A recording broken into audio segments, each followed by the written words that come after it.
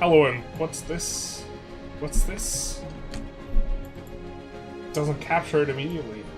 What's this? Hello and welcome back, everyone. We are in our Italy run here.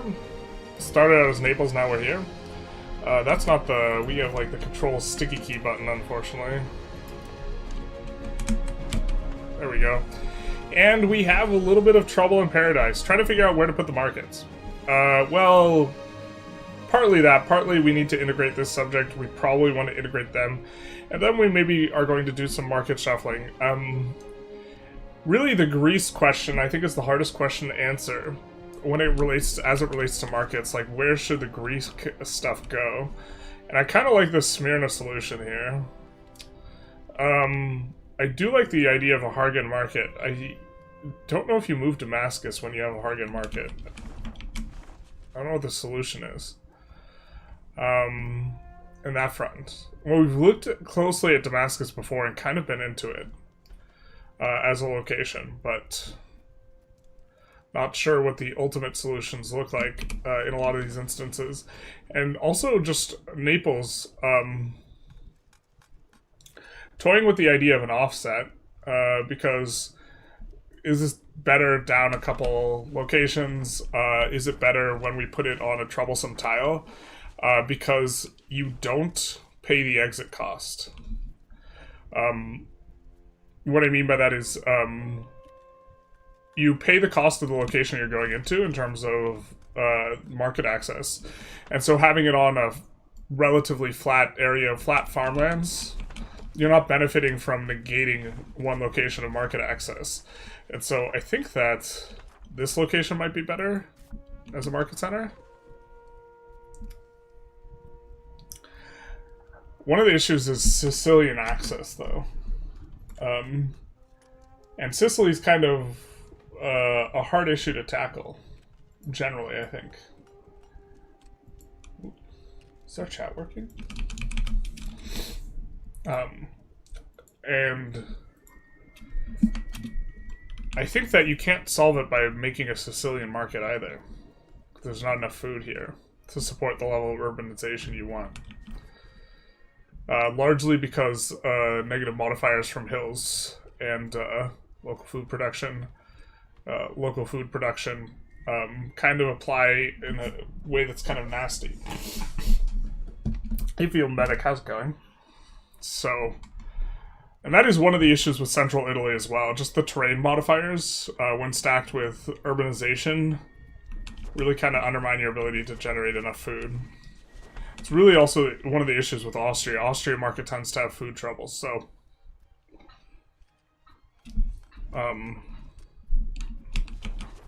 one of the issues with moving the capital to here, the market capital there, is this makes Sicilian access worse. This doesn't, though. Salerno. Salerno, though, doesn't get any closer to here. So maybe what the solution is this. Yuck. But you move it south, so you improve Sicilian access, you increase the size of the Genova and Venice market. I'm not sure this is the solution either.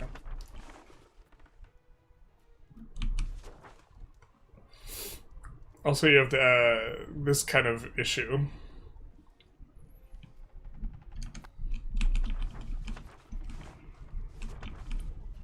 Naples is in approximately the right spot, though. It is noteworthy that if we own the Tunis market, this would be in the Tunis market with more market access, though. When we look at the attraction, right, we see 62% of the attraction is access, and here 79% is access. So this should be properly within the Tunisian market. The Tunisian market also has food problems, but not as much. Hey Tarkus, how's it going? Tarkus, farming engagement on my latest video. The bald engagement, the bald demographic. If I'm ever a politician, I know which demographic I'll be winning.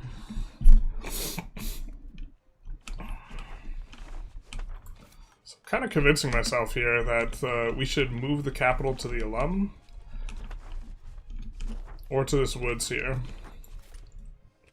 That will make worse access over here. Not sure this makes worse access. We're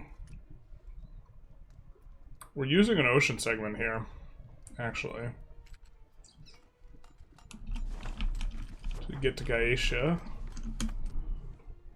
And also, we could just put the market capital there. And part of it has to do with how we're going to treat the backside, right? If this goes to Tunisia, not necessarily something we want. Do we want the boot to be Naples? And I think we do want the boot to be Naples, because overseas is generally not very good, and you have 2 sea segments. So you either like want a market capital here, which is not insane.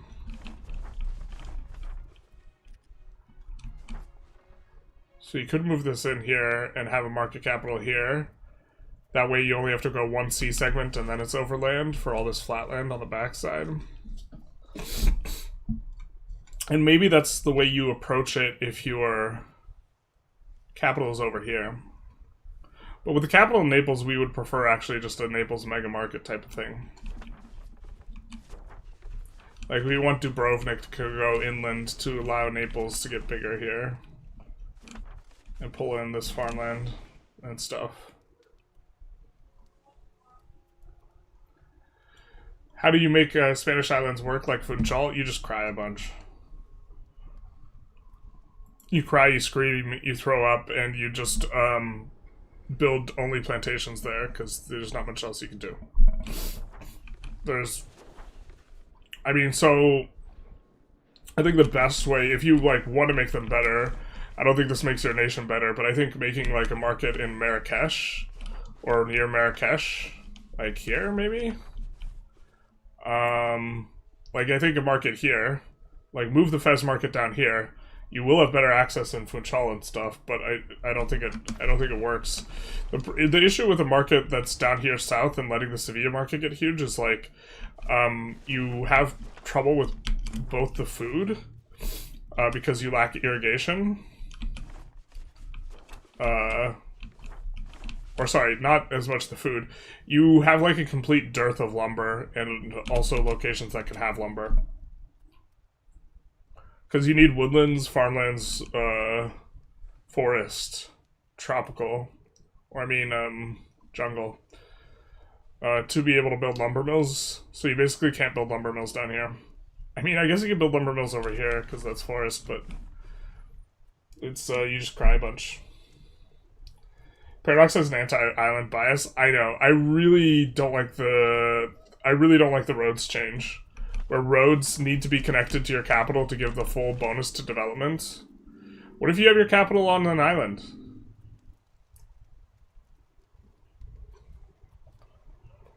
They do have an anti-island bias. That's like, I actually just think that that's like, I think that the purpose of that change is to prevent you from just building random road segments and not actually connecting to stuff. If we build a road segment from here to here, we're not connecting to Tunis, right? But we're just applying the 25% dev bonus. I think that that's like a solution to this, but like I think that the solution is worse than the problem. Which, okay, building a road to nowhere to get development, that's not good, but, like,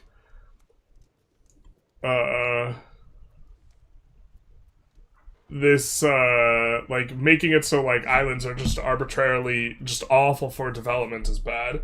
Like, if you're playing Great Britain, and you have this stuff, there's no shot that this stuff should just dev way slower. Just because it can't connect via road to the capital. It should be able to connect to any harbor or the capital. What's the advantage of creating a market in EU5? Doesn't it just hurt the market you already have? Well, you would prefer to have every location have 100 market access. Just in the abstract. And this is the main thing. However, there's a lot of downsides to creating markets as well. I've been thinking of making a video on this. I have, like, I could show the class.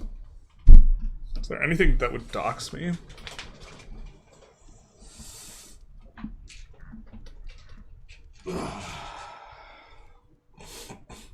But I have, on my whiteboard, kind of a way of looking at the markets.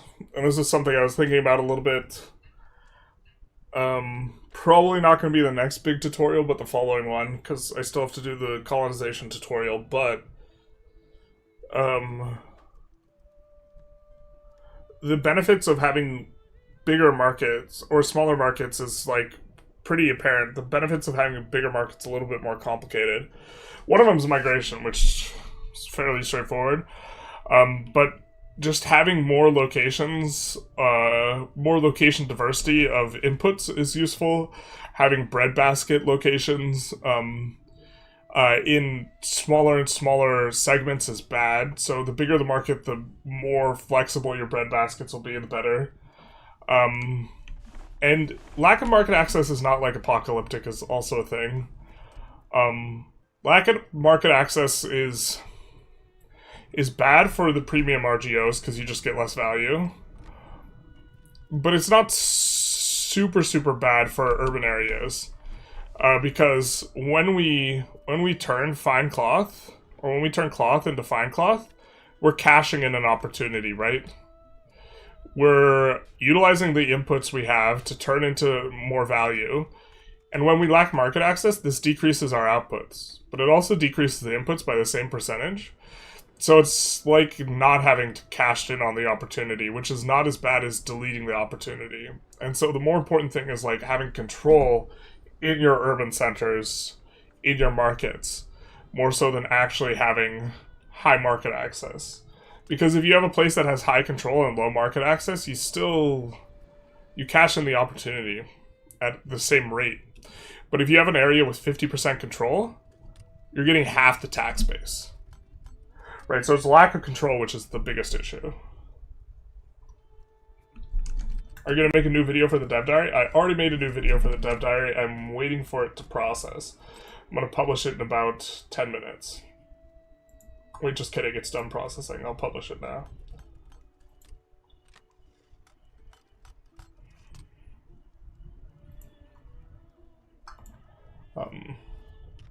Why do you always fit theocracy? Because monarchy sucks. Monarchy, you have to keep your legitimacy high, otherwise you get disasters. Theocracy, there's, like, no downside for doing this. So the slider's free. So, like, look at our slider, now look at yourself in the mirror. And ask, who would you rather date? Our sliders or yourself? And then once you come to the realization that zeroing out on the sliders is just crazy good, you run off with the sliders. So we're living a fantasy under an absolute theocracy. Loud car segments is good. Thank you. You're welcome. So, yeah.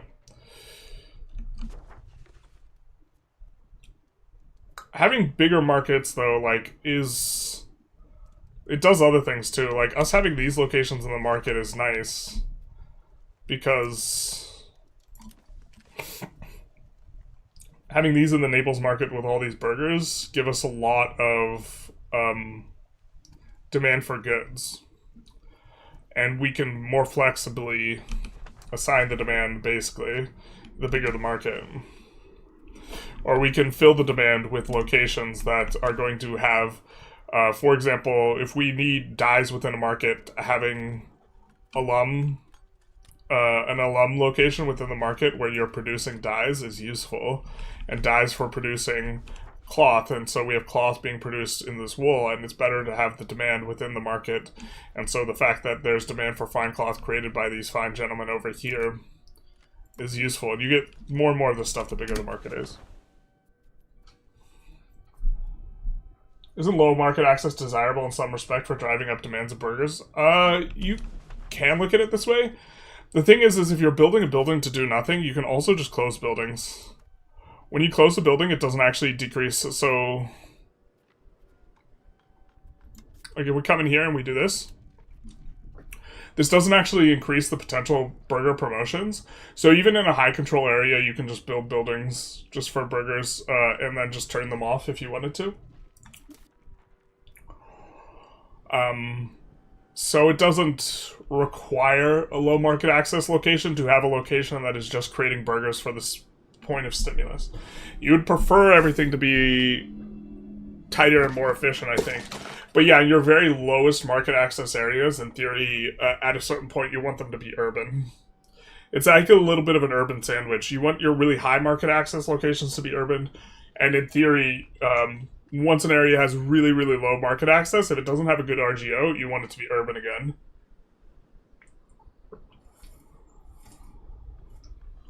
You think bigger markets is going to be better 1.1? Yes, I agree. Because you care more about locally sourcing stuff rather than through trade. How many markets in Iberia is okay? 3 good enough, or have key all 4? I like 4. I do like moving the markets, though. I'm not sure I like... So, in terms of where we put the markets, I like this location for the Sevilla market. I kind of like Tortosa in the abstract, but inland one is probably a little bit better.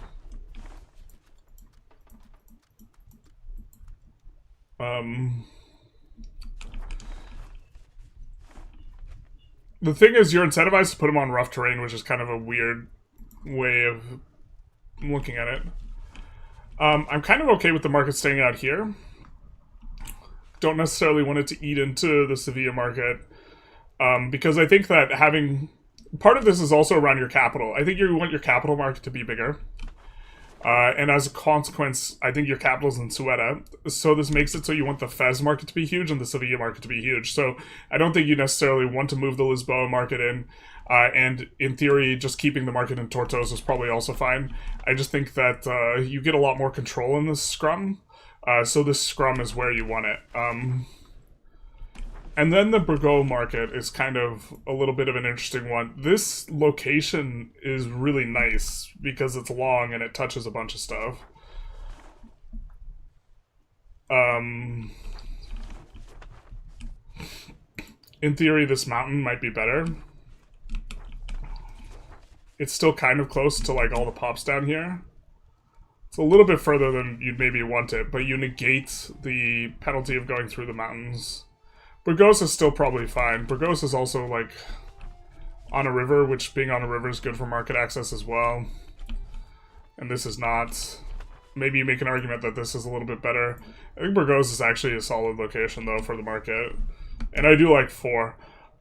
If you were to get rid of one, I'd get rid of the Lisboa market, I think. Like, if you were determined to. And shift the Burgos market over a little bit more. And I think 3 could work. I think that, I'm not a huge fan of it, but, yeah. How high talk space have you gotten in 200 years with a European start? Like, what's the highest we've done? I'm not sure. It also depends on the game balance. We have, like, 5k right now, though. On, not the most optimal play. Because the stream games tend to play a little bit more sloppy than if we're playing, solo bolo. Sonor Kagalhan? Thank you for the follow. Wow. That's quite the name. Generalist on the left monitor, Generalist the video on the right monitor, frozen pizza in the oven. Oh yeah, it's gamer time. Hell yeah, brother. He just said Bordeaux like it's French. How is it pronounced, Targus? I love them move the Lisbon market over to Porto.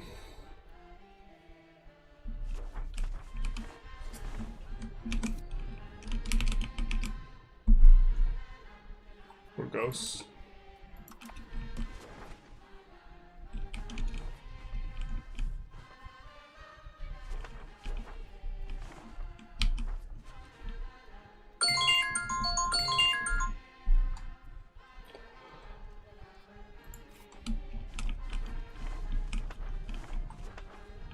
I don't know if I like that. I don't think I like being surrounded by all the hills. It's okay to be on rough terrain. You don't want rough terrain around you, though. That's kind of why this location's really cute, because it's got open terrain on either side.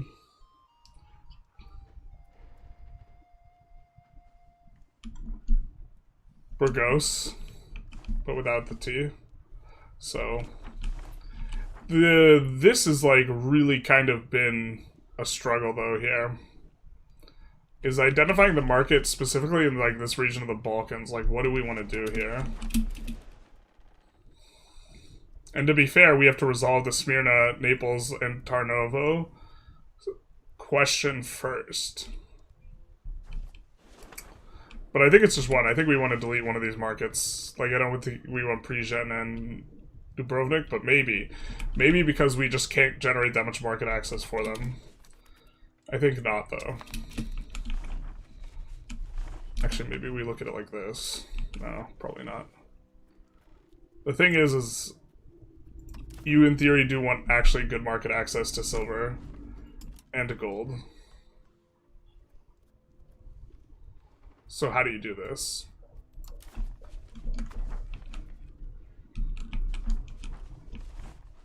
How do you best do this? And there's a little bit of a clearing here, right? So how do we utilize this area? I think that's where we want the market. And so I think Prigent comes inland and Dubrovnik goes bye-bye. And that's the way we play it. We're annexing Serbia now, so I guess let's get after it. What's your favorite country so far?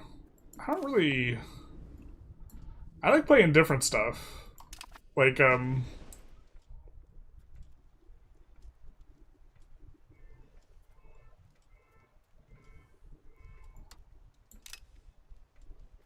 favorite country.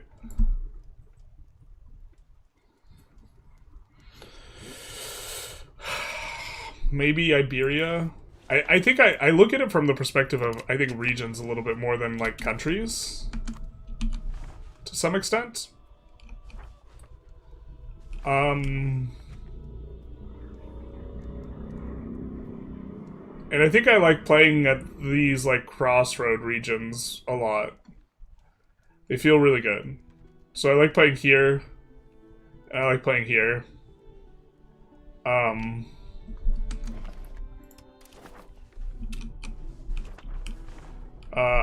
I enjoy playing the Mamluks too. The Mamluks kind of have a weird situation.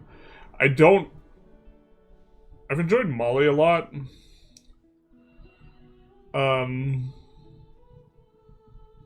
Majapahit was pretty cool. Majapahit's about to get a huge nerf though. So the thing is Majapahit, like the nerf to roads, like not being able to, if you're an island, like roads not giving you dev is just completely crippling to Majapahit because they have a bunch of jungle, right? And jungle gives minus 30% development growth. And so when you have like jungle layered with tropical, which gives minus 10%, I think, you have minus 40% dev growth. And this makes positive dev growth modifiers really good. And so the fact that you can't utilize roads is just like really bad for Majapahit for like a long-term type of run. The Smirno Tarnova question sounds like an HOE4 alt history mod focus or something. These questions require answers, Tarkus. Okay, I think that in the title we also promised something about ecoing. What was our title? Where's Harvey Dent? Doing eco, yeah. Because I think we did want to kind of take a little bit of a look over what we're doing. I think we have not enough auto-expand industries out, and we could do better. So, let's approach this like this. Let's come in here. Look what makes the most money in the Naples market. And we're looking at two numbers. Obviously the top end number, but also the bottom end number. Tar kilns are awkward. But let's take a look. And we prefer tar kilns where we have urban locations. We don't care as much when where they have lack of control. Let's actually auto-expand out the tar kiln here. The idea is we would rather have one tall tar kiln than several, like, level 1s. Because of economies of scale, and we also want the tar kiln in a place that has lumber as an input, because it has lumber as its only input. Although that is going to squeeze our lumber supply a little bit, that'll be fine. And then we see we have paper workshops demand.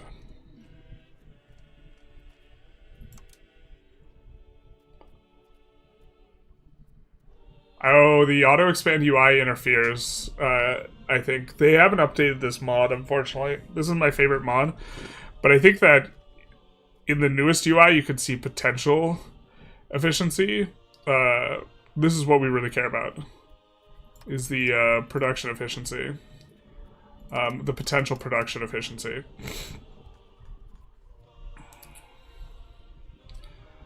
And it's not showing it for locations that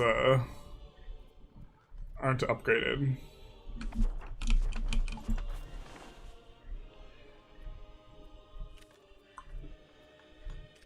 We have 2 industries here.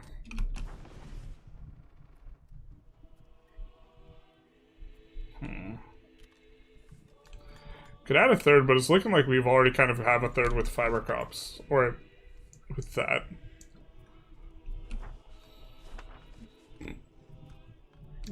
We already have paper there, though. We have 3rd industry there with the...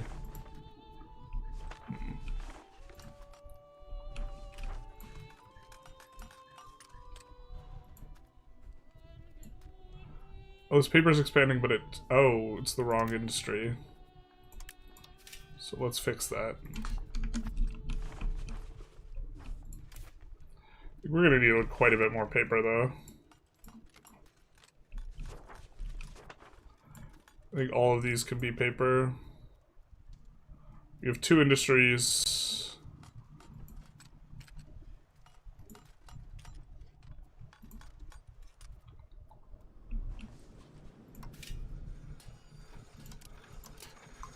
Interestingly, the printer shop is the most profitable here in the prediction.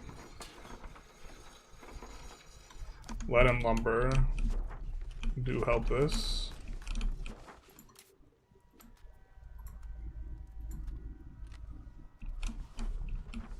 We have some lead up here.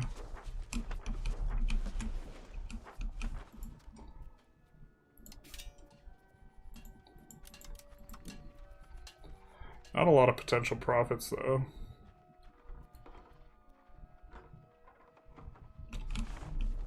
Because it's in the other market at this point. Oh, this one's not, though.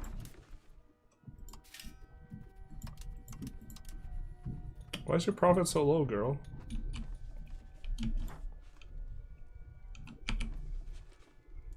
Oh, this is gonna... All the profits we see here are just gonna be tripled once the control comes to, like, a more reasonable level.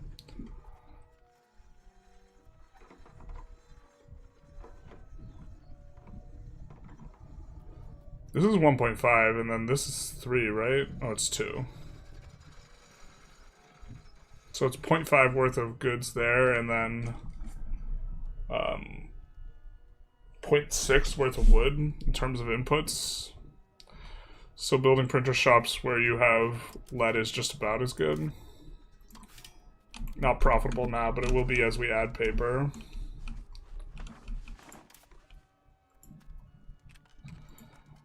Alright, this doesn't have any paper going on.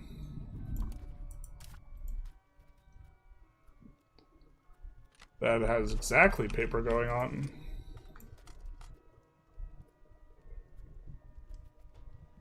Probably have paper here.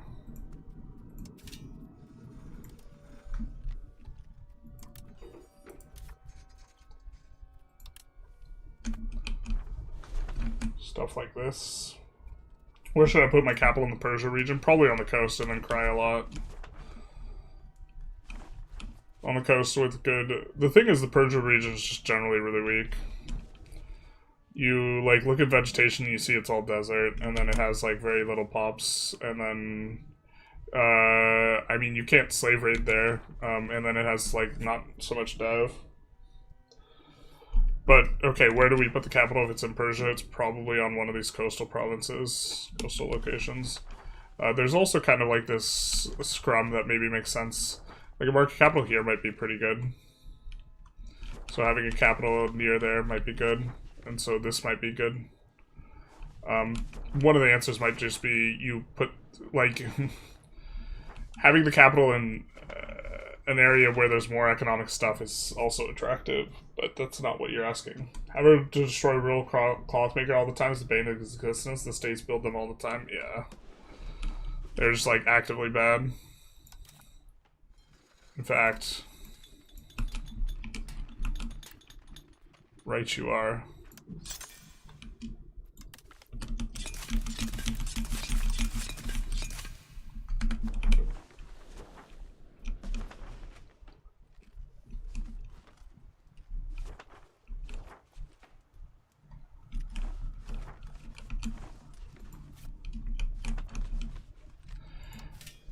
Do paper here because we have wood.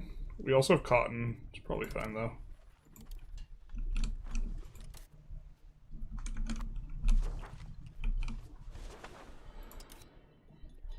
I feel like we're playing like a game of really slow-paced whack-a-mole though when we're trying to min-max this as a decision. I think some of these that don't have tools, I think we gave like all of these tools. Yeah, we did.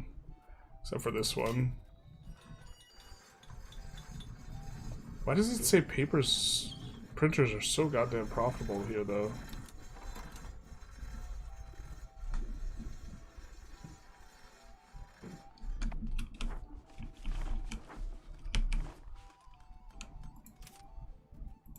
I feel like I'm missing the plot somewhere.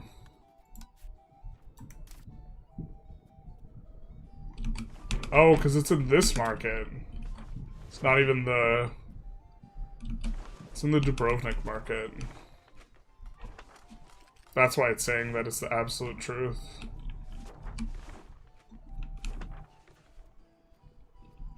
Got it. Which we don't want it to be long term, so maybe we just don't worry about that. Oh, and our tools and paper are getting hijacked by the Dubrovnik market. No. Not like this.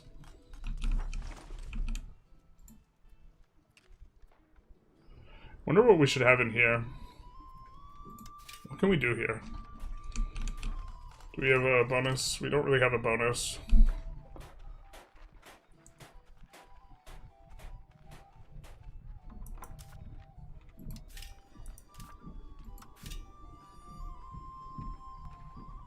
Could just build masons.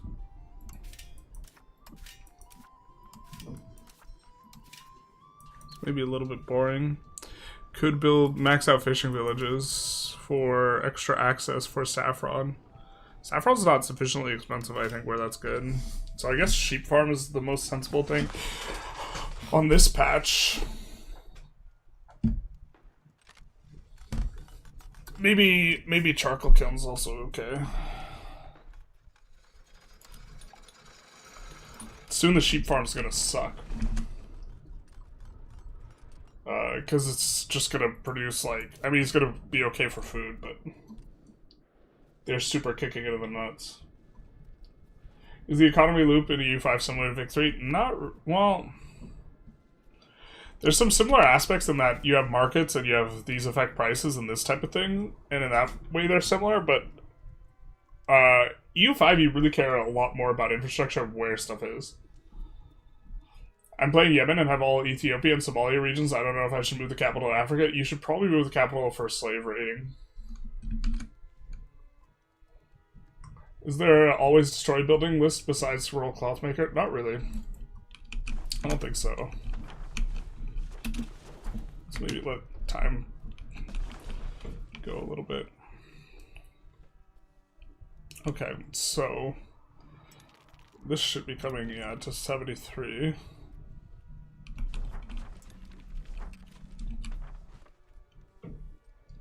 Do we want to move the Genova market?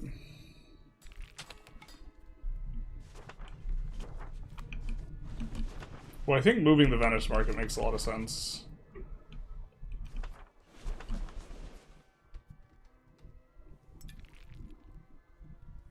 I mean, so here's the thing: is we could have a market here. We could move Venice over.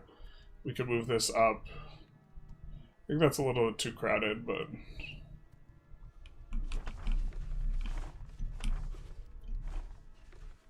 Genova market might be a little bit better here, though.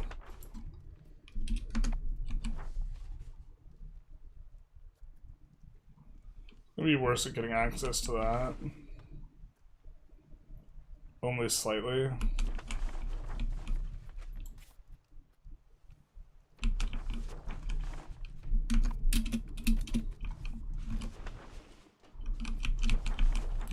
The thing is, there's usually a market dead zone here. I don't know the best way to solve it other than like having a market over here somewhere.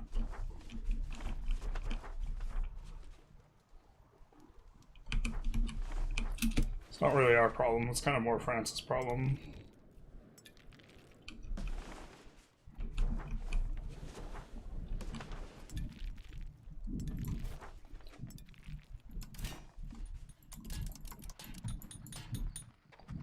Okay. Looking for standout anomalies. Don't have anything too crazy profitable, but look at the minimum value on a lot of these. So that means that we can build a lot more of the industry. There's nothing's insanely large. Printer shop making a lot in Venice. Do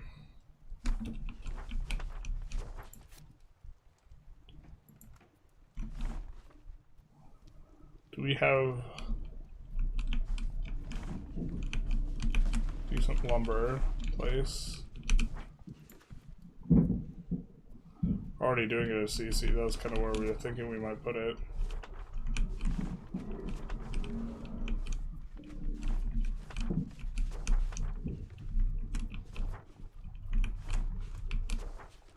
Looking for a place that has lumber in it.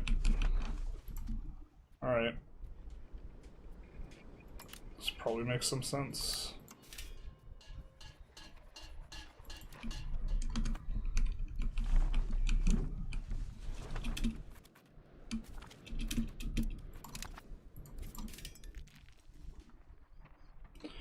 Gotta try and, I think, get better at doing eco stuff while the time is ticking. I think that that's better for watching.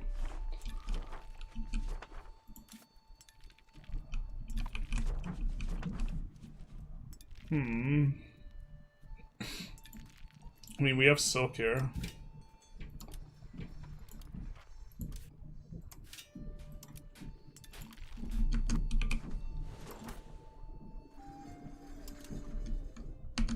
And then in Dubrovnik, the issue is that we want to move it.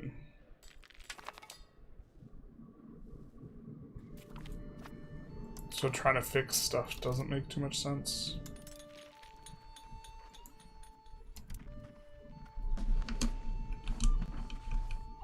We're also setting up some of this.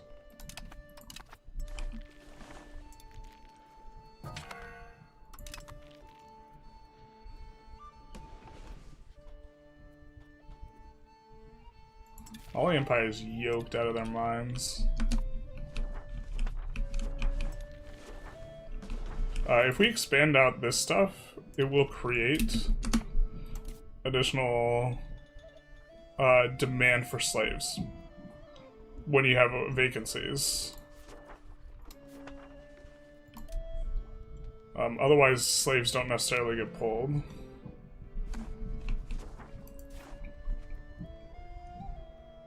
I really wish we could look at it from the perspective of seeing our subjects.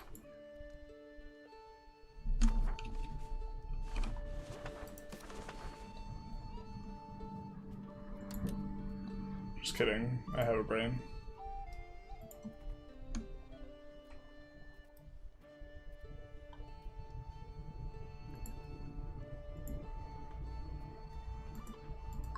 Well, Marion needs a little bit less help. These edge guys are gonna need more help edging.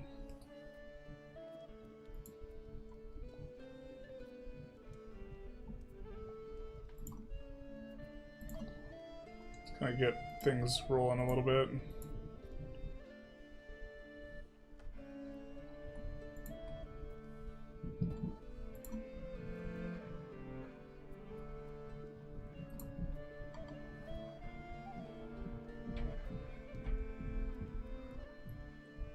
That's expensive.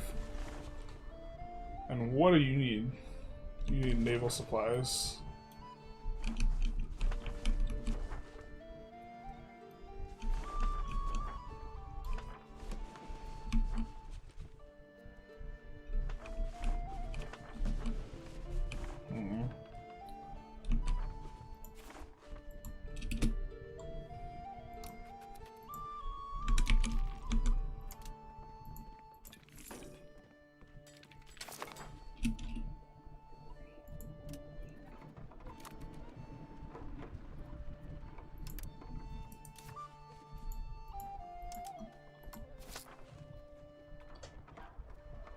We're exporting a bunch of slaves. We don't have that many. Wait.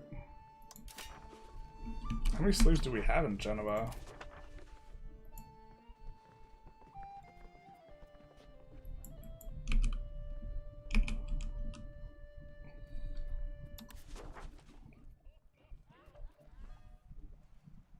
We can't even reach this market. Womp womp. Do we need to explore this?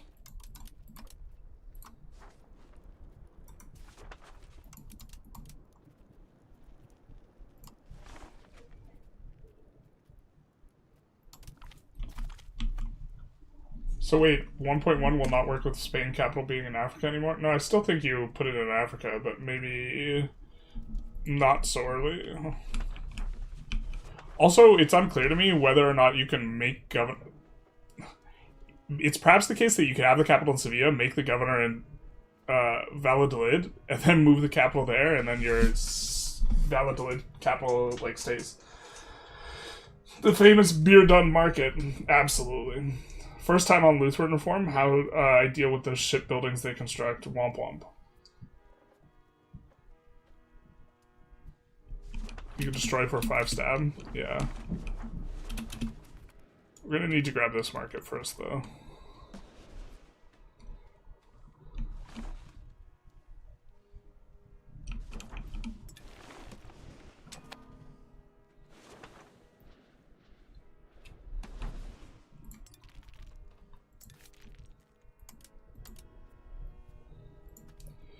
Because another thing is, when we pull slaves over here, we're pulling them to 3% pop growth. So this is quite strong. So seeding these with slaves is really strong. And we want Chile anyways.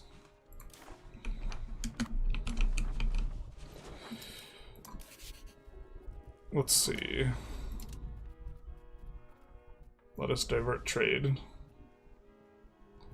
We're going to divert trade of the guys who are big first, which it looks like we've already done.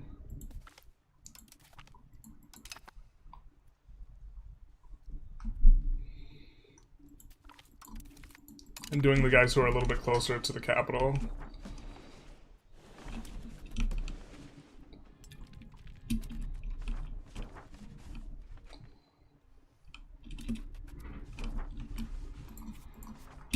What's going on with trades with you?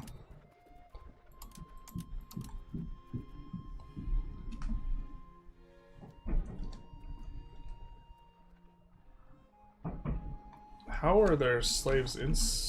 Oh, there are slaves in Smyrna, that's right. Pulling so many slaves, but aren't they Christian slaves? So they're just pulling the goods. They're not pulling the actual... This is an unfortunate thing about slavery. It's when the slaves aren't really slaves. So they're pulling a ton of the good slaves, but all the goods and all the slaves in here are Orthodox. So I don't think they get pulled, or they get pulled and then freed. I don't think that's how that's shaking out though.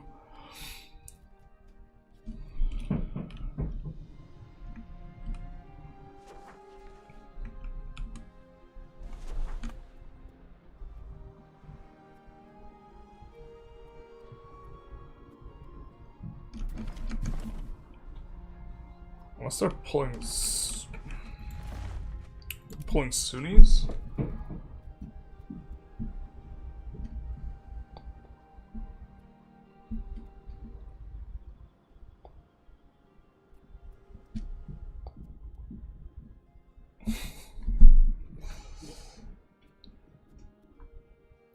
Well, I'm not sure how we enslaved... I'm not sure how we got Moroccan Sunni slaves, actually. Oh, I'm actually so confused. Who enslaved the Sunnis?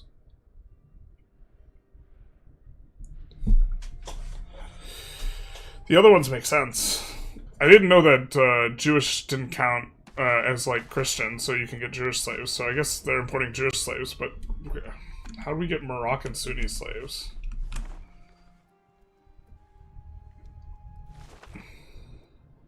Oh my god. These subjects we made... Oh, this is so cute. Subjects we made have leftover slave markets, right? These guys are Waldensian. You cannot build the slave markets if you're Christian, but you can still own them if they were already built. Right? Or can you?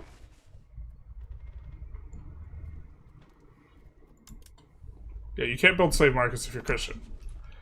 However, the slave markets you have just still function. So these slave markets are taking Moroccan Sunni slaves because the guy who's us, we're enslaving, because this is actually our location, we're enslaving Sunni pops. We can't expand this, but we're enslaving these Sunni pops here. Planning on keeping the money for the next game? This is a high score, brother. It's already kind of known that you get more money than you need. But, if that's the game you're playing, you don't understand the greed. There's no such thing as enough.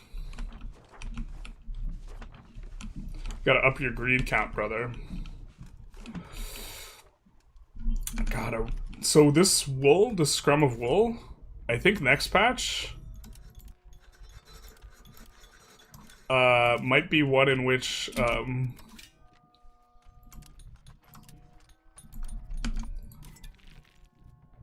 I think that wool might not be... Next patch wool just might be an upgrade to city type of location, type of thing. I don't know. They're just Omega nerfing it. I don't know why they're nerfing it so hard. Well, okay, it's clearly the best. Is that going to create a market? No.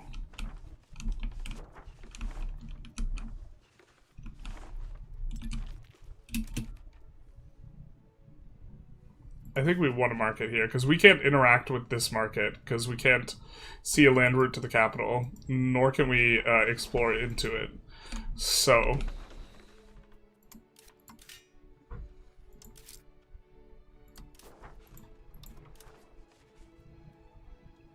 5.9k, dude. What do they think, we're rich? God, insane.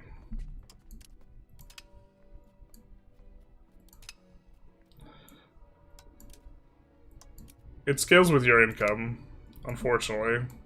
I think it should scale with, like, the size of the market. I think that this scaling is just, like, a really poor way to scale it, but... We'll just wait a month after making nothing. Oh no, we're losing so much money. We could have turned off all of our trades too, but I don't want to break them all, so...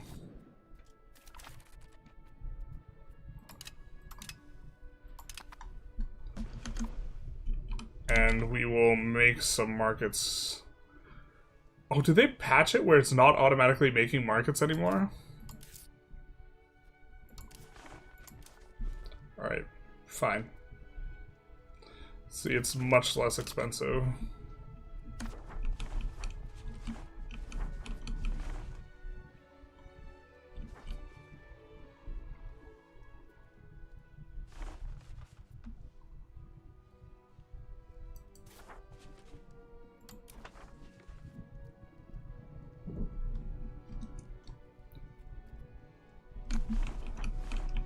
Oh, we can make it maybe in a little bit of a better location. Do we want it here or here? I suppose here's fine.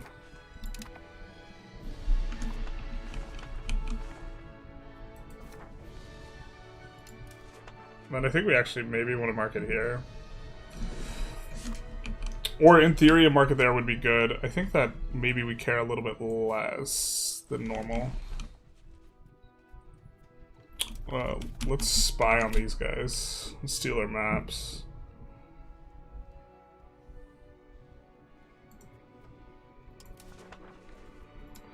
Classic beer done market, making everything work better for the colonization. Thank you for your service.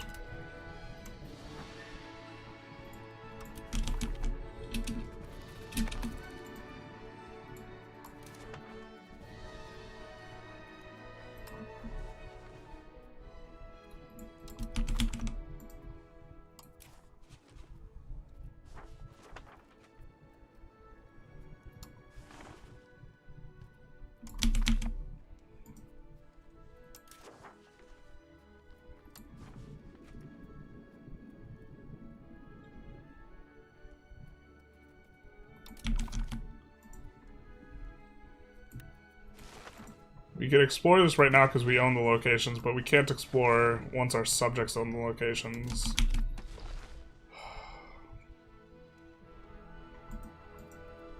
It's like, I'm actually a little surprised that never got patched.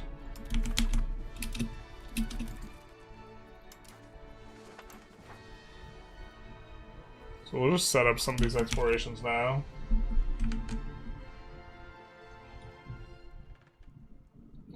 Have you broken up the Castile-Aragon alliance yet? Thanks for reminding me, I have not.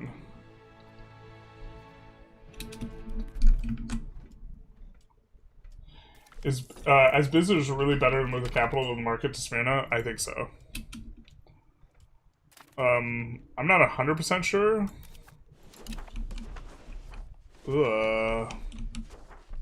I'm not 100% sure. Yeah, it depends if you get any special buildings in the capital, but I don't think you get any building that's good enough to compensate for the tech. How do I speedrun absolute destruction of my country? Declare war on France, no CVM or something? Give them all your stuff?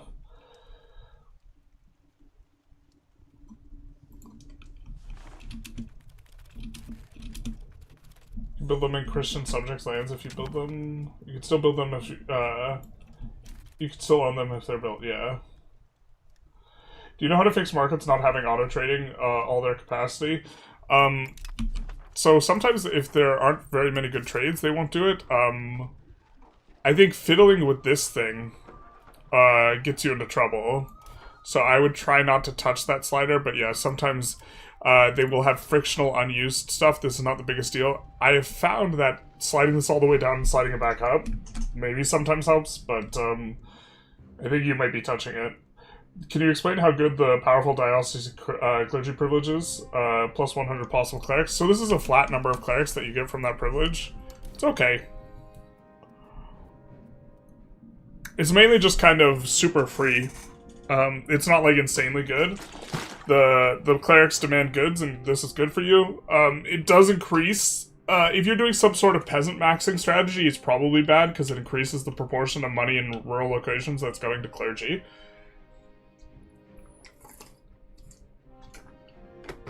Especially if your average pop is low, like 15,000 in locations or something like this. But it's also 5 satisfaction and only 10% power, so in general it's kind of free. It gives a lot of flat power, but the flat power is... the trade-off is you get pops, like, in a mega huge amount of stimulus.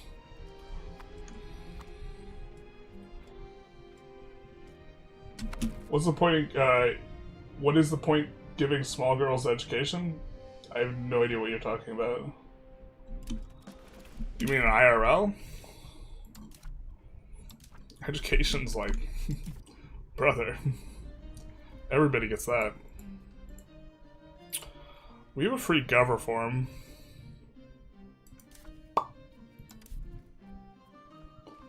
Can we get more than 95 naval?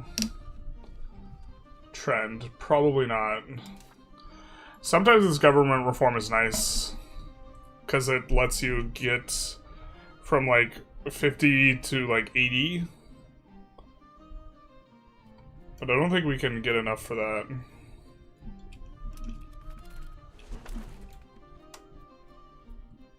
Bank ledger system is good. Well, it's okay. Have we already pushed cap economy successfully? 0.37. Not really. Not really at all.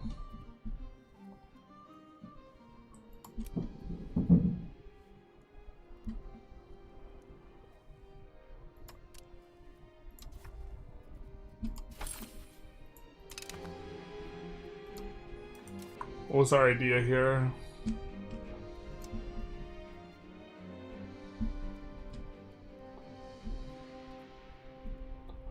Let's put a burger guy in. We keeping 2 cabinet members just in case one dies for the purposes of making sure we have the possibility of rolling support a mercantile cabinet parliament. Okay. So, I think we go bank ledger system for the progress to... largely for the progress to capital economy, but trade maintenance is not terrible. How much are we making on average trade here? We're making... maybe 0.7, 0.8 ducats on average trade.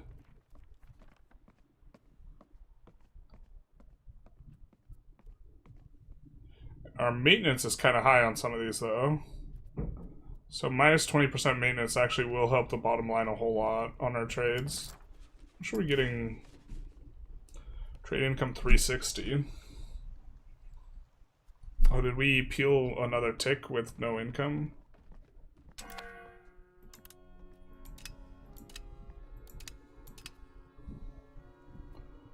Whoops.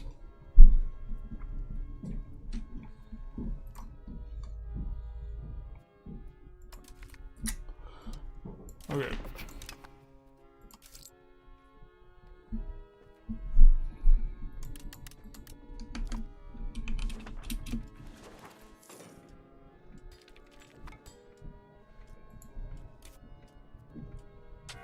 So we will progress up to... Wait, was... We had gain before. Was part of our gain just from creating a new market, just that super temporary fixture? God, that's crazy. Okay, well, we could do this. This is giving us a little bit of cap economy. That'll give us a little bit more. We maybe switch back on to infrastructure if we remember.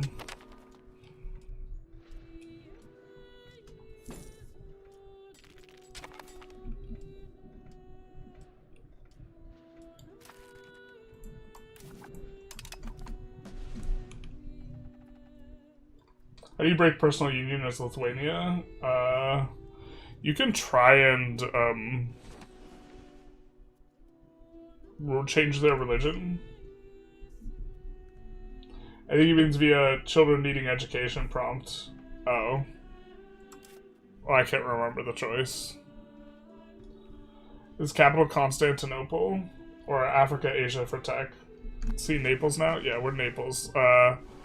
Although it looks like we're the Ottomans, huh? Maybe capital's Smyrna for them. Or Biz.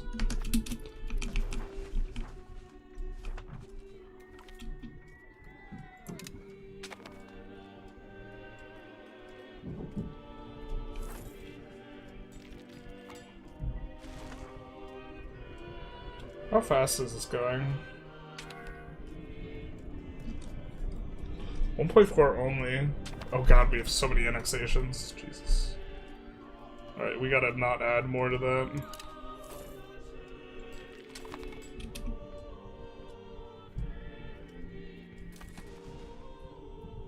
What are 800 Tuscan troops if Tuscany doesn't exist? Medici.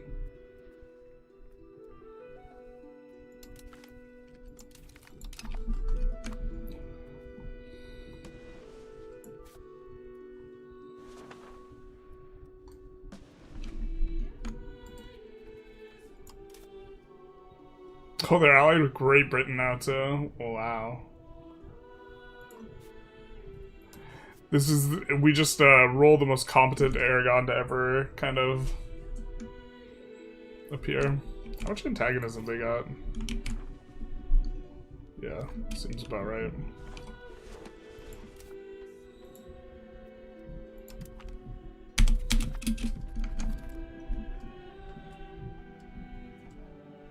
Hungary is really blobbing into Austria.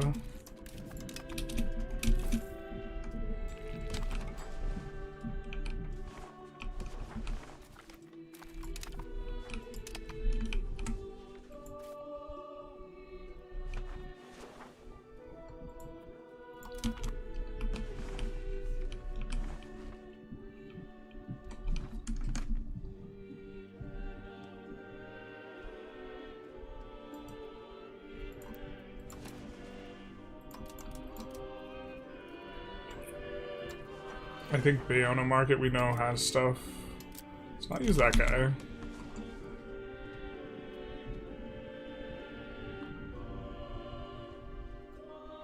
Where do we want to put our explorer into?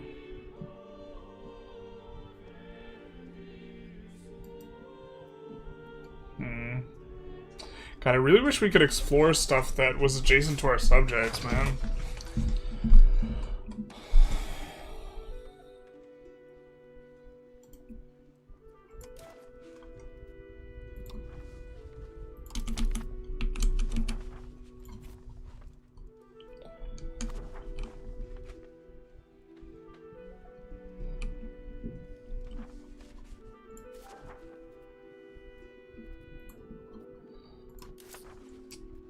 I think we need to set up cotton, liquor, and naval supplies, right?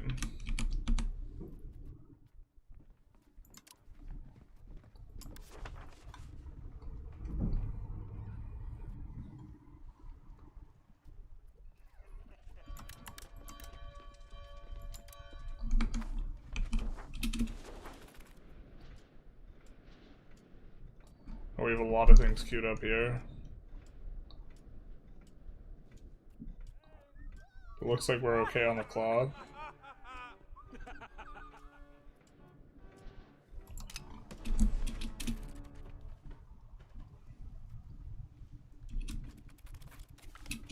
Historical Italy takes all of America. Mamma mia. They're playing the long game with pizza, man.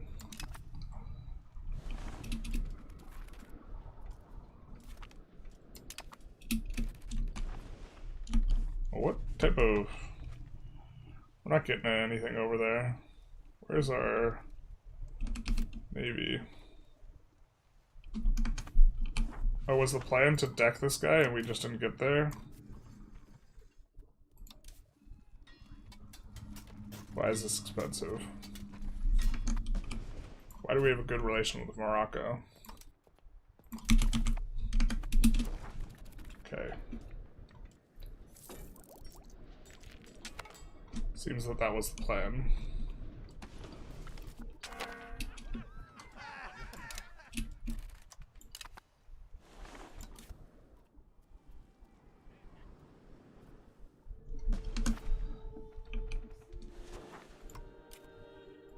I think let's build more barks into here.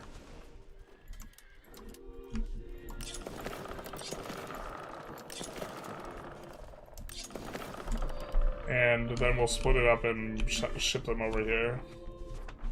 I think we don't want this urbanized. What's the pop look like? Not very high in any of these locations. Sturdy grain salt and marble all probably okay though to urbanize, so we'll leave that be.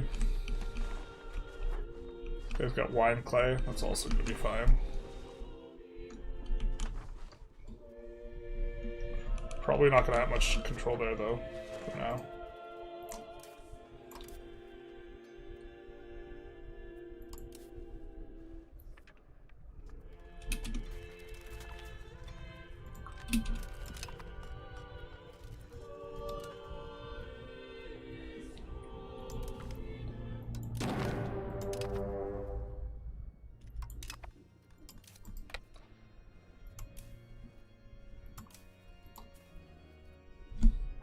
We don't want to mess with who our successor is. Is that guy really the best we can do?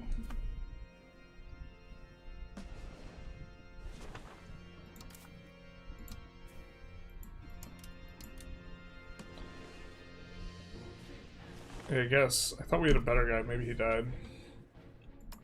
Alright.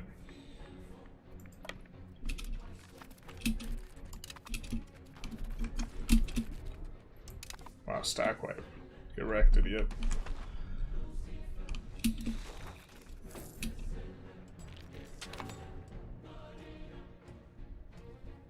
Now, last time we fought, we had a little bit of difficulty with Tunis.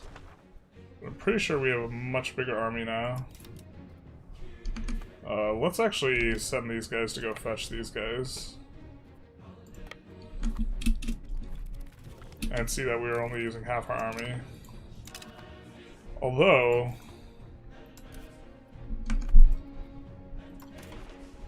maybe we want to go after Tunis even here.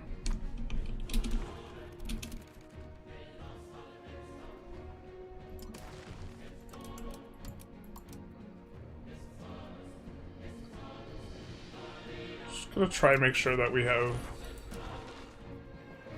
I guess we don't have enough diplomats, but I was gonna say try and improve relations with some of these guys. We want Candia annexed actually in a reasonable amount of time, so...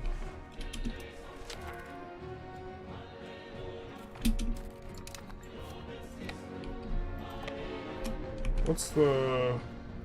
+0? So I think we go there and then there.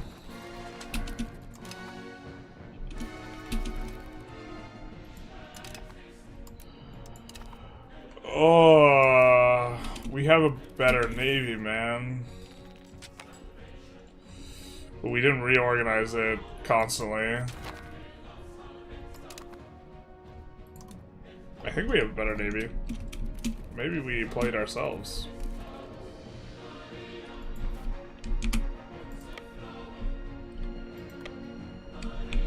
Do we not have... Wow, you can't... You're looking at... The hotkeys don't work if you're looking at this. I mean, okay.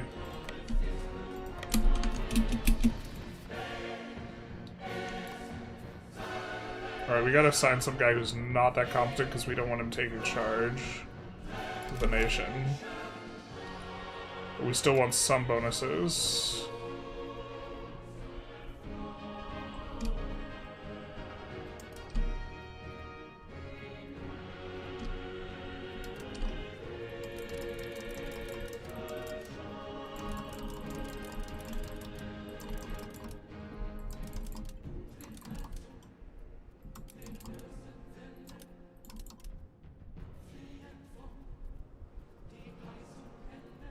Oh, we moved too many heavies over, maybe?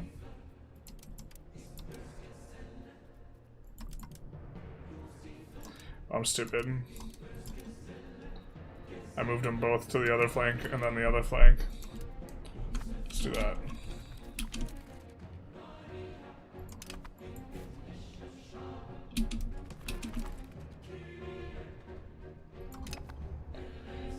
Now let's come back here.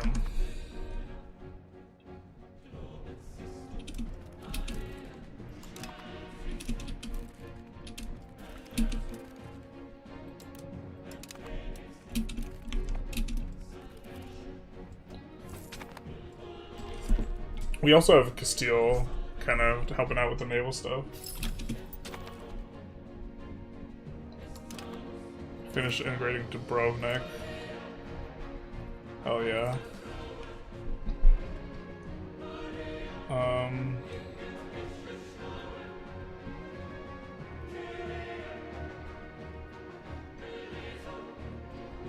think we have this area that needs to get cored still, so let's go back to doing that.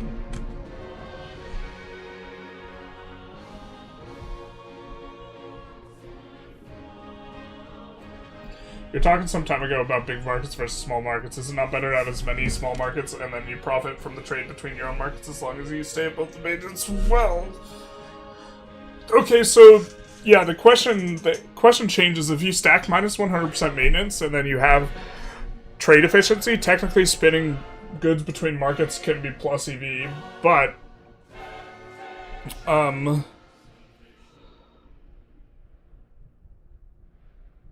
I have to look at the math on it a little bit, because you get to move twice as much goods. The thing is, it's going to change next patch because it's going to affect production efficiency in a big way. But you can move twice as many goods per demand. And do you get more value from trade? You can move twice as many goods from demand because active trade only counts for half as much supply and demand for effective supply and demand. So you move twice as much goods per demand. And so if you move from one market to the other, you gain value equal to the differential. And so this is plus EV, right? And you get to pip it twice. But at the same time, the economic stimulus of prices is going to have a value that is going to change depending on the price. And it might be better to just build multiple markets and produce out of those markets. I would have to... It's like a math question that I'm not entirely sure the answer to. I suspect there might be a little bit of strangeness where having a bunch of markets and trading between those markets is better. Or just trading between two markets is better than local supply, and also trading stuff in circles is good. Which is not intuitive and, like, kind of bad from a design perspective. I'm not sure on that. But we currently do not have enough trade maintenance where it makes sense. Like, we're gonna lose out on tax. Because trade maintenance just deletes money, right? It doesn't provide you with any sort of stimulus. And so if I have minus 100% maintenance, what's the calculus? And the fact that this is going to change next patch, I don't know how keen I am on trying to solve that, to be honest.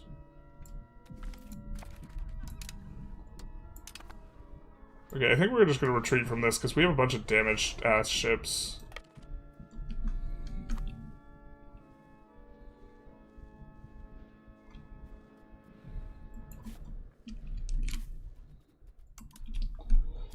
Where are all the loud cars today? I closed the window. I gotta reopen it, though. I'm about to unsubscribe. Womp womp. Don't worry, I'll close the video. Never do math on stream? Yeah, basically one of those. I mean, we could try and solve it on screen for the spreadsheet, but a lot of it's gonna be invalidated. Because bigger markets are gonna get better next patch. Because it's gonna... Whether or not you have local goods is gonna affect production efficiency, so this is gonna favor bigger markets. So the demand for fine claw's weird? Yeah. I forced it once, and now estate wealth is negative, but they still kind of demand it. It's kind of broken. Well, I think it's a binary thing where it calculates it before.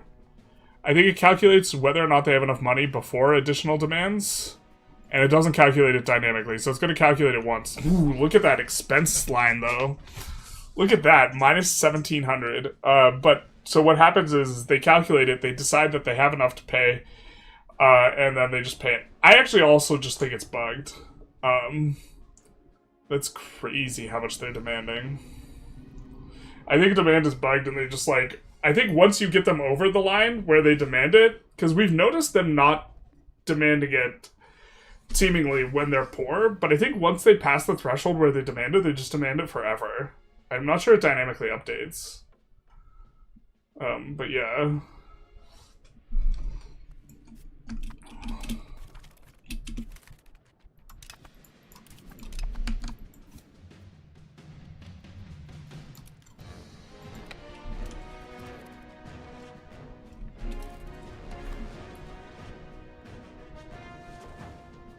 Wow, who's landing Tlemcen?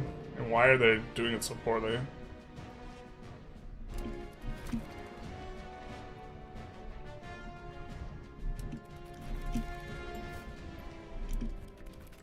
Just gonna take a little bit of a refeed there.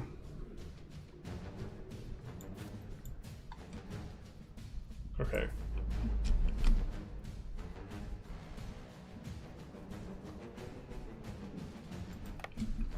Let's do this. And just look to clip their wings a little bit. Now, did we discover this up here?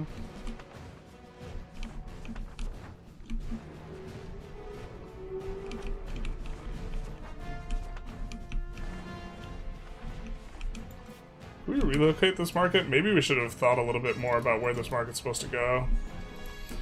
No, can't relocate subject markets.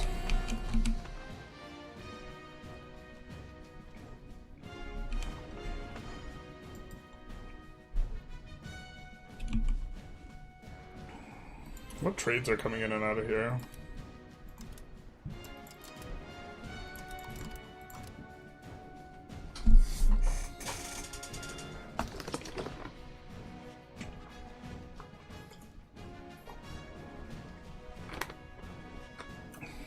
They also affect food differently with the next patch.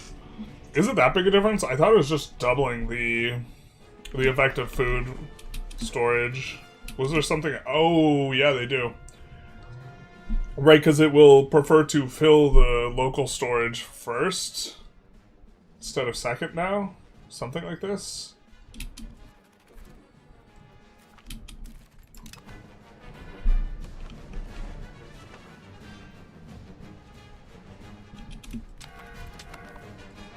So we have to fade just getting clipped by a big-ass navy.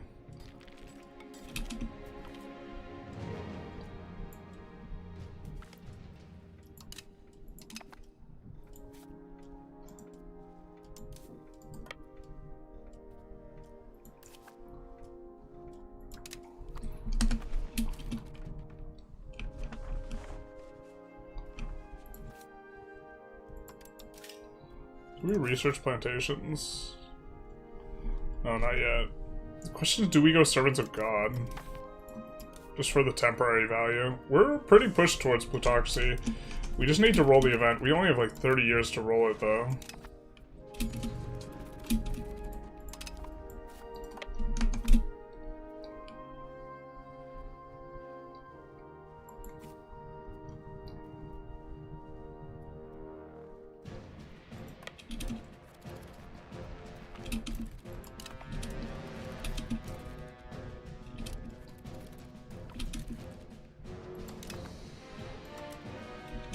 I wish you could set them to hunt down an army and then go somewhere else, because we would set them to hunt this army, win, and then go to Marrakesh. Time to use the bugged out buildings. Because we're Christian.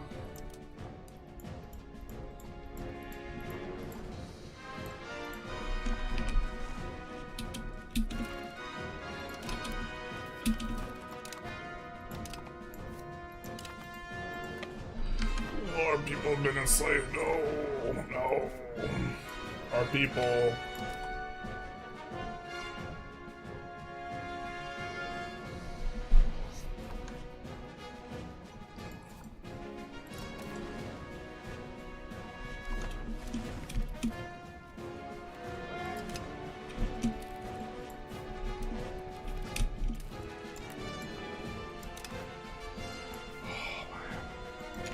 I can't wait till you can turn it off in times of war. Oh, how'd the fishing boat get there? How'd that get in there?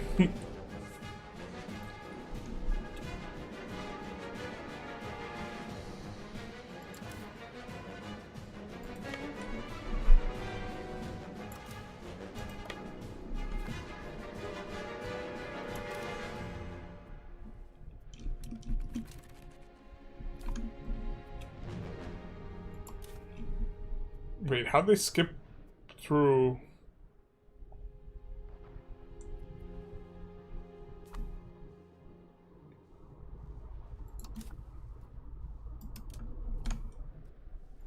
Only one heavy ship accompanying that.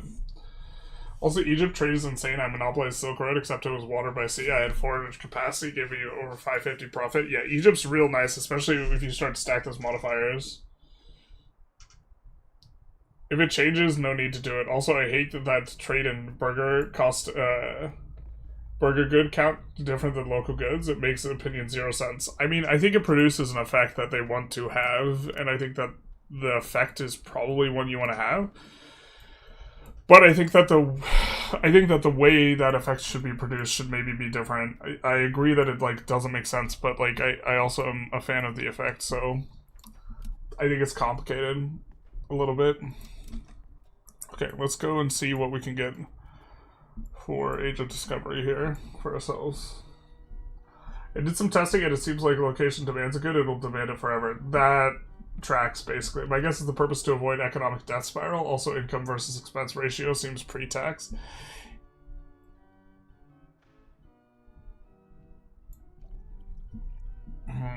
Even if it's pre-tax, like, the numbers don't make any sense for us. But yeah, I think that once they demand it forever, is my suspicion. Because it was, like, something that, like, it seemed like we were affecting early on, and then now it just seems like they just don't care.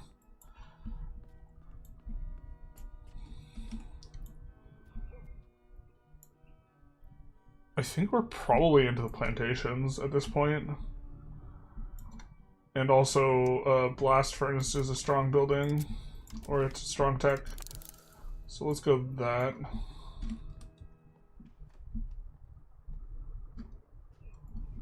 Flat conversion speed is something we want eventually.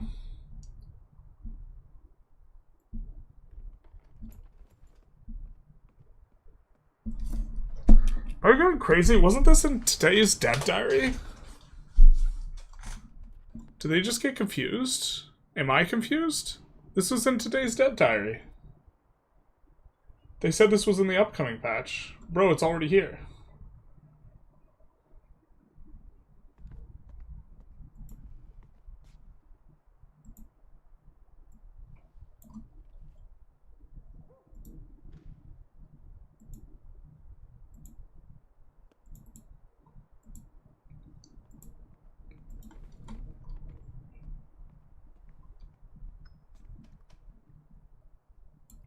Oh, I'm blind. Yeah. This is, changes that were made before. They were talking about changes that had already been made. I'm blind. Nothing to see here. Certainly not for me. I've never used it, but there's an assassination covert action to break the... Oh, no, don't do that. It gives you, like, infinite antagonism. Do you always go for fiefdoms? When do you do vassals? Half and half is good. This will help us colonize faster. I think it also... It does something else. I forget if it's like war score. It doesn't appear on the tooltip, which is a little bit annoying.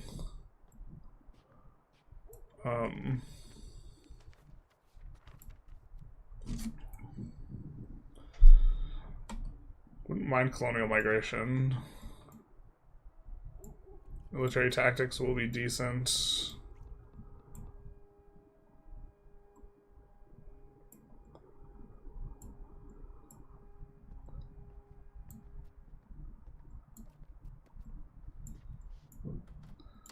We go for this, especially because we're losing naval fights.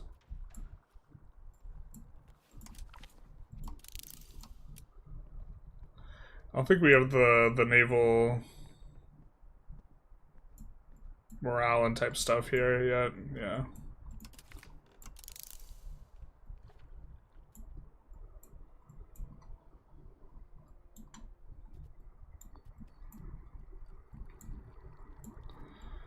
We haven't fully unlocked all the techs here. I can't wait for mercenaries to be reasonable.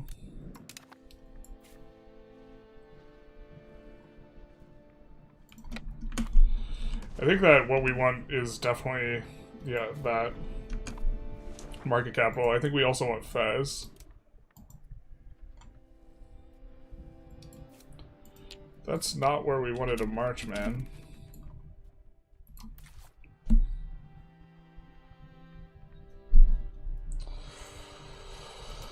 Do we have infantry? We do have infantry. We might be able to assault it. It's only 100-something guys.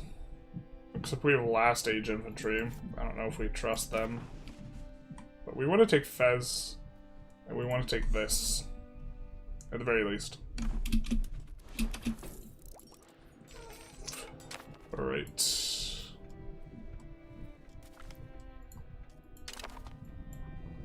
Alright, increasingly this is becoming untenable in terms of keeping these guys out. So us losing this is making this war continuing being relatively expensive.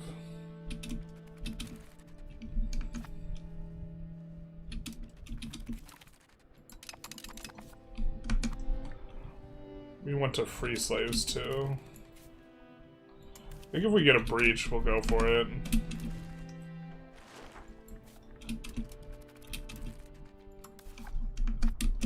Similar idea here. No stuff added in December, yeah. Any tips on what to do for before turning theocracy, like have enough money to eco-fish? So...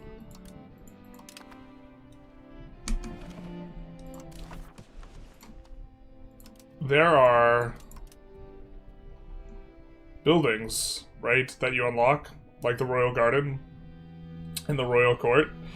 These don't go away when you swap theocracy, so you want to make sure you know where you want your capital long term and make sure you build these buildings there before you flip theocracy, because you can still get the benefits from them.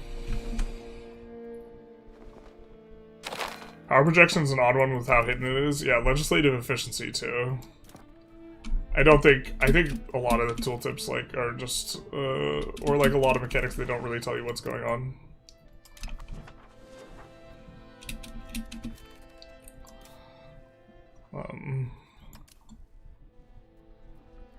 Gonna need more barks there eventually. I think we're just gonna add.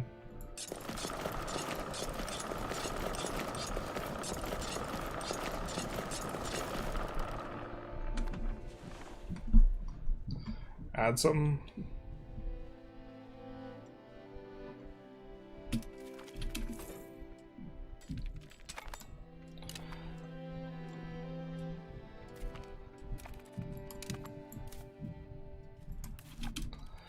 Oh, I regret trying to siege this.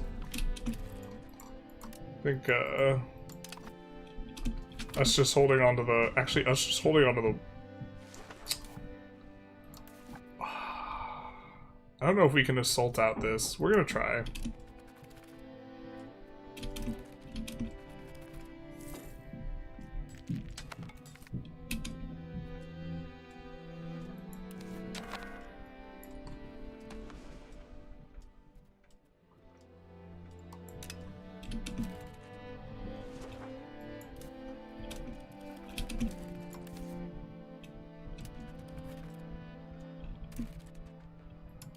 We are likely to fail. Brother, there's 4 guys there.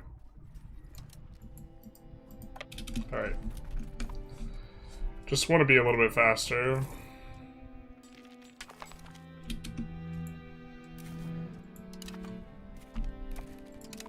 think that was our guy who was fast. Fast. Alright, we got a couple rivers. I mean, we have Chile here. What's going on? Alright.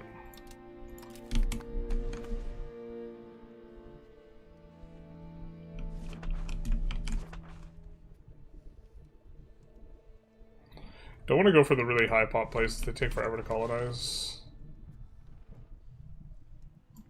Can't remember if there's low pop places here. I think there is.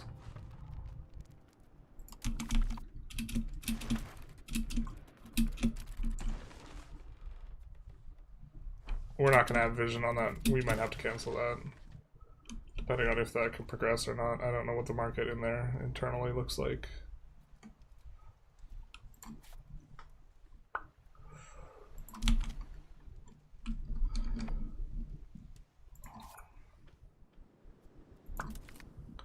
Sugar's so expensive.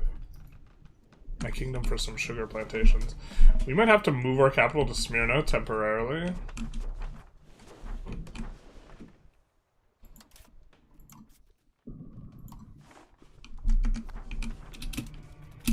That way we can build... It's on a different continent and it's not an adjacent subcontinent. And then we can spam a bunch of plantations.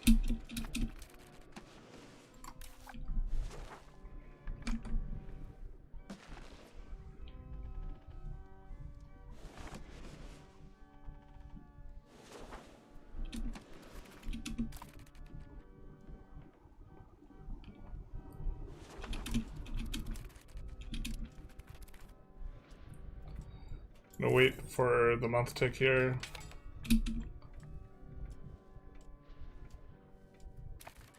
I go after Fez. Try and get the war score ticking. I think, again, we're gonna try and get out of this war relatively quick. Because it's really expensive for us to be losing all these fleets to... Or we're not losing the fleets, but, like, we can't maintain. I don't know if we win this battle.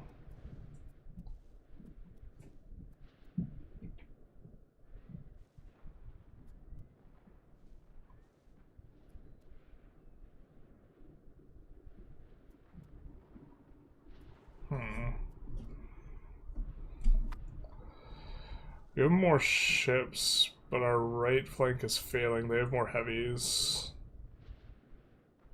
And I think that we're like using like trade ships in here somewhere. But we're gonna break through on the left eventually. And now we fail on the right. Alright, fair. Yeah, this tracks.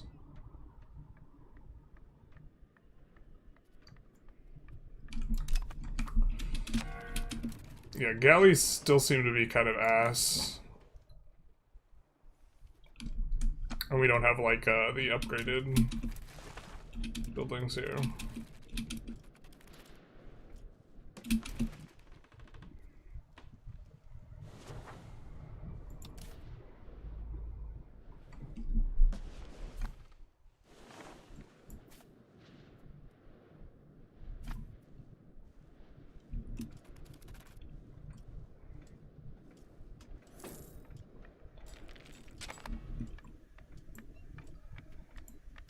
This only have like 150 guys. We can salt that.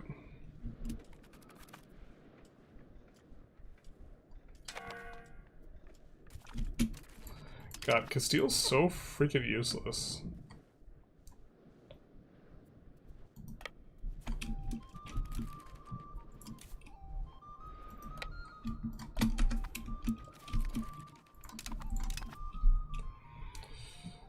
I mean, I think we should probably just be building a just dramatically larger army. Rather than, and navy, rather than trying to accomplish things with a much smaller force. The maintenance on it doesn't feel good. We can also merc up. The thing is, in order to get like 50% out of these wars, it's like the investment's very low.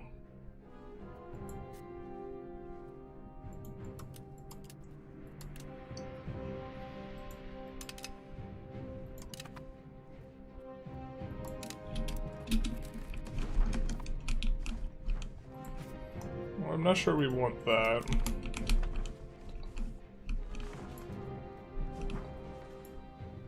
Or that.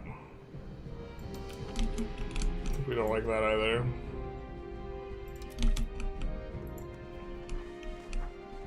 We're kind of okay with that.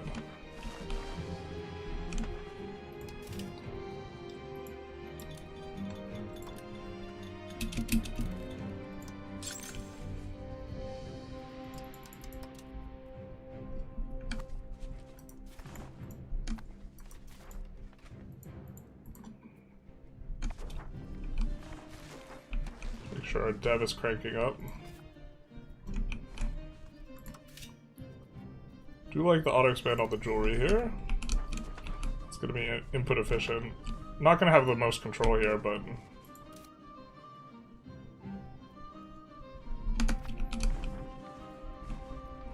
it'll be okay. Oh, maybe we did like this urbanized actually. Maybe not. A little bit hard to get use out of the iron, unfortunately, if it's not. But all this place is actually just really low pop. Yeah, it's probably fine the way we're playing it.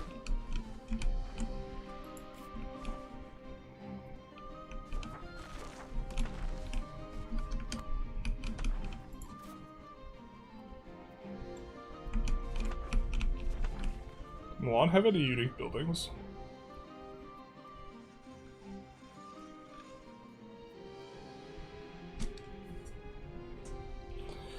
Tax base to owner, no. So we just hemorrhage our tax base to these guys. God, I wish there was like more recourse against banks. Like, You just can't do anything against banks. They're just immortal god countries. How do you get all that money? We did the things. Who do you form Italy with? Naples.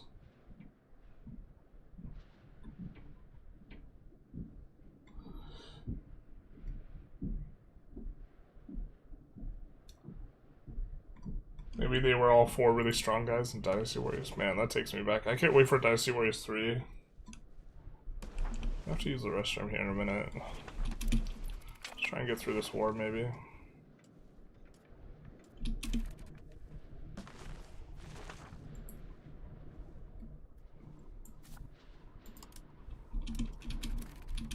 Why are these flipping away from us, actually? Do they occupy Fez? Oh, Fez is getting reoccupied automatically because it's got a fort next to it. I see, I understand. It's kind of annoying. Looks like Spain woke up.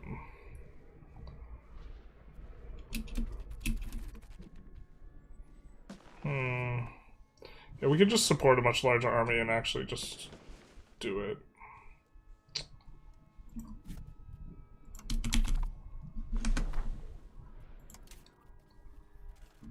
What are these armies exactly? We have 15 men-at-arms, 15, 14. Who made this template? 15, 14, 6.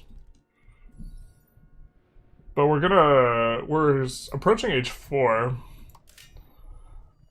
So we're not gonna want, maybe we cut down on the cav a little bit.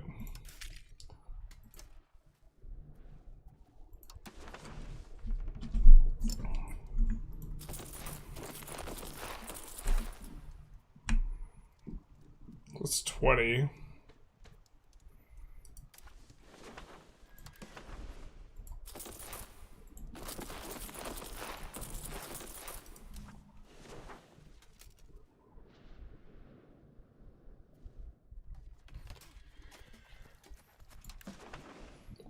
And then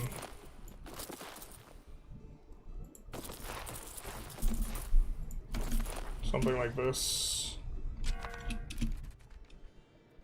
Not really even that big a dent in our manpower.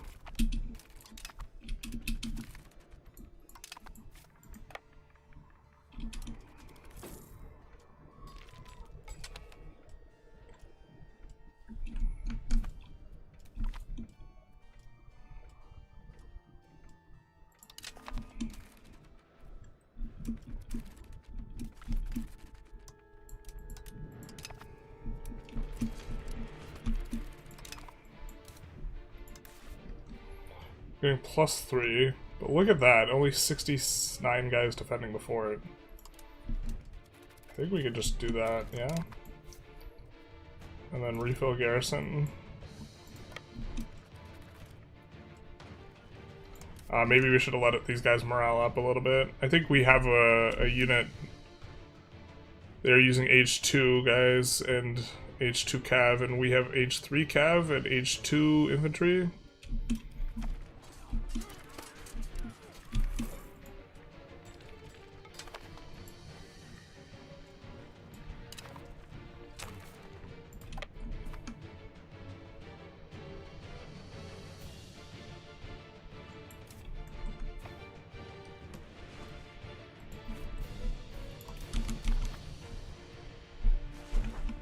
What religion is this guy? Well, Denzi in Algiers is so cursed. Do you have any specific video for markets of trading? No, I have notes for a video on this, though, because it's like one of the most commonly requested things. I think I have to wait for 1.1 because the goods that you have within a market are now going to affect things. But the very short answer I will give you is I think that I prefer having a large market where the capital is. Generally speaking, you care about having markets in such a way that you have areas of high control and high market access that are urban and kind of cashing in on that urban area, which is not always doable. I think that the size of the markets that the game kind of starts out with is, generally speaking, a pretty comfortable size for markets. You want market centers specifically on bad terrain, and the reason for this is that on bad terrain, they only pay. You pay based on the location you're going into, not the location you're exiting. And because of this, having it on bad terrain effectively allows you to negate the terrain. And this is a useful thing. But trading aspect of it, I think automated trade is generally pretty good for filling in all the gaps. You want to just let automated trade take the wheel on that. And then strategically, you kind of want to use trade for a couple things, which is resolving pop needs, for example. This can be worth trading actively for. And then also facilitating moving your economy in such a way, and this is going to change next patch, that you will have an economy that is more what you want. And so, for example, we are intentionally trading, exporting fine cloth, and we're exporting it as loss, because we want more fine cloth production in the market. We want more stimulus so that we can produce more fine cloth more profitably, so that we can produce regular cloth, so that we can have a higher density of burgers, so that we can increase aggregate demand.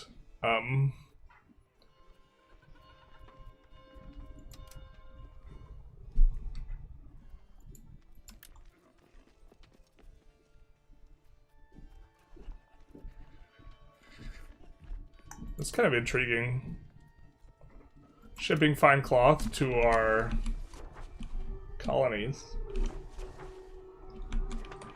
I wonder where the demand is even coming from. It has to be coming from capital buildings only. When new Vic 3 run, I'm trying to record, find some time to record one. I'm trying to stay ahead on the EU5 stuff. The EU5 stuff just does better. But might start a Vic 3 stream run as well. Or instead of doing a Vic 3 video run. I think people want a Vic 3 video run though. Why is this guy flipping? Oh, because we don't control this?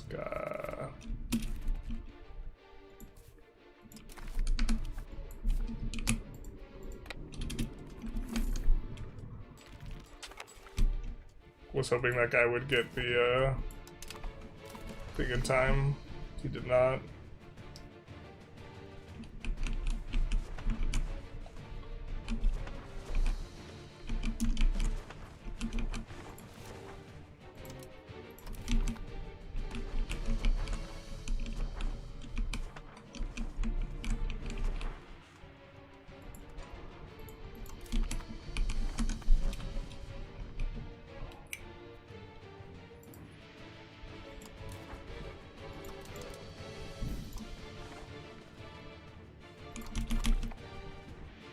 Oh, we should have sent him here.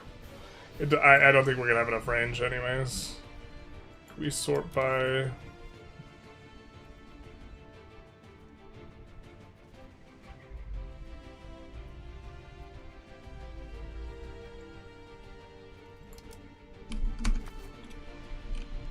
Wait.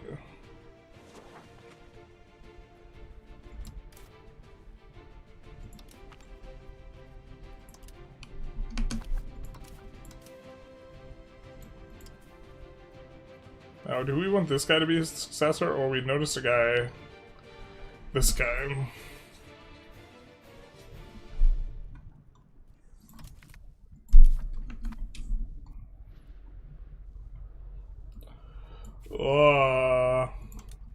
Why you do this? The new troops, like, just automatically walking somewhere when you produce them, like, not directly on a unit is, like, kind of pretty annoying. Alright. Let's kick these guys out.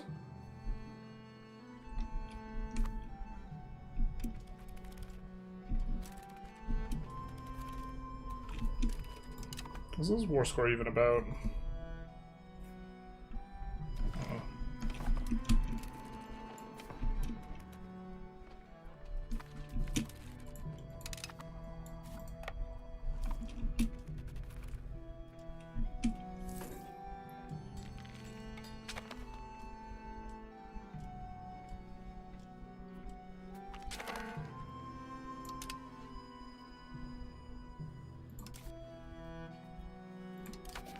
think we don't have maxed out spiritualists, do we? No, we do. We can click up for more of it, though. Capital economy, are we still getting a push? Or is our guy done? Our guy is done.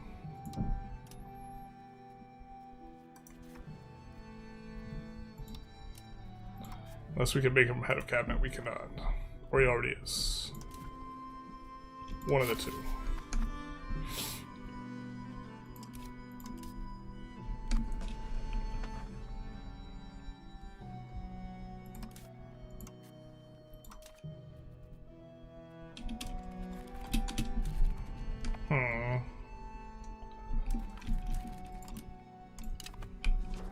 Oh, damn it.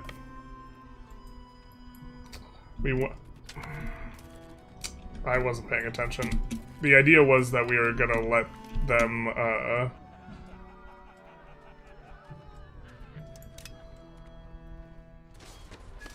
Is this gonna be enough? This might not be ooh, this is really not gonna be enough. Damn it, I think we're losing now. Maybe we just try and get out of this war. They don't like that. The idea was we were gonna let this guy recruit back up. We're also eating a ton of attrition up here in the north.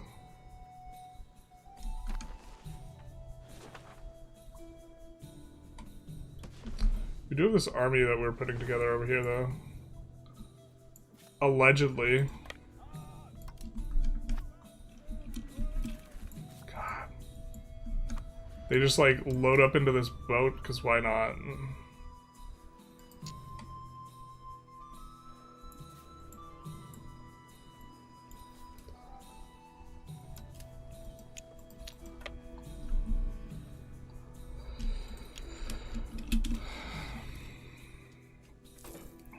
The auto-produced units, for whatever reason, just, like, will try and join up with other units, like, even if you just produce them in one place, which is... We just want them to build here, stand there, and then we'll grab them when we feel like it. Anyways. Time to build plantations. The plantations are going to create demand for slaves. They are not going to function as well as we would like, but...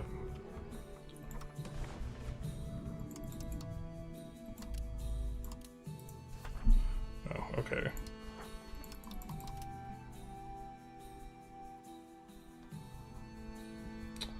God, they need the plantation advance, because it's so stupid.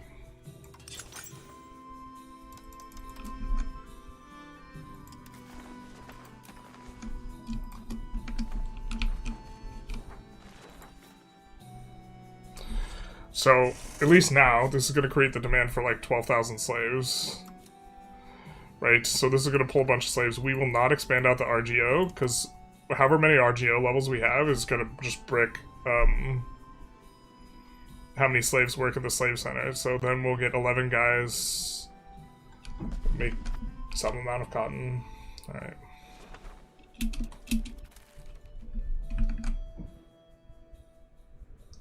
Wow, really appreciate the great response. I'm not as good right now, but learning a ton from your videos. Thank you. You're welcome. Always unsure which of those are more appropriate.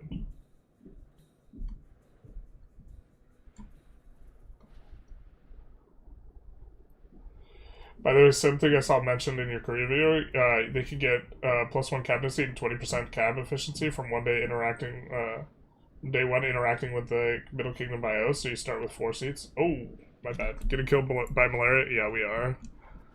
There's a reason to not want to have a really long war here. Malaria just, like, is super deadly.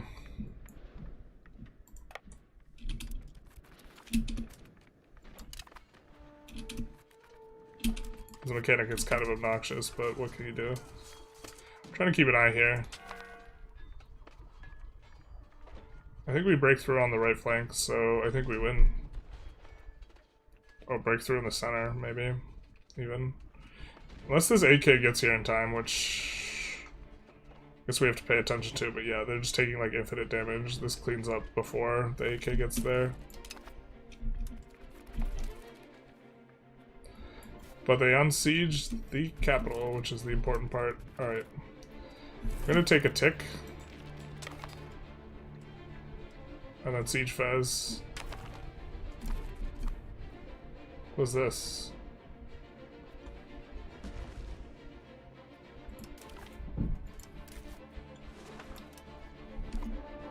Oh no, we lost all of our tribesmen.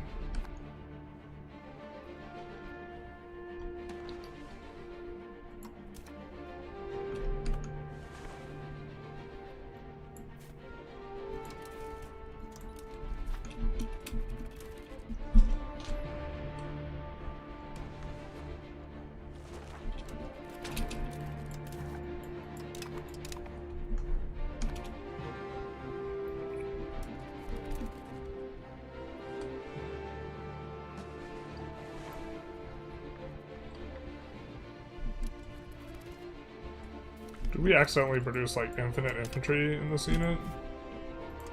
Oh, God. They all still just want to go over here.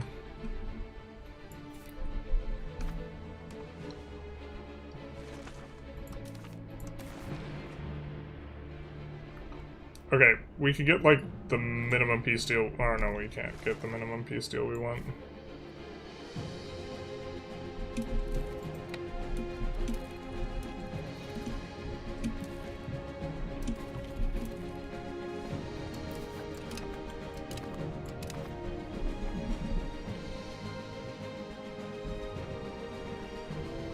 The place is already occupied.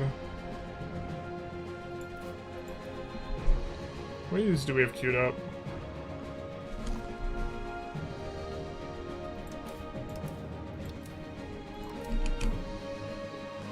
I think we'll just sail with what we have now here.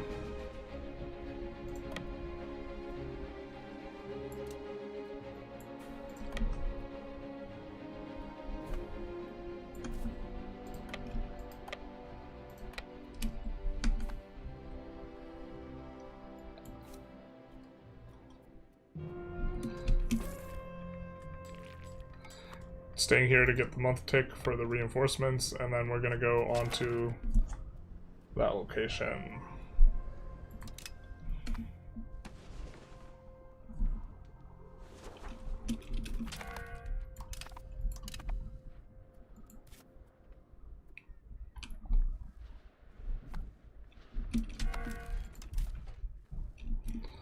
Let's just stop ticking.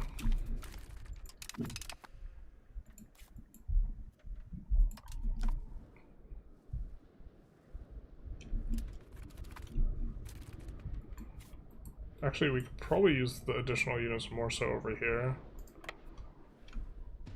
Let's do that.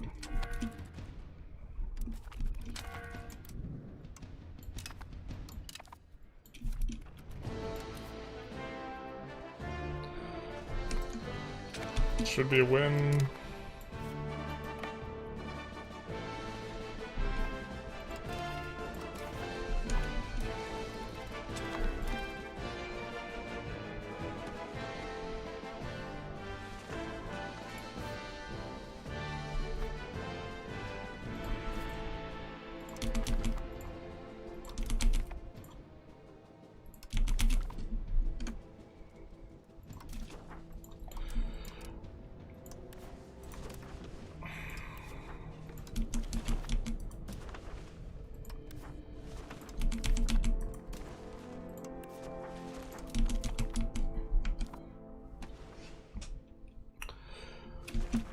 Just looking to spend out the Diplo.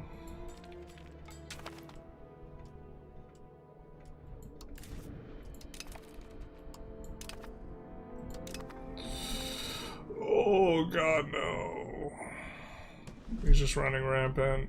There's no forts to stop him.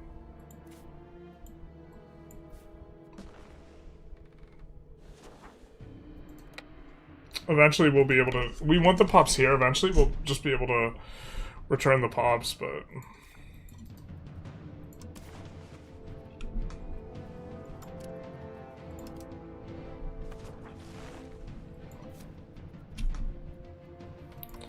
Why can't we enslave you, though?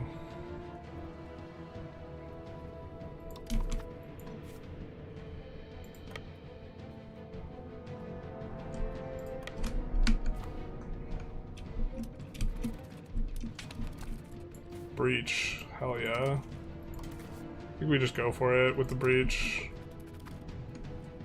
Just kidding, that was stupid. The balance has changed so much on forward assaulting that, like, I just can't remember. Or not even can't remember, it's just, I just don't know.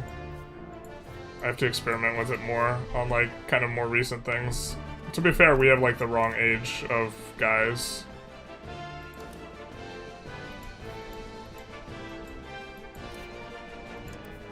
So... we have guys from the previous age. God.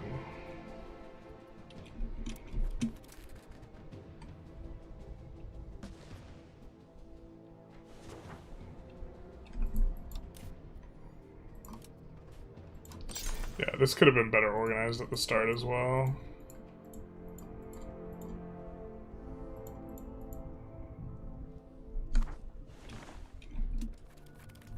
Just putting those down in high pop locations.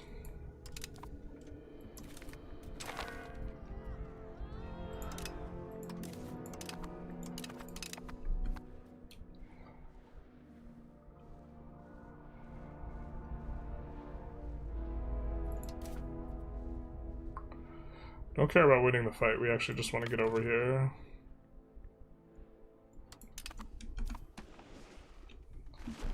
I think it's kind of maybe nonsensical that you can do that.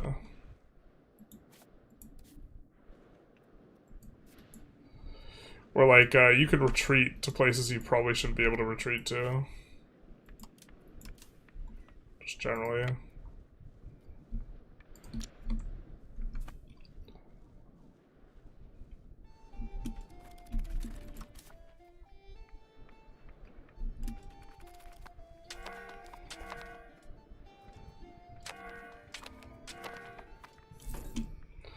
Malaria hits us down, and then we get more pop, or more troops. We have 50% the men capacity, roughly. Maybe we wait one more month and re-assault again. Trimming them down. We really don't want, like, an extended, drawn-out fight here.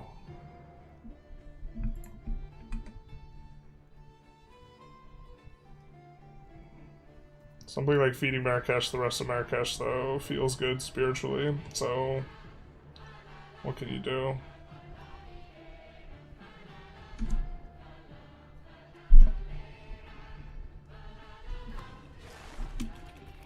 I think we at the very least want to try and grab that, because we're not that far off. Although... can these guys just handle that without us? I guess maybe they can.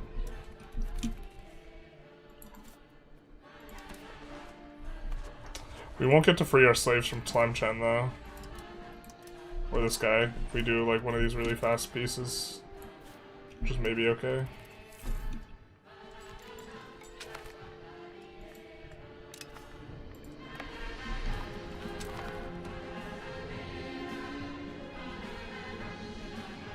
Cost? Not too bad. So let's sort by explorer.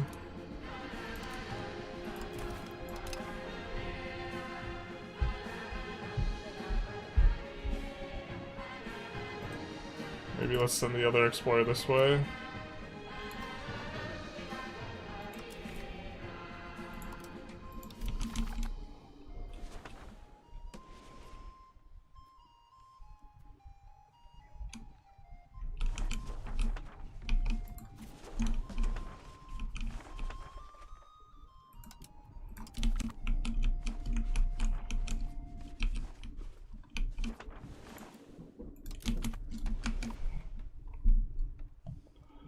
There and there. Fortunately now, our subsequent colonies are going to have the tech for plantations, which is going to be nice.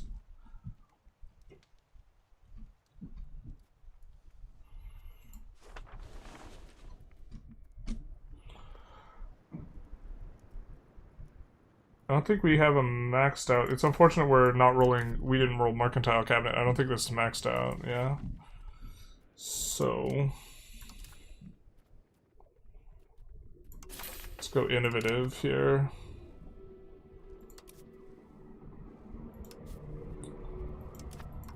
And then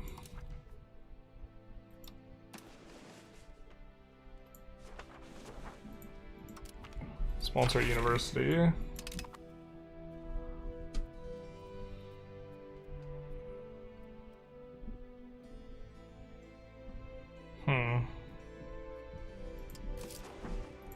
Are we max taxing the nobles? We are. We could tax them more. It's intriguing. We don't really need money, but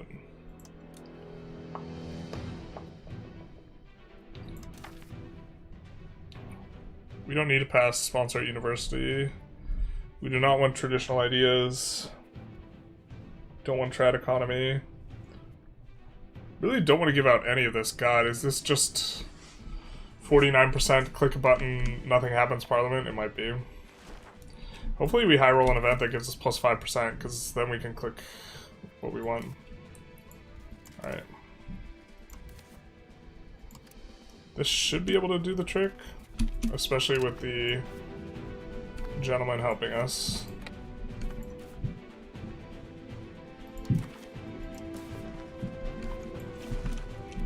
War score doesn't update until the month tick.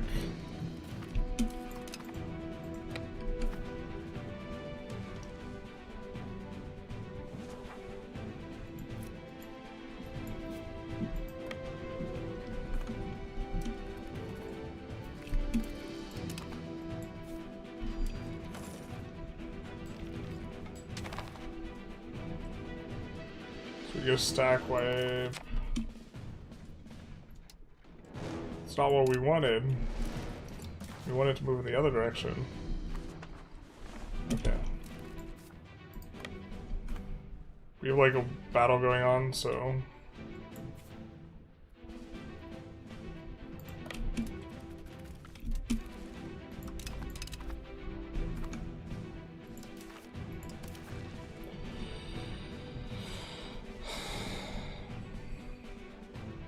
Feels so bad getting so little, but like this ill-prepared for this war, and we're like hemorrhaging stuff, and we could just redeclare in 5 years. It's not that big a deal. But getting market capitals is pretty nice. I don't think we're gonna be able to get more out of this. I guess a little bit more.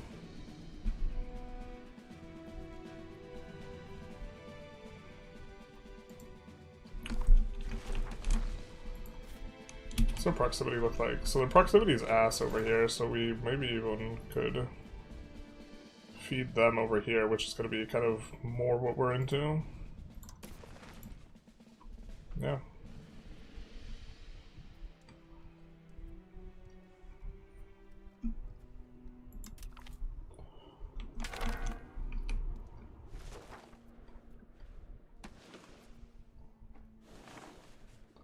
Alright, time to have every single fleet that has been hampered come out.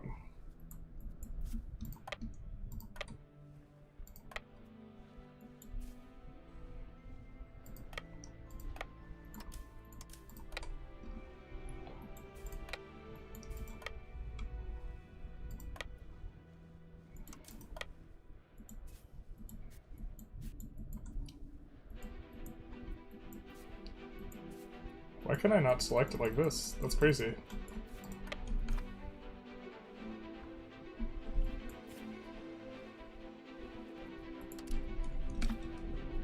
Did we lose some fleets, maybe?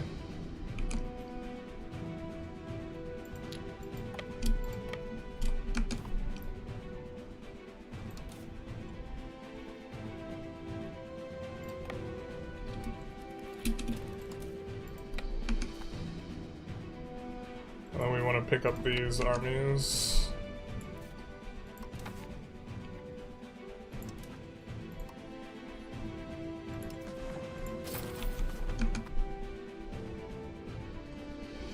And then here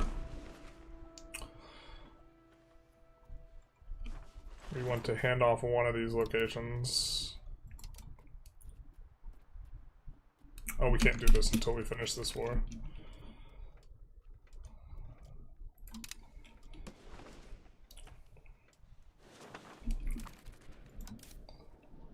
Let's get everything one back to Naples and reorganize into 3 armies. I think, actually, let's reorganize the entire thing into like 4 armies that are a little bit bigger.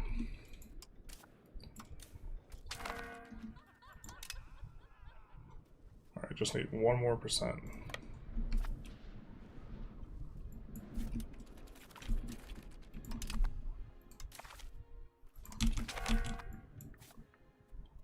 Did we not click Annex Revolter? Oh, it's just taking a second. Alright.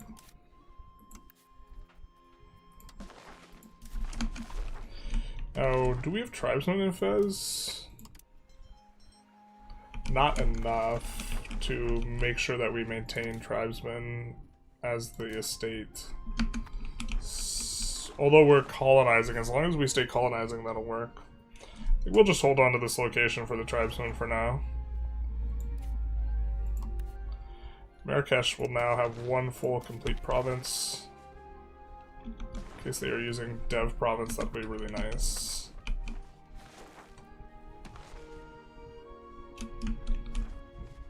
A little bit underwhelming, but we do get Algiers, we get Fez, the market centers.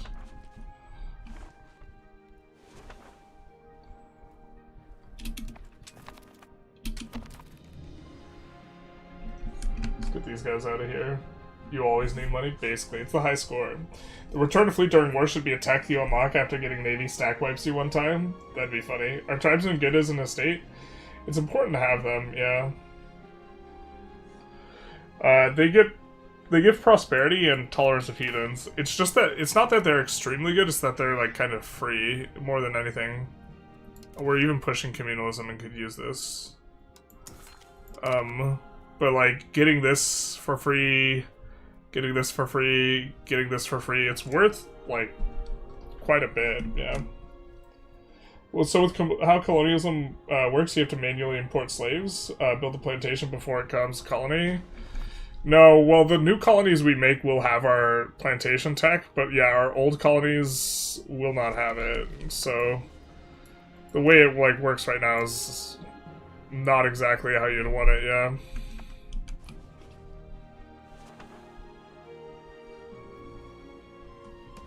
Eventually we will be able to build plantations in the colonies and it'll work nice and everyone will be happy except for the slaves. Because expenses scale with tax base, so no building strategy will make you rich early. The difference in exporting valuable raw goods, that will give you money. Remember to release the slaves? I think we didn't, but we wanted the clay more. What are your thoughts on loans and their effectiveness? Most importantly, early game, I think loans are real bad.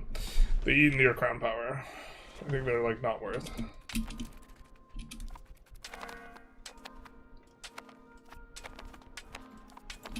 Let's get these guys out of Malaria zone. Let's take a look here. Alright. Just looking to see if they have anything plantation-oriented that we would want to do something with. Although they release with our plantation tech, so it's not... Yeah, never mind.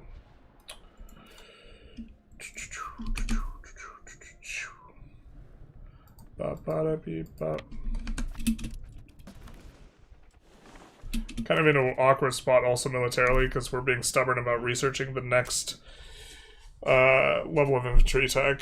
So we have last stage's infantry tech, even though we're almost into the next stage, and I think we're going to skip.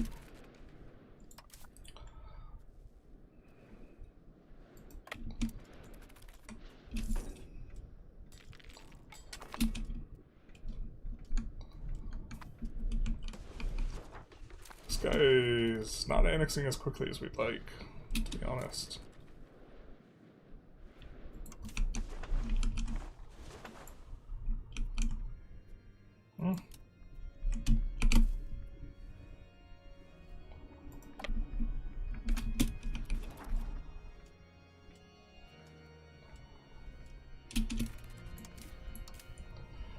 And then now all the way back.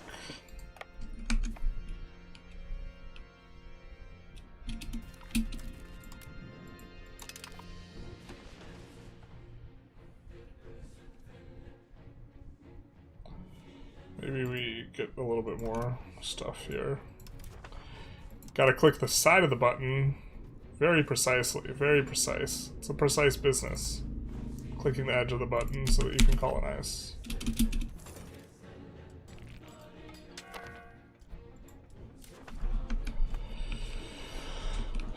Alright.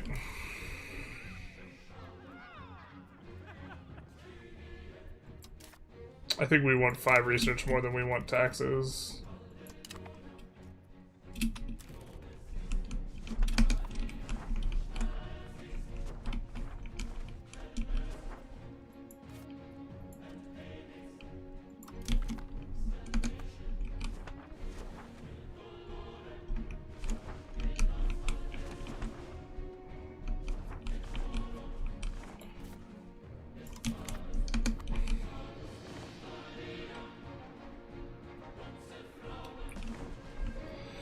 I wish you could make it so that they, like, would colonize the areas and be nice, neat little colony stuff from, like, an RP perspective.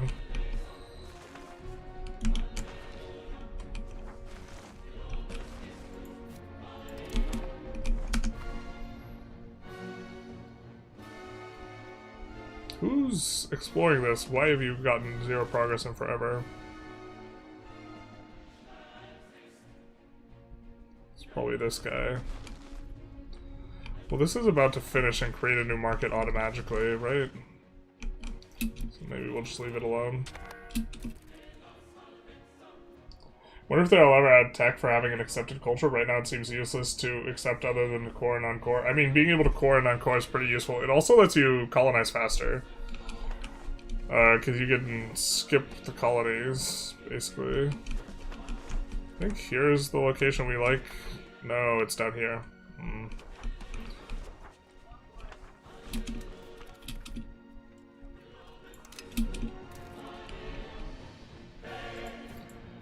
We're colonizing it anyways.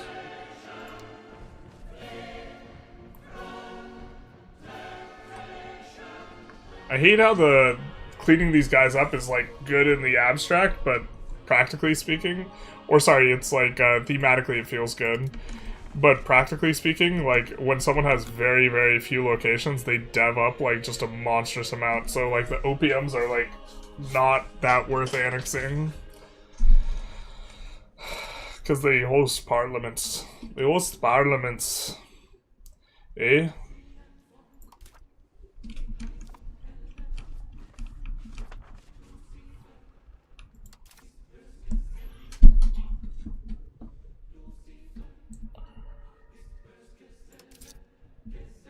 I wonder what we get more money from in the aggregate if we low tax the commoners.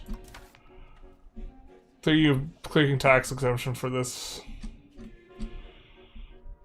Sucks that we get like 0 button clicks. I really do want you to be able to spend support to reshuffle.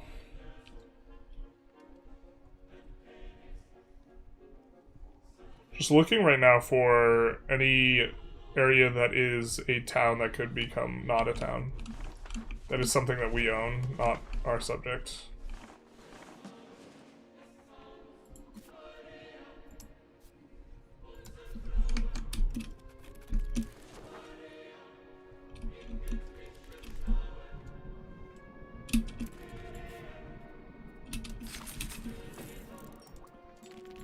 Feels bad.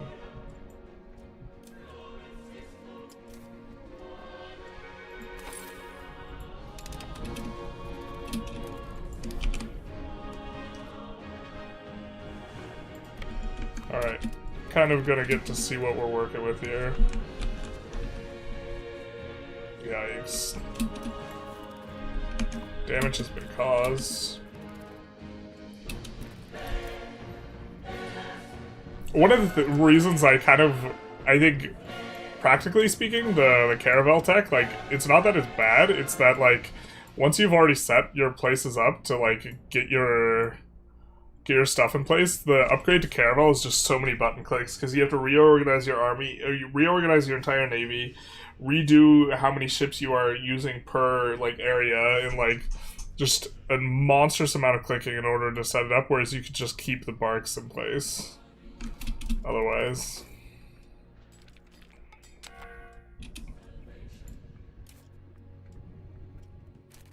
This guy's still the air.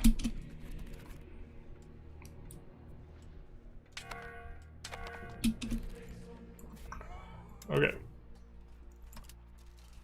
I think that we can make this a crown power character. Do we have crown power characters? Alright.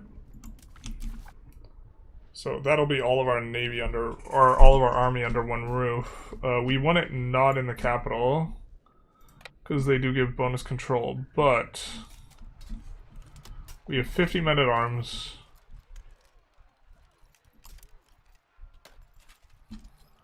$34 lancers. I think we build 2 more lancers. Just because I hate things that are not multiples of 6. And that's all the cavalry we will build for the rest of the game. And I think we build 10 more men-at-arms.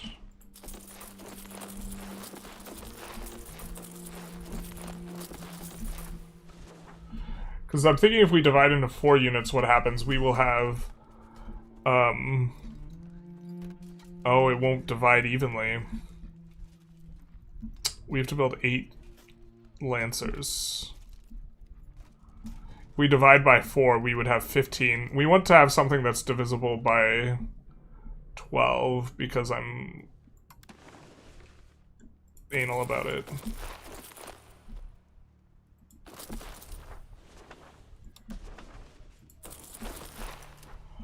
Okay, that way, yeah, I don't know. It's not important. I just like to have multiples of 12. That way, or we're gonna divide everything into 4 units, and then from those 4 units, we will be able to, like, split them in ways that are mathematically nice, or they will be mathematically nicely split considering we have 3 fronts, but it's just actual psychosis. We, like, don't need that, so let's go 6 more cannons as well.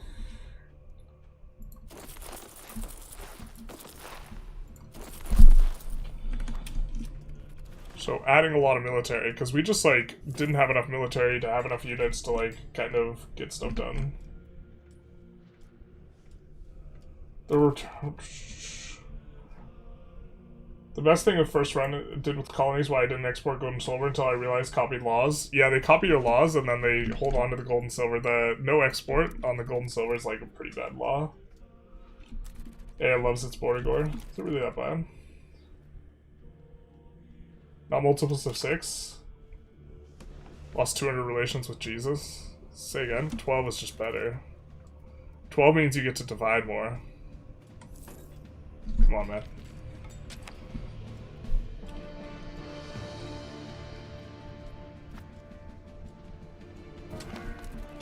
The thing is having all the maintenance in one area is, like, actually bad. Like, you should be splitting up your army a little bit. In terms of, like, economic effects, sans the consideration for crown power. So I guess it's a little bit more complicated, but...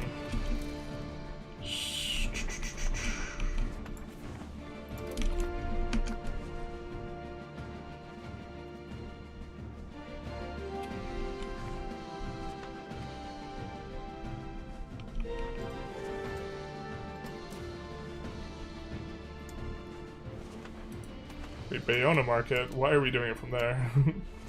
Spear done market, obviously.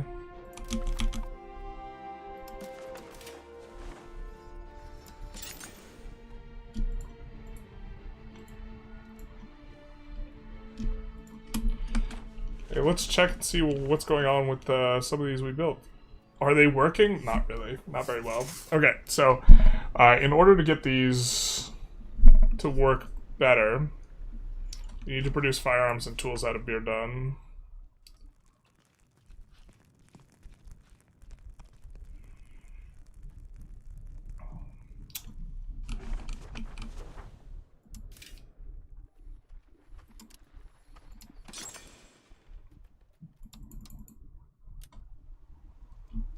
tools.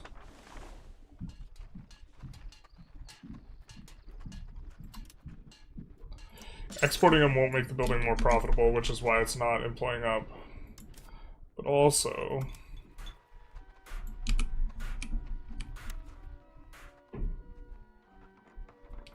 we will subsidize them. Eventually the subsidies do get cancelled, but that will help for now. It's also nice that Mali's huge, because that's... makes the Niani market a little bit better. Oh, the triangle trade has gone away. The triangle trade modifiers are gone now. Alright. So...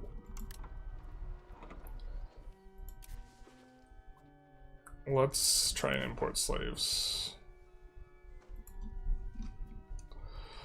Oh, there's no supply of slaves anywhere. Wait, why does this market still have triangle trade? Oh no, wait, okay, they still have triangle trade. What's going on? Beardon doesn't get triangle trade? Iani doesn't get... oh, does it not create... never mind, I'm being stupid. What's the... they have, like, demand for firearms or whatever. Just kidding.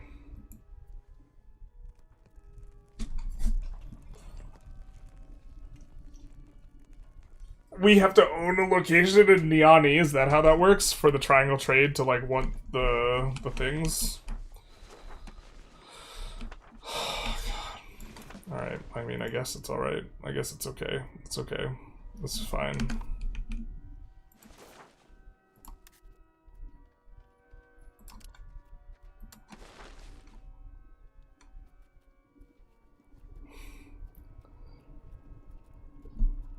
Yeah, I think it's just we need to own a location. God, that's so stupid. But that's the way it works.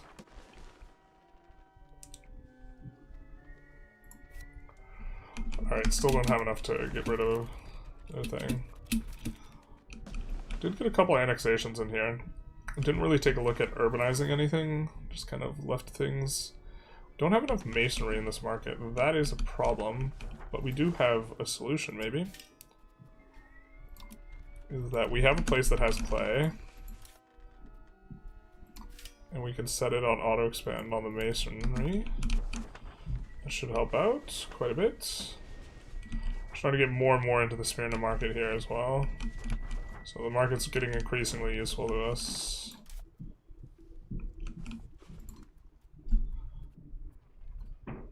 I don't even know if Smyrna's the spot where we want one in. Would it be better...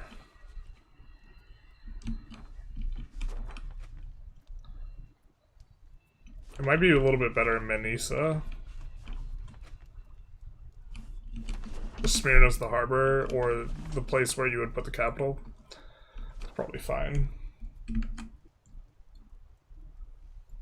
you know how to make stockpile works? Can it be used proactively to manipulate prices? I don't think stockpile affects prices, unfortunately. But it helps you to avoid shortages of stuff. No, I wish it smoothed out prices, and that this was an effect of stockpiles. That'd be interesting. As I understand it, it doesn't. We will be... any single town that we can make into a city, we will be doing that. Let's take a look at the population. What's this? We de-urbanize this, okay? We de-urbanize this location. And we actually do want a market village. Because we want the saffron to be rural. But it... with the forest vegetation and also on mountains, we get pretty big penalty to overall pop capacity. So what can we do about this? Well, we can re-urbanize it, but then we'll lose out on tasty, tasty saffron, which is fueling trades. The other thing we could do is if we just go ballistic with this stuff, we will get negative migration attraction. So let's do that. I don't think we have a bonus to any of it, because we don't have, like, lumber here. I guess we have bonus to the rural cloth maker, but I refuse to build rural cloth, so let's do this. And the tar kiln, I guess we'll max out too, and the mason. And why don't we max out the market villages? And fiber crop farms too. The idea here is we will get negative migration attraction. I guess we're running out of stone. Stone, please. Sure. I don't think that stuff is extra expensive. Let's just actually double check. Because they've changed the way the calculation works. Ah, it is extra expensive. Okay. So we won't expand out all this stuff. Just some of it. Okay, so we will have the slightly more expensive price.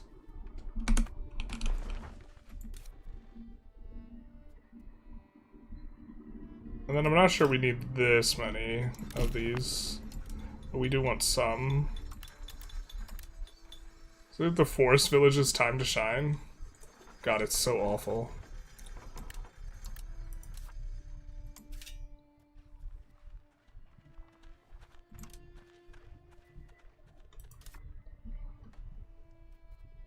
Yeah. Okay, we'll do this. The idea being that by going over the building limit in this location, it's actually going to get negative migration attraction, and hopefully it spits some pops out so we can generate population growth again. I'm not sure if this works, but I've kind of been keen on trying it a little bit harder. The H2 peasant levy tank, is there any reason to take that? I mean, if you want to fight with levies...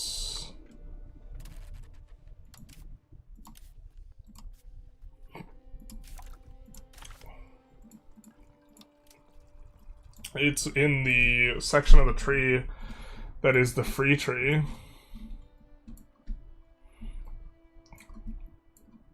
Right, so you don't need professional armies. Peasants and laborers also get raised.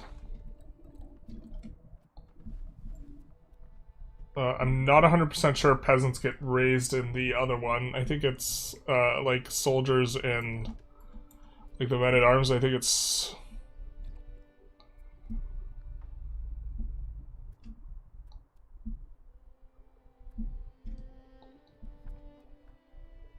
soldiers. Wait, only soldiers? I think it's soldiers and burghers. I think it's lying to us.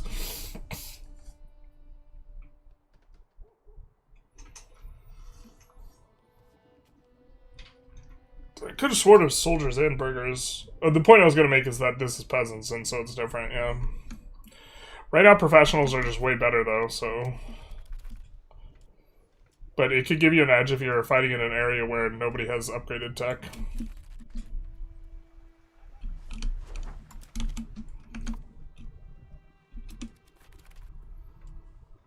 What's your favorite good in the game?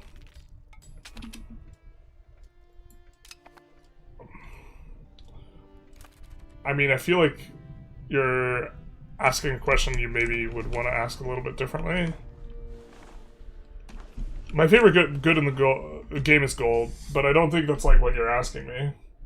Seeing Generalist short show up in my doom scroll was such a surprise. I know exactly how the Romans now felt when Hannibal crossed the Alps. He's crossed into the shorts. The die is cast. I couldn't resist making that short, you know?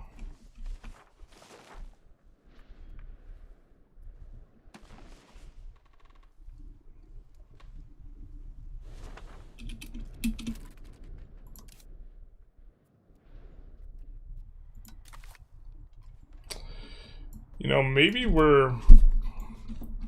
I'm not having a full appreciation for... Where's the tech? The other colonial law tech. Where is it? Doesn't even know where it is.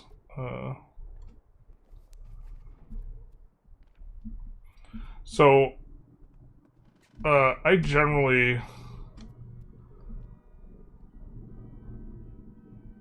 have been choosing, I think, trade from a European. Maybe subjugation is the way to go because slaves are like so annoying to work.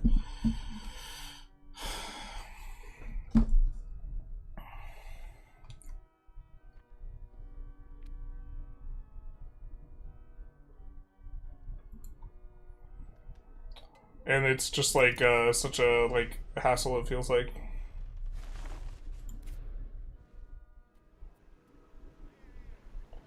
Wait a second, this is in the beer done market, no? God, the PM is so bad that it's unprofitable despite there being 50 extra demand here. Is this real life? Like, actually? No, wait, there's not 50 extra demand. There's 50 extra demand out here. Sorry, for the slaves. They just try and import as much as possible. But the thing is like, the slaves and beer done...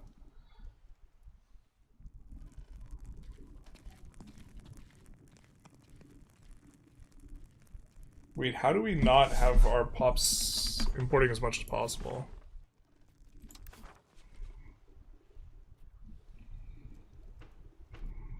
Okay.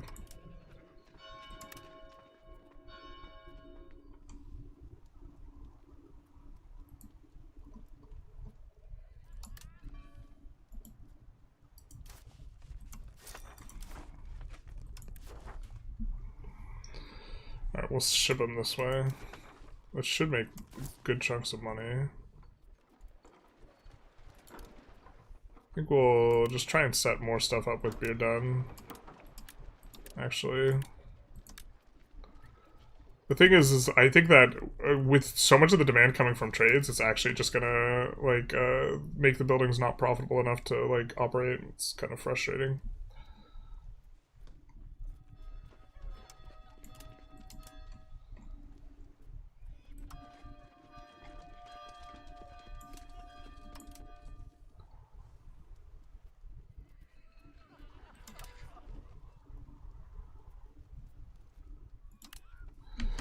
Alright. Now let's see if we can build any plantations.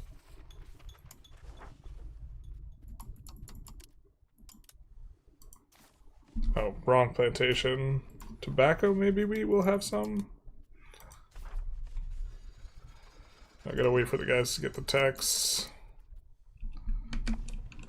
Womp womp.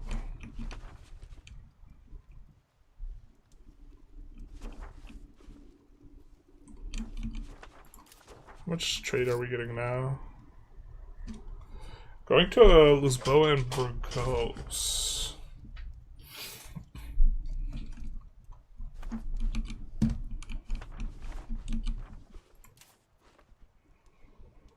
Check food and markets. Naples is getting squeezed on the food a little bit. One of the problems is that this is, I think, got some of, well, it's not even a lot of our food production.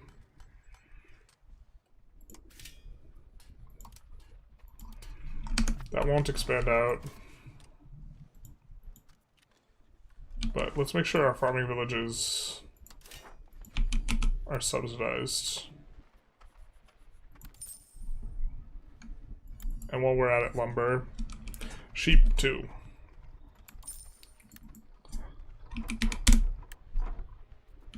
Yeah. Do clerics get raised as any kind of levy? I think under certain circumstances they do. Triangle shape is the strongest shape in nature. It makes the best way to trade. Someone's finally thinking through. Any idea what the new update will release? Early February is what we were told by Johan in the Tinto talk. But that's going to be not for the entire release. That's for...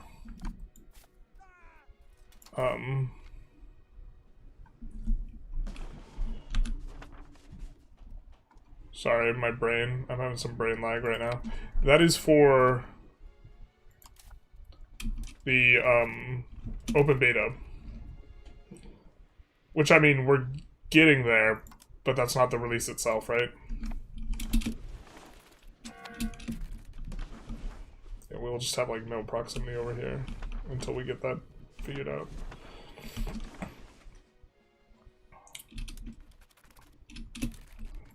How are we getting to there?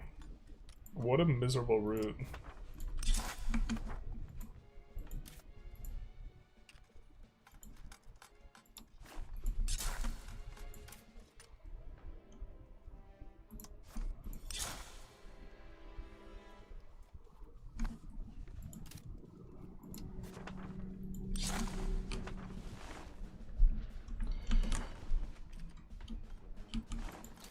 Gonna add some roads.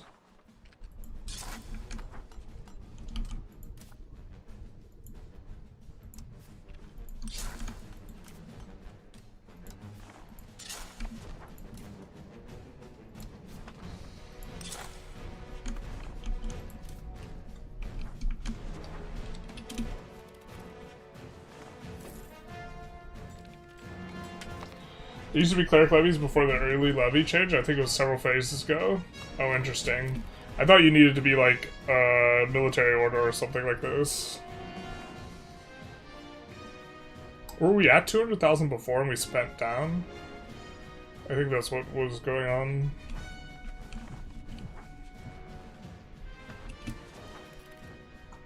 My kingdom for this annexation going faster though.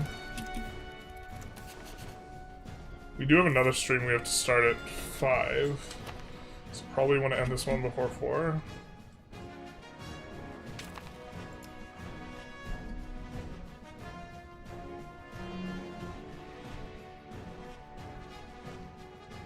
Yeah, this is multiple provinces, so I think we'll annex these two guys because I think they're both multiple provinces. And they're even, one of those guys is disconnected here. Dev is coming up quite nice. I always forget we could do this to get a nicer looking map.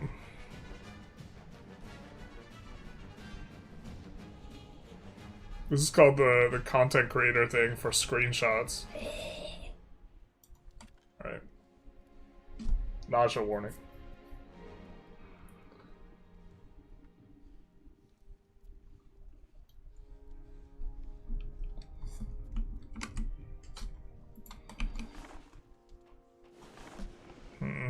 I'm gonna use the restroom. You guys let me know where you think we should, in theory, if we had 2 governorships right now, where do we put the capital? Where do we put the 2 capitals? I have some ideas, but you guys let me know.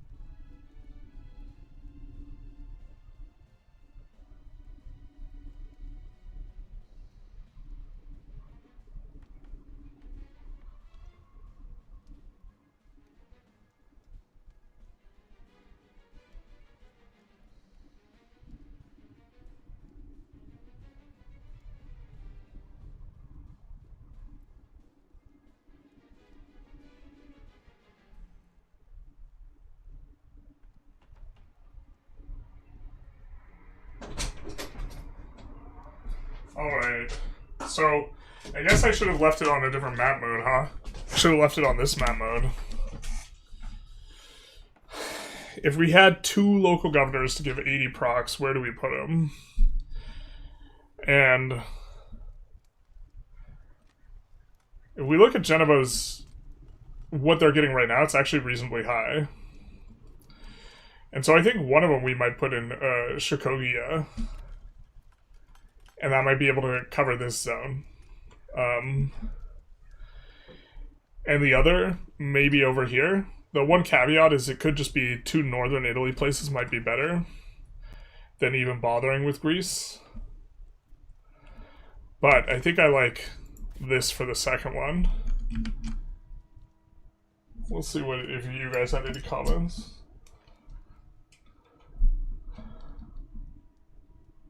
Early February, because I have the longest time for a full release. I really like your retrospective videos. Thank you. We're probably going to be doing one for this run soon. Maybe Bologna or Mantua. Bologna or Mantua. I like Bologna or Mantua too. Mantua right there. Just like, not necessarily nailing down the perfect location. I like Bologna maybe a little bit more. I think I want to be a little bit closer to the coast, just generally. Because we have, like, the naval push, but maybe there's enough value that we're giving up over here that Mantua would be more reasonable. Yeah. Definitely do like Mantua, too. It's just that Mantua is not going to give anything to, like, Pavia, for example, right? Because we're almost getting the effective equivalent of an 80 proc source from Genova. Where Genova is 75 proc source. Governor near the golden gems, yeah. So I think, where was it we said? We picked the, like, natural harbor. Oh, but we don't even own the natural harbor, womp womp. I don't mind, yeah, like, right here. Seems fine-ish. We don't have very much procs there. It's right now on top of the gold. Well, we don't have the golden gems, actually, just yet. So maybe it'd be this. Could even be Smyrna. That's where the market cap is. Constantinople for the RP. There we go.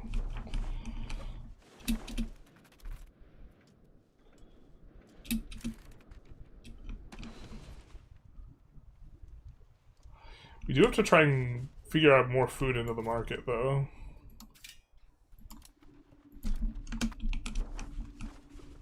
Somehow. Thing is, if we take Tunis, this will get cut off at the bottom here. I think that this is net negative on the food. Let's check.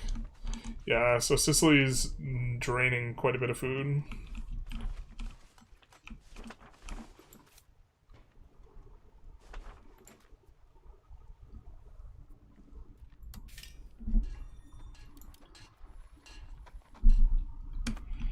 I think we're committed to keeping that urban now, or sorry, rural. I think we didn't know what we wanted to do before, but now we do.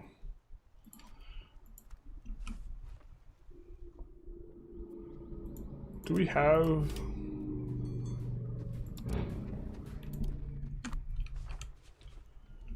sheep farm potential?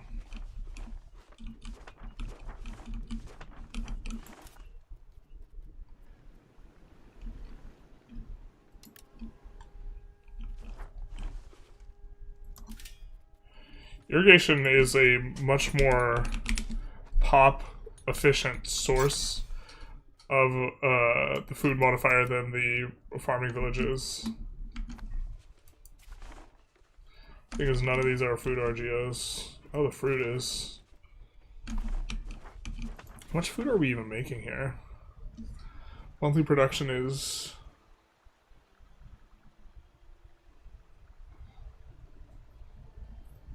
So if we added 10 of these, it would be like 30 food or something.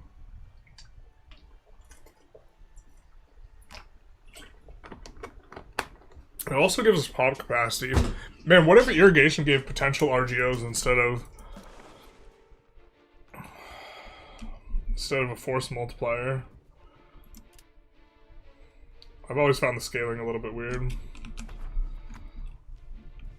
Yeah, we're getting like a lot of food locations pulled out from the Dubrovnik. Do good, but what and where building, what to build, building to build, and building maintenance I started with. So building maintenance is not your enemy. You, The other side of this is that whatever you're paying here, a huge portion of it, like the scaling on building maintenance, I forget exactly how the modifiers apply. I think that these are flat, and so we're paying only 19% of the cost of the upkeep. The other 81% is just free in order to create stimulus in the economy. And so this gives us opportunity for profitable buildings, and we build the profitable buildings and then we extract it through tax. And so it gets to be kind of like net positive as long as you've been able to kind of kill your sliders. So the biggest thing is like killing your sliders, because when we get more tax, we also increase the tax base, which increases our costs, right? So a lot of it comes down to avoiding paying for sliders. But if at a certain point, if you're paying pretty low on the sliders and you have enough tax, this demand becomes like net positive, basically. I haven't done the exact math for it, but... And I don't know if you're achieving it very often in games, but just like in a theoretical sense.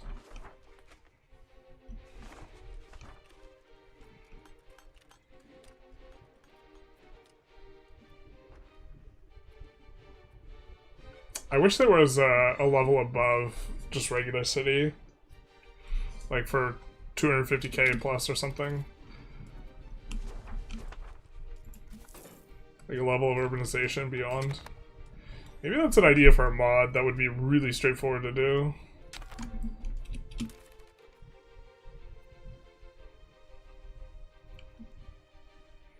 It'd just be a hyper buff to like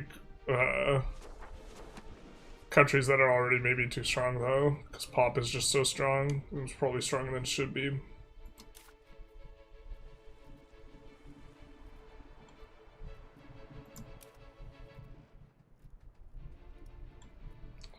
We only care, once they're already exploring, we only care about military. Let's actually just have this guy finish the job.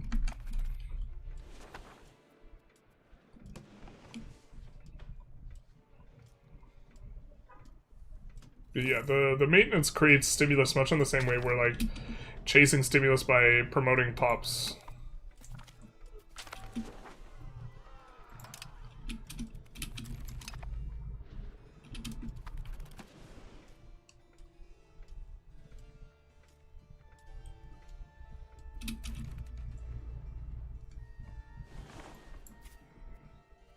Alright. So now we have 60, 42. Oh, I wanted to make 36. Not 42. It's still divisible by 6, I guess, but we're gonna split this into 4 different armies. It doesn't split right. Oh, this is the worst. This is the worst day ever. I guess we need to add 6 more.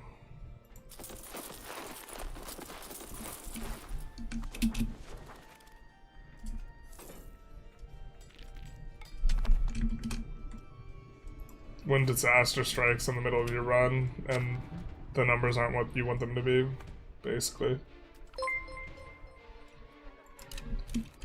Oh, that event is obnoxious. Senor Calgon, thank you for the, or sorry, Lamb 15, thank you for the follow.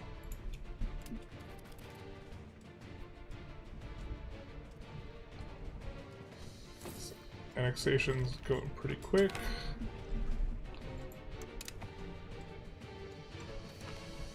Yeah, man, this would all be so much more tedious and slow without this auto expand mod, which is just throwing up stuff exactly where we want it.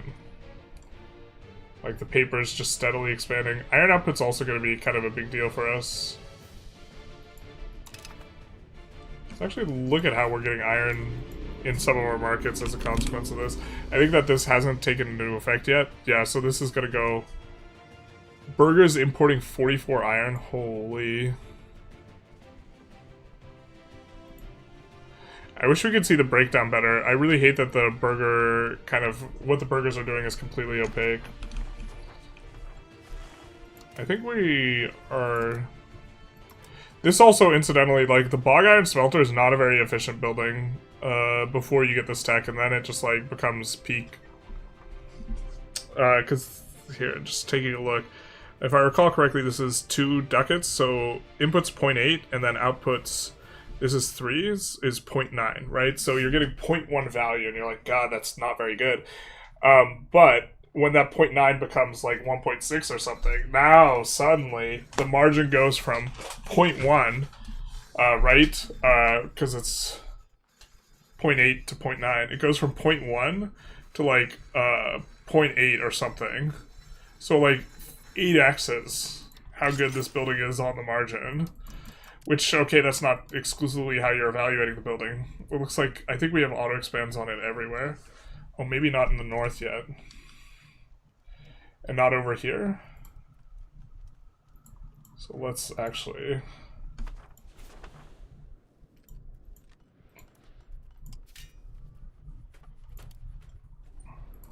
But yeah, the bog iron smelter, not very strong early. I think that some people are super hype about this building, and it, like, I think without the tech, it's just like really underwhelming. But we had it auto expanding in a bunch of places. We might not even supposed to be doing that. I think it's like before the tech, the building's relatively trappy even, because like importing is way better.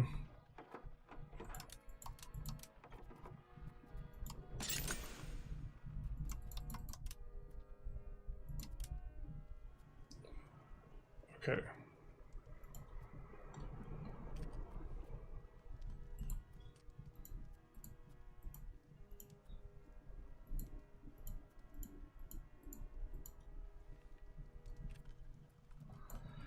Every place that doesn't have a lot of them, we're just going to add one. That way we kind of have a rough idea of where we need to get the auto-expand going. Or it's a little bit easier for us to see it on the map.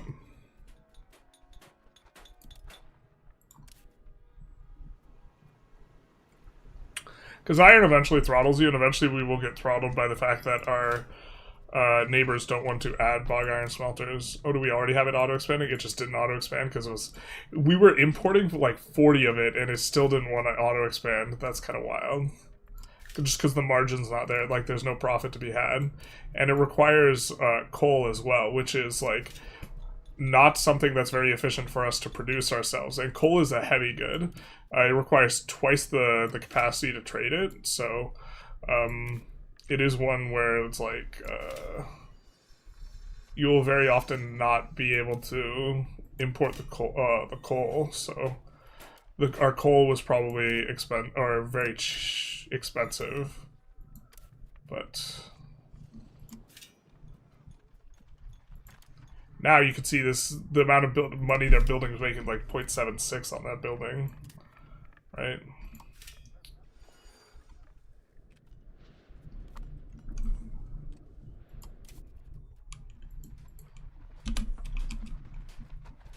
But it's just such a big, like, come up in terms of valuing the building.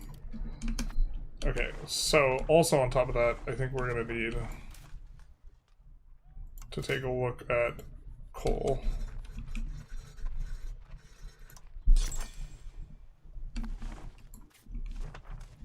Is this a fine enough place for it? I think we'd prefer the lumber.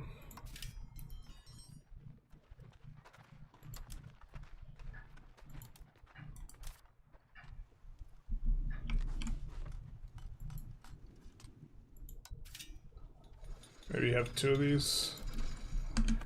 We specifically want them in lumber provinces, though. I don't think we have a lot of pops in the north here. It is going to require a decent chunk of pops to get this thing done, so... Maybe in here? Charcoal kiln makes some sense. Ooh, this is an interesting one. So there's not a lot of places that have lumber and cows. This place has lumber and cows, so it actually is going to be really good for that. Well, let's go after this guy. Oh wait, not that. That can stay. But then after we do that, oh, is this all one province? Okay, we have all of this in there, so...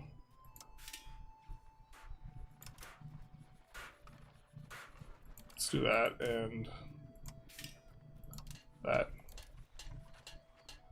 So just looking to somewhat supply some of these areas. Alright.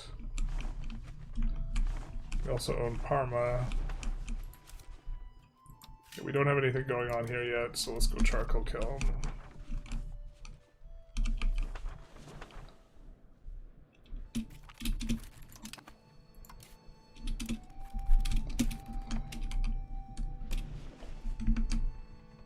Hey, Hamkits, how's it going? How you doing? How you be? What did your Patreon vote for the next playthrough? It's still ongoing. So it's not finalized. But this is for 1.1. But we could show where the vote stands now.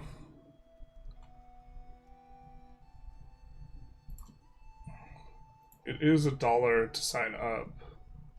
But on the Patreon we have currently.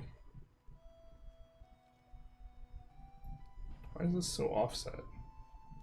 Probably showing spreadsheets. Currently Yemen's in the lead with 4 votes. And then Ormuz and Ayutthaya.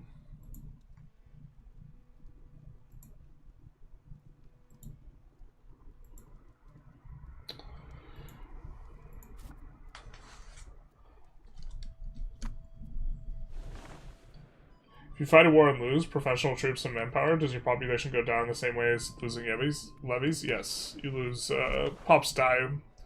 But they die in, like, not always the most straightforward way. Like, the locations they get pulled from, it seems unclear exactly how that works.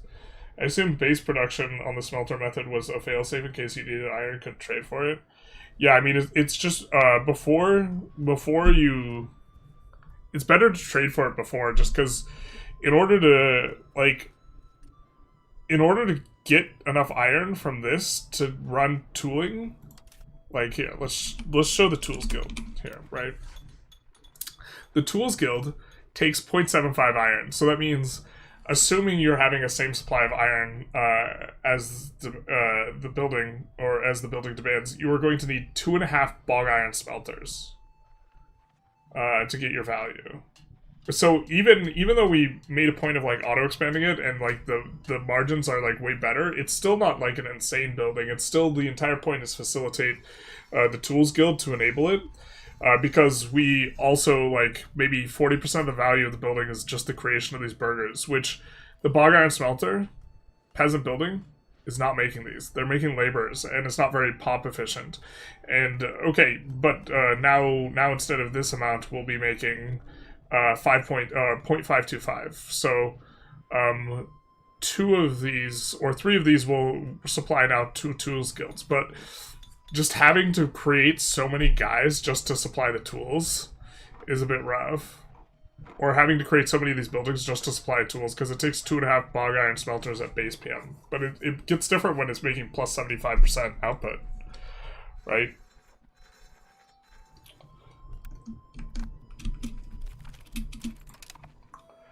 We're not uber squeezed on iron yet, but as you approach the later and later game, you want all of these to be iron and maxed out. And so we could continue to ignore it for now and source our iron primarily through burger trades. But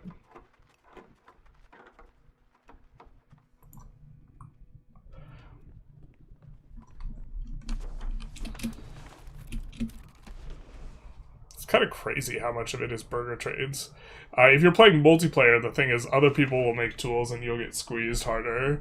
So I think the multiplayer, and maybe this is kind of where it comes down to, the multiplayer players probably think bog iron smelters are better than the single player players.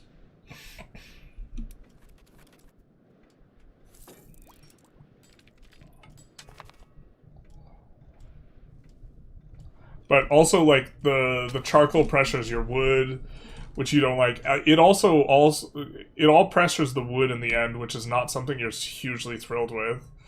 So, like, the amount of buildings just to get positive tools, when you look at it from the perspective of you now need tools to make the lumber, is pretty rough as well. we have... Some of those aren't all subsidized. If that makes sense. Because now you're going to need lumber. It's basically not good before age 3, like, and you kind of want to avoid it, and it's bad. And then at age 3, which is where we're at, is kind of okay. Because in order to fuel the bog iron smelters, you need lumber mills often to fuel the... let's see if we can find one, because we've just been expanding them. To fuel the charcoal kiln, right?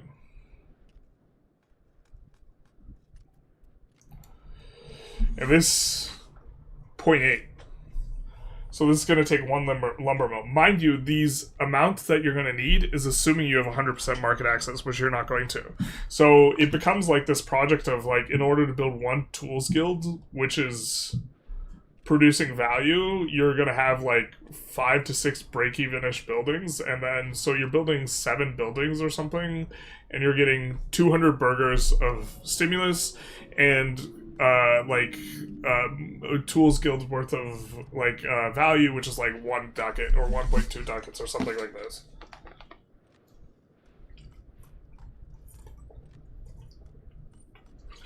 And it's a contained closed loop, yeah, but it's not good enough. The thing is we have on the lumber mills now, which we don't have at the start of the game, extra production efficiency, and we also have capital economy, but dedicated forestry is a big tech, especially in conjunction with the 75% tech on the other thing, allowing these things to have better margins and allow this to be a little bit better. But we hadn't done this at like a large scale thing, and we're at like 200 ducats and we're at H3. Yeah. So you can't boost the economy by building in a circle like you can at Vic3. I mean, you can, it's just marginal. It's like really marginal. Like, you just building... The thing is, the supply chains for, like, fine cloth are just better. So if you can force your economy to create demand for fine cloth, that'd be preferable. So you'd almost rather build, like, a burger building that's going to remain vacant, right? Create 2 ducats worth of demand or something for like, fine cloth, or for aggregate buy basket of a burger good, because that's like, I think, roughly what you get, or like 1.6 ducats for the like lower tier stuff. When you add 200 burgers, you're getting like 1.6 ducats, let's say, worth of demand from the tools guild, right? This 200 is creating this demand, and so you build a building that's just going to remain vacant. It creates demand, and then you satisfy that by building other burger buildings, which both create demand and this other... they create demand, and they by adding more burgers, and they also fill the burger demand. So, like, the tailors. So, like, it spins up in a more circular and, like, fast way. If all you could do was build the bog iron smelter loop or whatever, then that's what you would do. But, like, making the distinction between, like, different types of loops, I think, is, like, meaningfully important, right? And the one where we are creating burger demand and satisfying burger demand is just way more efficient than this, than having a bunch of peasants in our loop. It's also way more efficient per pop. I'm such a greedy pig, dude. I see the 4K gold, like, cost, and I'm like, no. We will never pay it.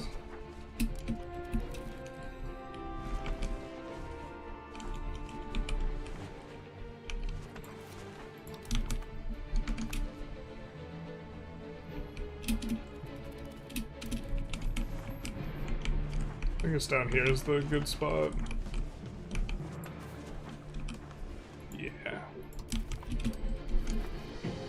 I'm always thought by pop promotion, so adding a bunch of marginal buildings that takes a lot of laborers doesn't seem like a good use of pop promotions. Well, laborers promote way faster. Also, they promote in parallel. Like, when you're promoting laborers, this doesn't mean you're not promoting burgers and vice versa.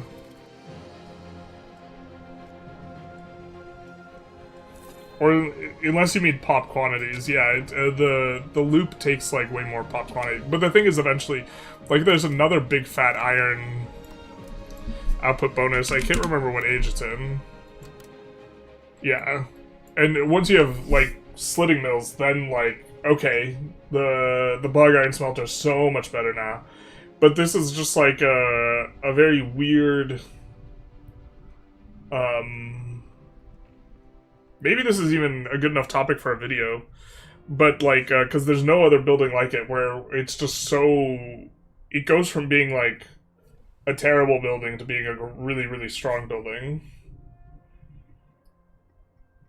Quantities, yeah. Can you help me with a question? No matter what, I can't get any alliances. I'm always minus 50 at least. Are you trying to make friends with the Christians as a Sunni guy? Because you're going to have a hard time with that. You just... I mean, improving relations with them, being adjacent to them, like, it all goes a really long way, and then being powerful yourself. We're almost got the thing with Aragon.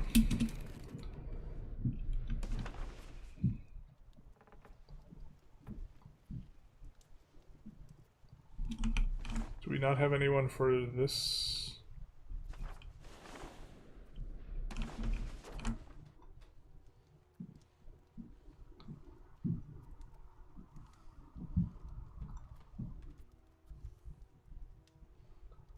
Is there no one to patrol that sea? Is there no one else?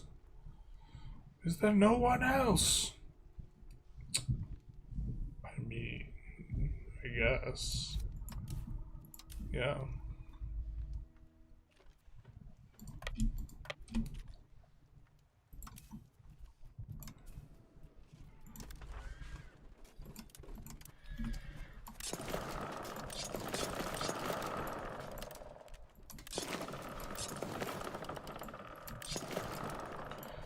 Just doing this so we have like kind of an excess of these, so it makes reorganization a little bit better. I guess I'd have to take a look at your situation a little bit closer, but like you could look in here and see what modifiers are taking place, and then you try and address this. Having a lot of Diplo rep is helpful, because this will affect how much trust you have. Being, again, adjacent to them, having a strong military, having a good opinion. The thing is like, it can be hard to get a good opinion with someone if, like, you're different religions. I don't know if you're barking up the wrong tree in that regard.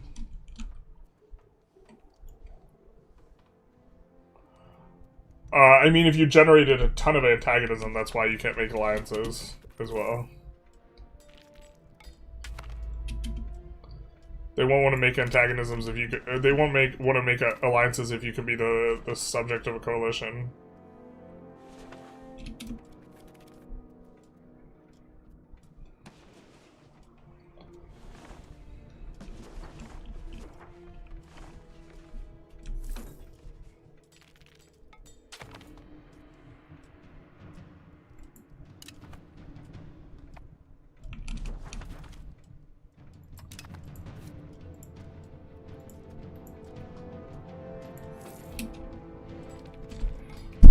Hey girl, why aren't you profitable?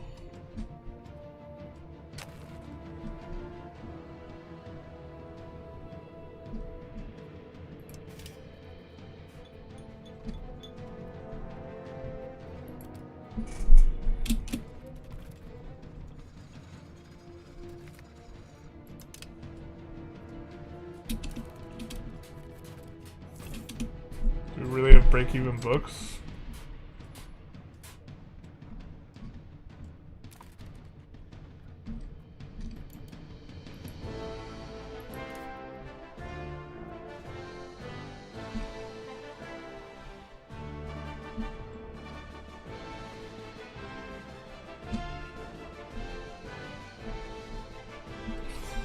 Would have been unprofitable.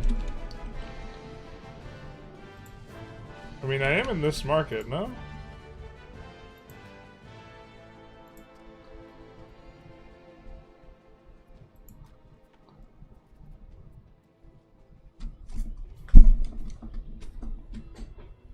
with way more prod efficiency. Says 60% prod. Which does this have? 44, yeah, okay, I get it.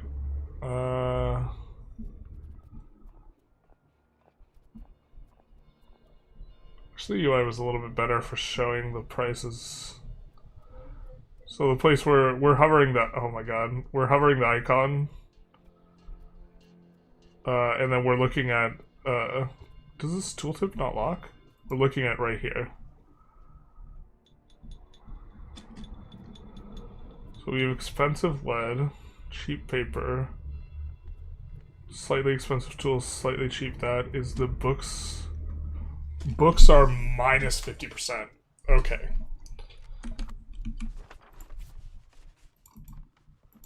Yeah, this makes sense.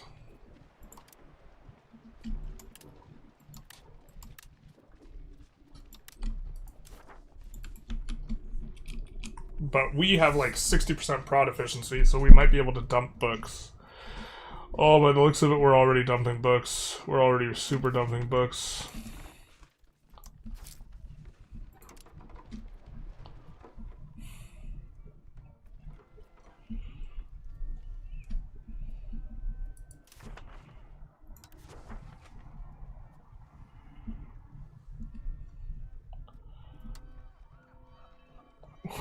We could ship out some books to be done.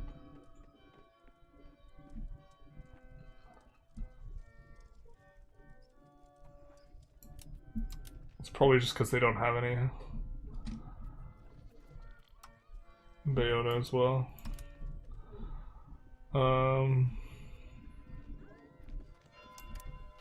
Okay.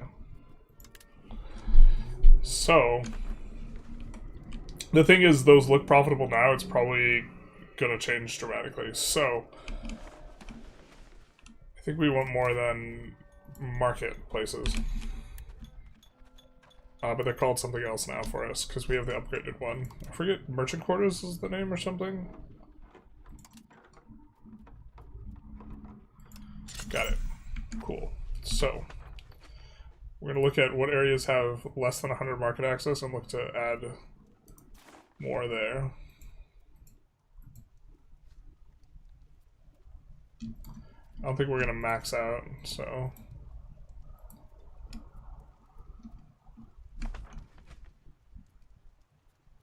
we'd have to add +9.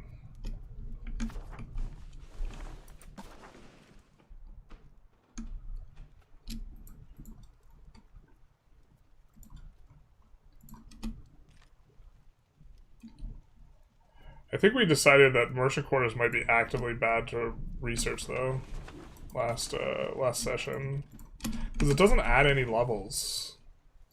I don't know why they took that away.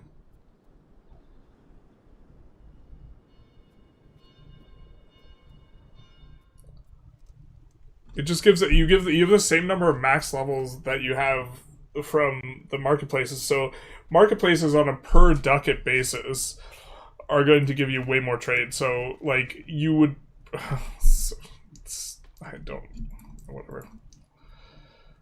This is just, we're upgrading them, so it's cheaper to upgrade them, but it'd still be better for us to build marketplaces if we could. We just can't, so, because you lose the ability to build them. We have a price collapse, right? Yeah, we do. They also employ up more guys, so it's more stimulus as well. But just from the perspective of like how much ducats it is to produce the things.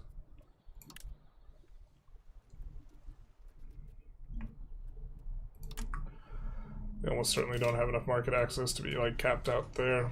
This will also just help stuff just more generally too.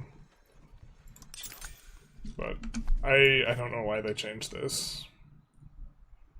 So this place probably has 100 market access, or roughly. No, it doesn't. So we could go up to 16, but the max level is not increased by the marketplaces, or by the. Oh wait.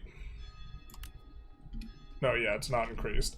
For other buildings, when you get buildings in a later tier, it's increased, but not this one. Not this time. But with this additional, I think our trade capacity is also reasonably... Yeah, we're earning over a ducat a trade, so... Us massively expanding this is going to be kind of okay for us. And these guys, even though...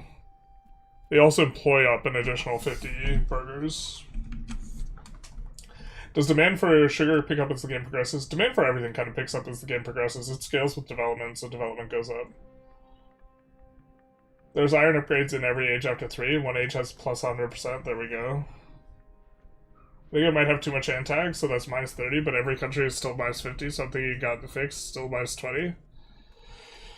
Yeah, you gotta try and get more modifiers.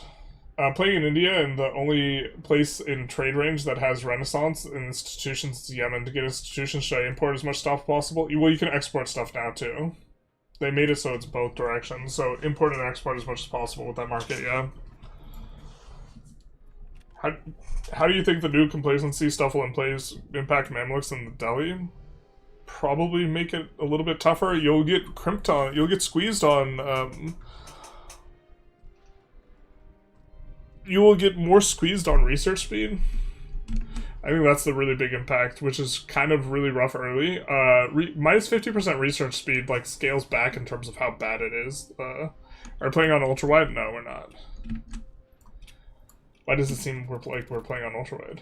I don't think you could stream very easily on ultra-wide. Oh, because I'm looking to the right, I have 2 monitors.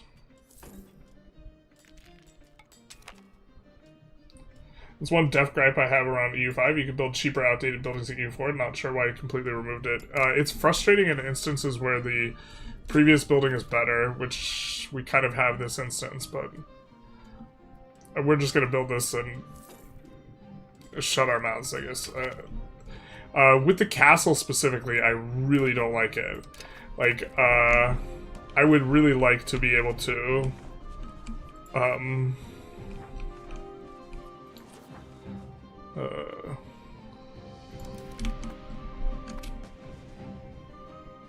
I would really like to be able to build castles and not have to build bastions. The other one that I think is super high impact is that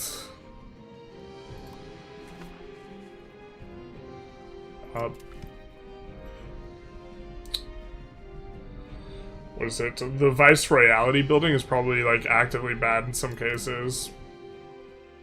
Or, like, the upgrade is, like, actively bad. And it feels pretty bad that you can't just, like, build the lower ranking one.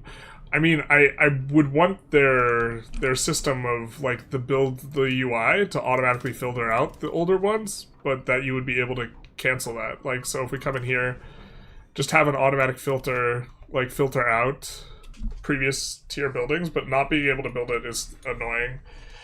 Also, when you have subjects and your subjects have different tech tiers than you cannot build buildings in your subjects. So if we have subjects that can't build merchant quarters but they can build marketplaces, we can't build either in their country. Which is a vibe.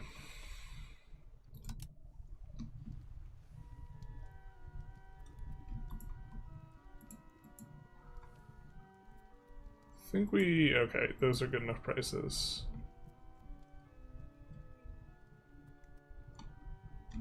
Maybe they weren't. Because we have a lot of, yeah.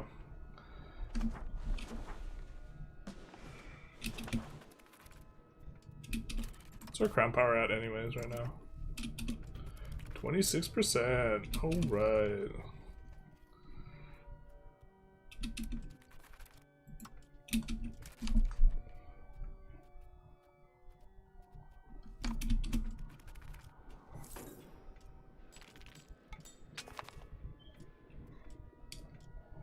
I was wondering because the text to the top is small compared to the available pop space, meaning where money, stab, pop, legitimacy. What? Oh. Well, this I have a mod that adds extra decimals.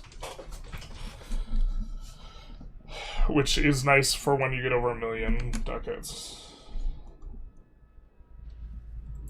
It's a checkbox in Stellaris, yeah.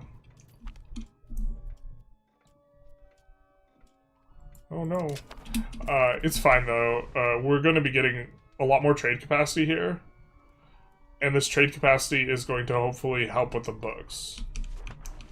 Because so much of our trade capacity is actually going to exporting books that this should be useful to us. Also, these buildings, is the PM, how much different is the PM here actually? We get tooltip please? No? Alright. I think we wanted to come in here and put this on auto expand.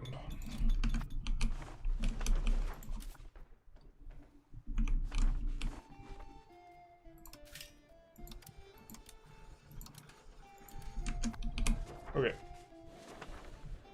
So let's take a look at the merchant quarters. Because I'm wondering what the demand profile looks like, because I think the demand profile usually scales up in a way that is... Oh, okay. The demand profile on, like, I think on manpower buildings it tends to double every age. But here we just see 50% more, so... Yeah, it's even less efficient per input on this stuff. Because the only thing that you're getting 50% more on, or the thing you're getting 50% more on when you upgrade, is trade advantage and trade capacity. It's not doing the market access. Burger trade capacity is actually a negative modifier, so I guess you're okay with that. But the pop assimilation speed, you're getting like less pop assimilation speed per input or this type of thing. I mean, what you care about is the capacity, so maybe it's not that big a deal.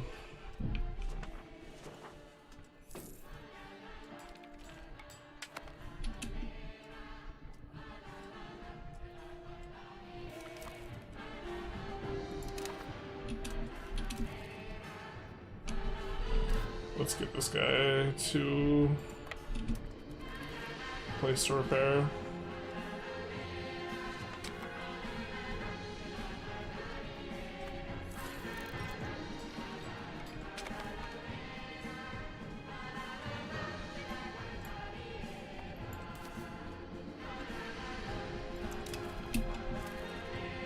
Okay, so we get a new market here. So they just changed the sensitivity on when you get markets.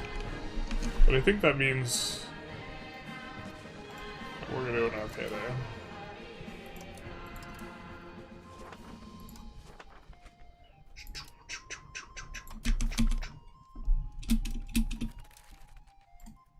Oh, we should have sent that guy down to La Plata, actually. You're done market, saving the day, always having goods, always able to do stuff. My kingdom, my life for ire, and my kingdom for the beer done market.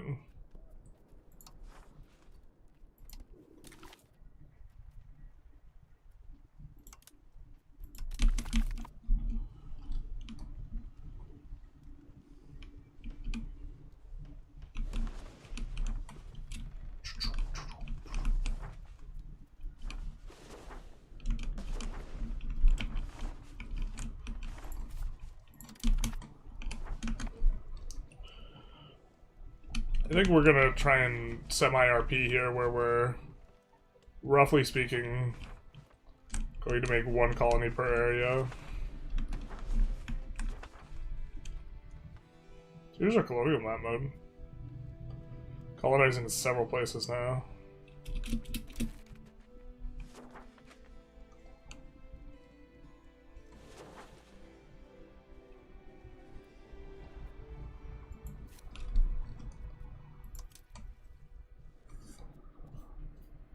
You forgot Sardinia? In what way? I was wondering why so many EU5 players were playing on ultra wide. No, also you might have different GUI scaling than us. So we use 110% GUI scaling. Mainly because it's easier for viewers to see. And this might also be why you're thinking that. A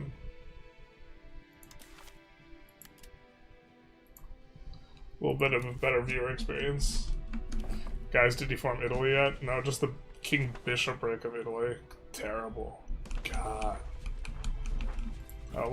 We don't want this urban or this. That should make that kind of finish it instantly, basically. How about that coming in, though? Let's try to subject. Yeah.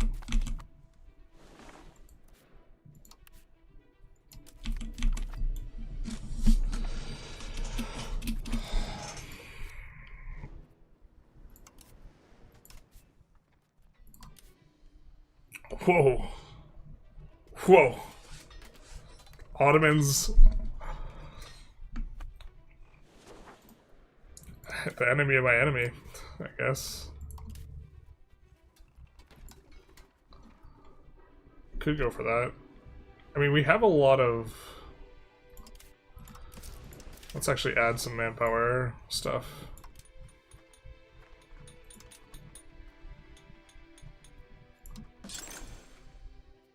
And do the good old... Let's make sure it has... If it has over 80 control... We're okay adding quite a bit. And then we'll do the same thing for trading grounds. Trading grounds notably are, they're like as efficient per input, but the upfront gold cost, they're more expensive like per manpower, per like input. So all things equal, barracks are better, but all things generally aren't equal, so. Still. Let's apply this filter. Yeah.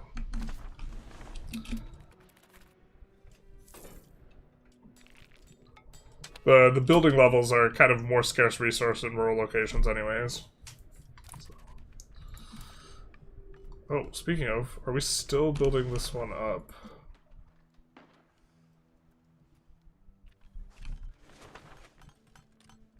Wait, what the hell?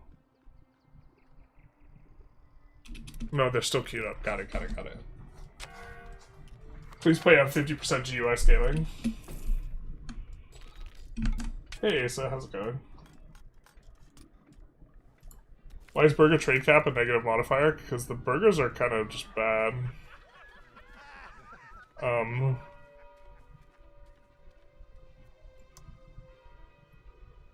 Burger trades are nice because they solve issues to some extent, but I have a sneaking suspicion that the burgers are... The value that gets created from those trades just gets deleted. I'm not 100% sure because it's difficult to look at burger trades because it's a completely opaque system, but if that is correct, that's effectively denying profitable trade opportunities to you where you could have made money. You just wouldn't have done as much volume as the burger trades, but the denying of profitable opportunities is a negative thing, right?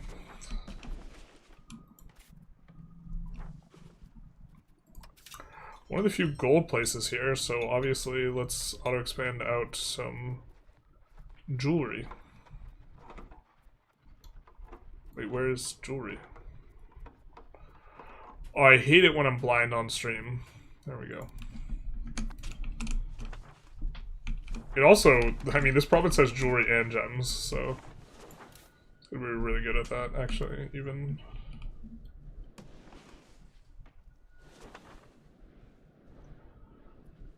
Let's not have a bunch of border gore, so let's improve relations with these guys.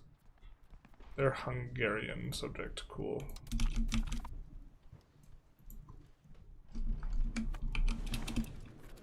Yeah, I think we want to fight Hungary next. How much are we spending on maintenance? Quite a bit. We still have some manpower buildings coming through, though. Or how much are we adding?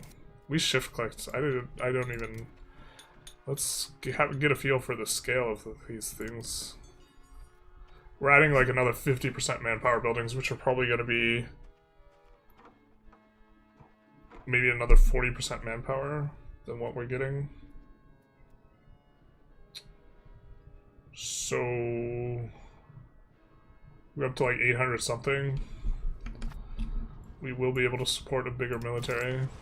I don't know why we're paying the maintenance on it right now. That's actually kind of a bit of a leak.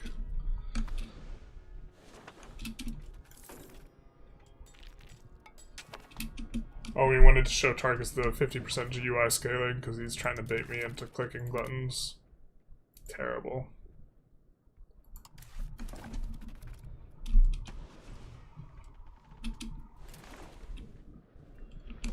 This is actually oddly relaxing. Chat, is this the way we're supposed to play? Really want to learn the depth of how to min-max market trading for profits? You don't have to have a magical spreadsheet that instantly turns you into a tradesman? I do not. I'm good at clerics as a pop at creating demand. Pretty good. They're about as good as a burger. They create a lot more estate power than a burger that does, though. So they're worse for the crown power. Burgers are just generally better.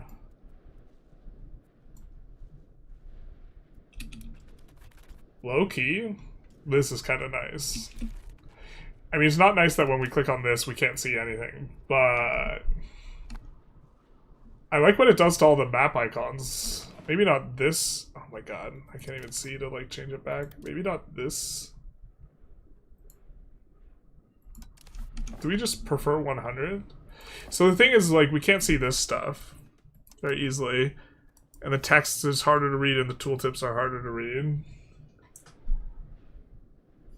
So readable. Who would be a great troll to play like this from now on? Well, I mean, when we're looking at the map, I prefer it. I prefer the lower GUI scaling. Like, when we don't have to read tooltips, I actually kind of like this. Like, if we don't have to interact with the UI...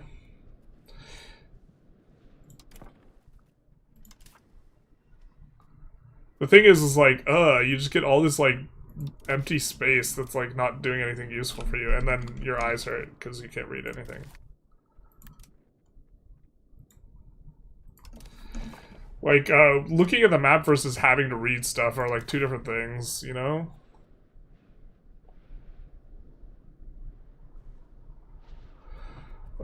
Do we want to push defensive? I don't know. We could just dev province from here.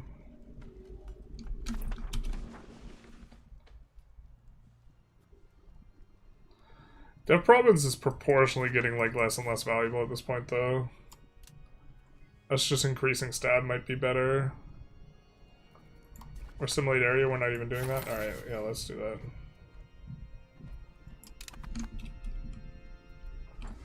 Do that until we core this. That's the issue here. It's not cored yet. It's really close to being cored.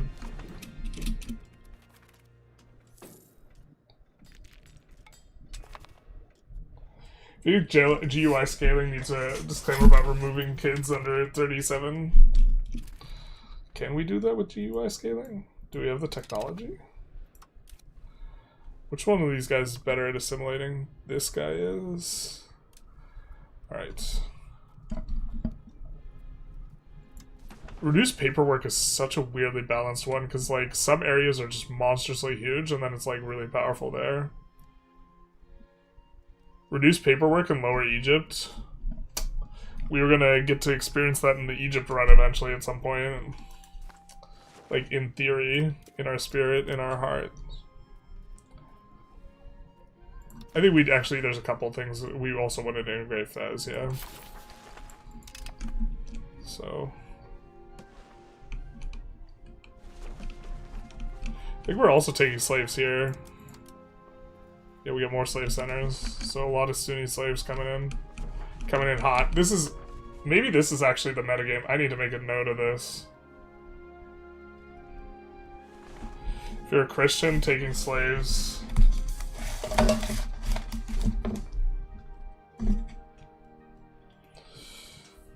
Where's our slaves section? taking slave centers from Muslims. And then enslaving Muslims with their own slave centers, slave marketplaces.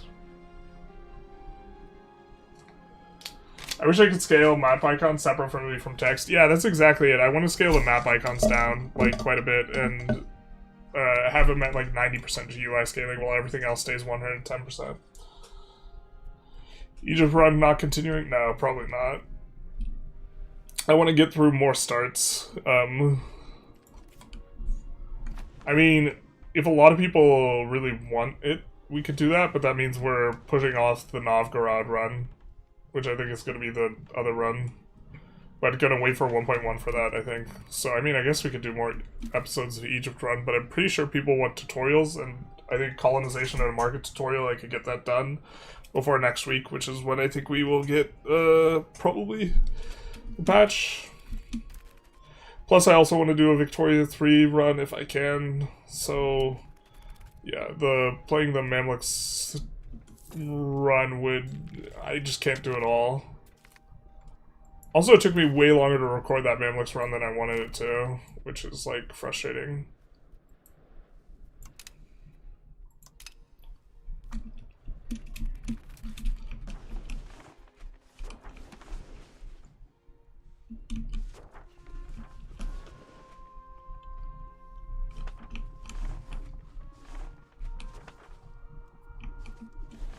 Not sure if we should give one of these guys a market. Really ass market access right now, though. We don't really care if they have bad market access, we just care how much RGO they produce.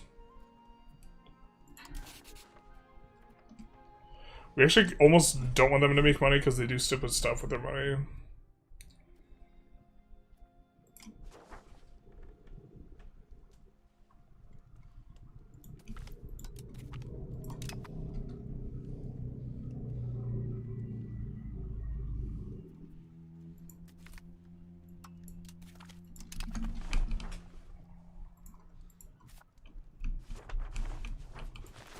We get a lion's share of their trade if we do that.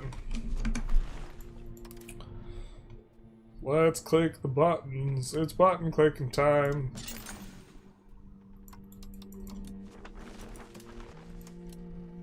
Alright. Reasonable price collapse.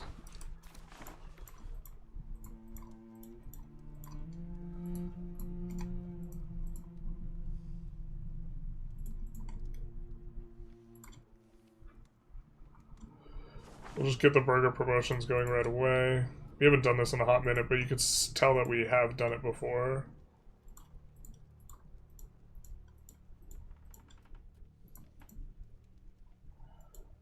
I think I wanted to move their market capital, but I don't think we can move... Can we?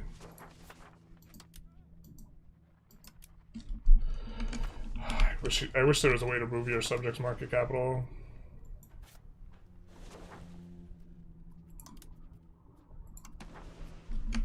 Who owns most of that? I guess it's this guy.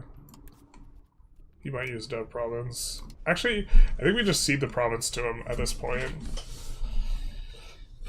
Because we were thinking of trying to take over the market and moving it there, but we don't have a mechanism for stealing the market other than, like, releasing him and fighting him and, like, doing something like this. I don't think we feel like doing that, so... But yeah, these, market villages will be a little bit nice.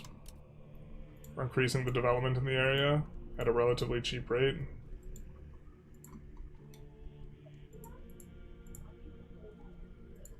I wish there was a way we could just build exactly one everywhere. There's not. And this will get them some income, some stuff going on. Which is not exactly good, but... What we want is them to just expand out RGOs forever and ever. RGOs are Bay, RGOs are life. And then we don't want them to urbanize. And that's the reason we don't want them to get a ton of money. But them having a little bit of money is not, like, that bad. But this will give them potential burgers, they'll promote up. They'll maybe make some money. They'll get a little bit of extra trade. Not a lot, but it's not the worst rate on trade capacity. And right now I think those trades are really valuable. We could double check, but I'm pretty sure they make just absolute tons of money.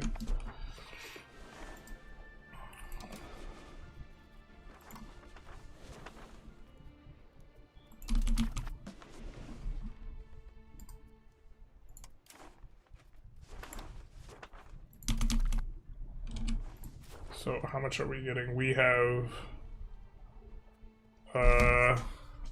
6 trade capacity. Oh, here, let's actually do this.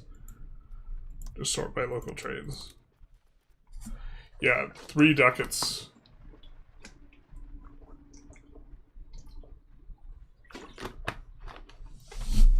Looks like it's our trade. Or even more. Look at this. Back in Naples, we're getting a ton of value, in Geneva and Venice. Off of shipping the chili back. The classic. So let's actually...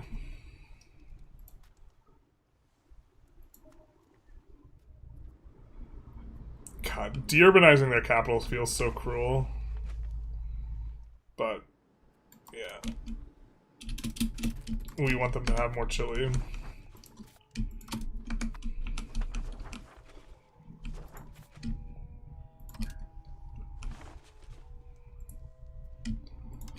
The Chile will also pull slaves.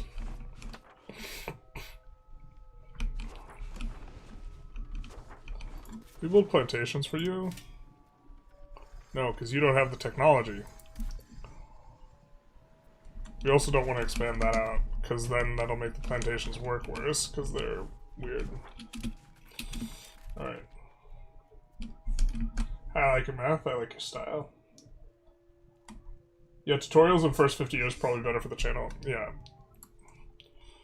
I mean, if I feel like the regulars like really would want the other option, maybe, but I don't think that that's the case. Can we get an updated bagel guide? I just did a shitpost short, Tarkus. We already did a shitpost short this week. The run took longer, you had to do retakes. I recorded like way more commentary than I probably should have. That thing was just so long. I don't know if people even want to watch a video that long. It was like nearly 4 hours for the first 50 years.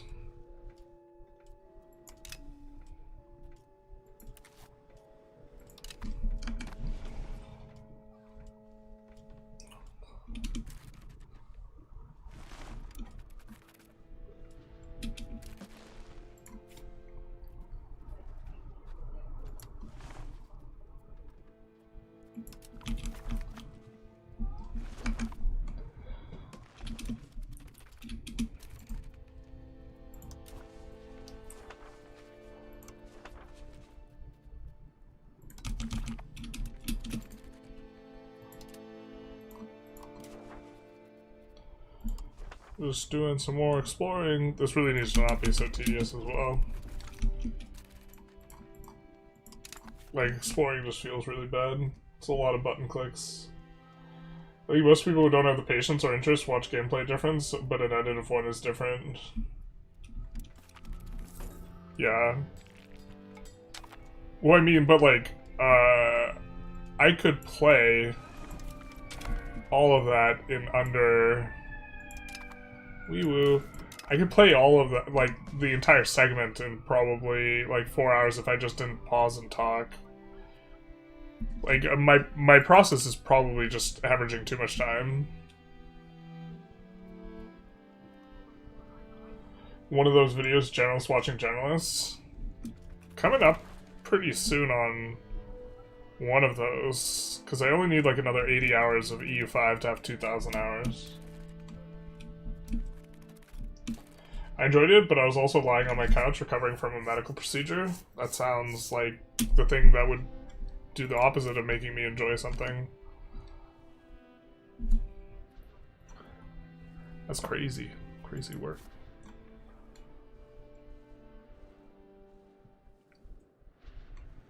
But yeah, I mean, it was long. It's long.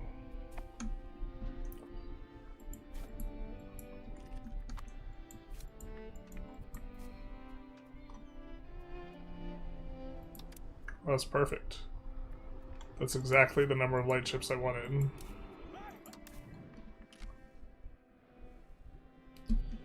We'll park them there.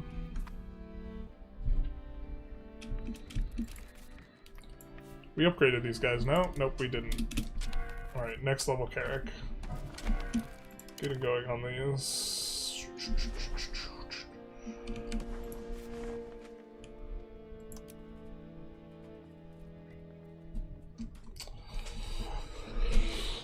All that extra trade capacity is not going to books. It's going to, like, the New World's goods. It's, like, not exactly what we want, but it's not exactly bad. Or it's not what we planned, it's probably what we want. Probably better, cleaner way of thinking of it, about it.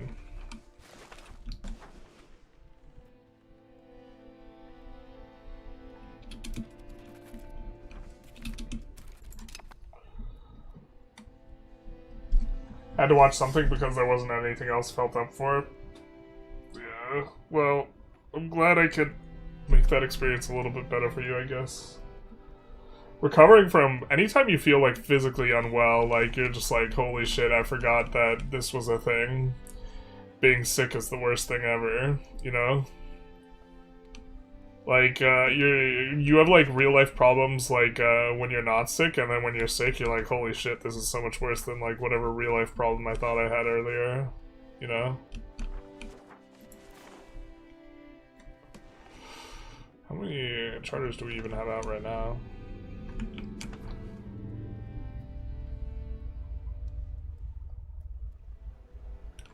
I mean, we could afford it. I think it's just like hemming and hawing over cost colonies. Cost colonies is 62. I think we'll be alright. I think we'll survive. Interesting that we can get access through here now.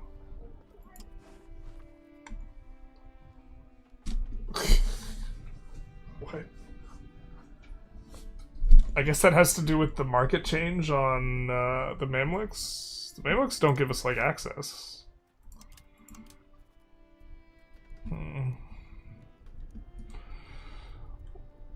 Oh, if we send that guy, he's dead because he's old. Or he's very likely to die. Do you think General Order would be strong for the extra manpower and having a good sailor building? The sailor building is going to be really fiddly. Because employ slaves.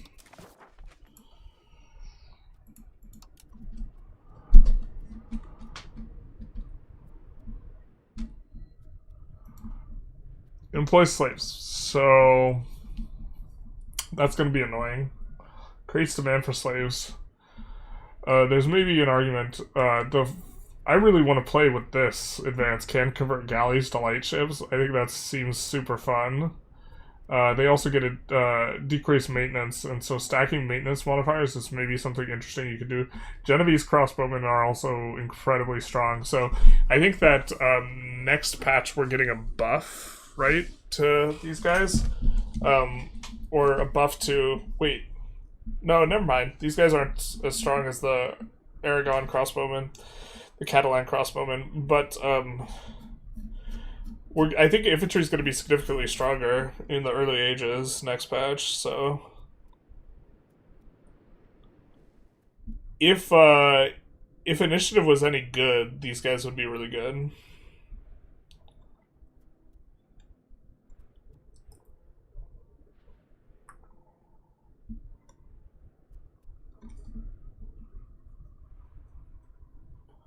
But initiative kind of blows. The Aragon guys... This is the significant factor. Instead of having 100 men per unit, it's 150.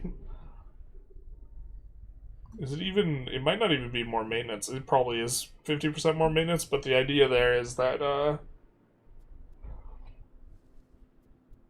you do 50% more damage. It's just kind of insane. I got a cold for the first time in 5 years around Christmas. It was an absolute misery for 3 days. Yeah, it's like you forget. You're like, oh man. Like, whenever you're well, you're not like, glad today I'm not sick. That would suck. And like, maybe you should be every single day. You know what I mean? Because being sick, like, or being injured, just feel like not being able to get out of bed in the morning because you're like fucked up is like really like lame. It sucks. It's super hard. And like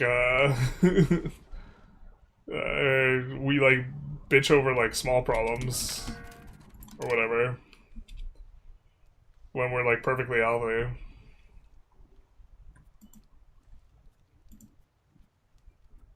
I think we'll wait for an explorer maybe to finish doing their job. To be fair, we're still expanding out these merchant guilds.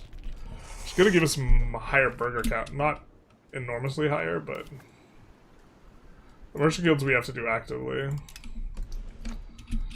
What are we looking at here? Yeah, we're still have tons of capacity.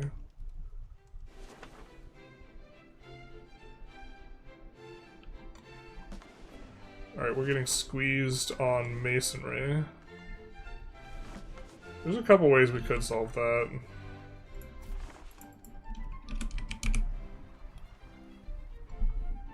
Not like that, we're not.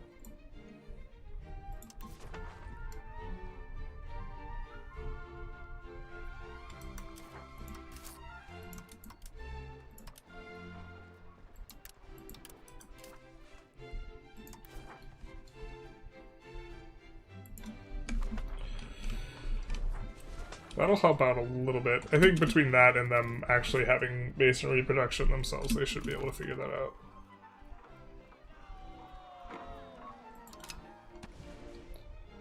Well, that might have been the wrong choice. I forgot what the other one gives.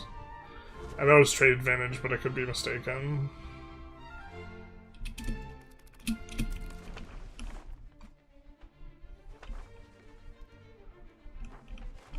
This also might really slow down Marion, which they're kind of a little too big for their britches, you know? God, I hate that the tobacco got urbanized this year.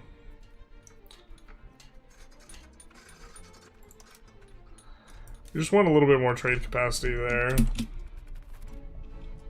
this is generally one of the weaker guys because they have poor market access. Oh, that's actually going to give us trade capacity in here.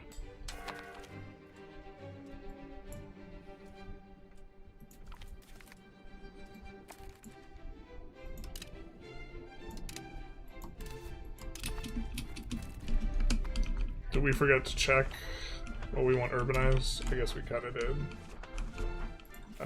Probably high enough pop to just keep this urbanized. What do we even have going on here? Marble and livestock, and that's it. Jesus. Probably should just de-urbanize that. I mean, we could breadbasket out of here. What do we got? We got irrigation.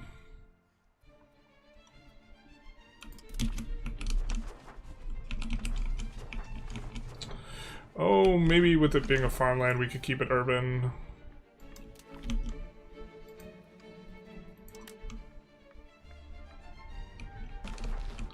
Did I downgrade it? I thought I clicked downgrade on it.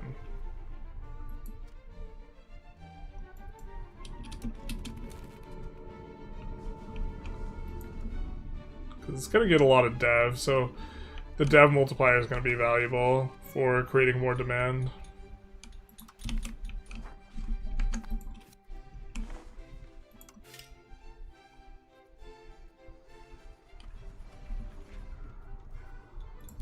Yeah. Tools is probably fine. And then we can upgrade these paper maker. Shop probably. And then down here, we don't really like the fruit, so urbanizing it's fine.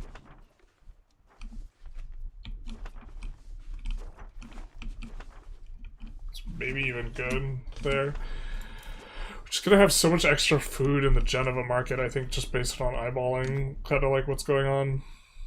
But maybe that's okay, especially if we add some... Well, the mountain ranges have, like, very little food, so some of this extra stuff, like, that's out here. Maybe that's fine. Especially as the market gets bigger. Because, mountains are really bad for your food, just like the overall.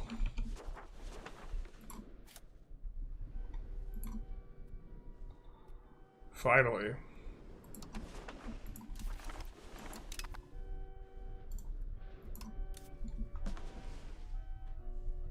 They're allied with Austria now, too? Jeebus.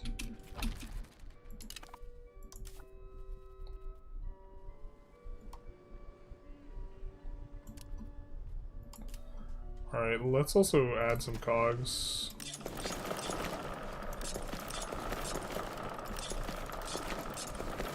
Would really like to be able to transport our entire army with 2 trips.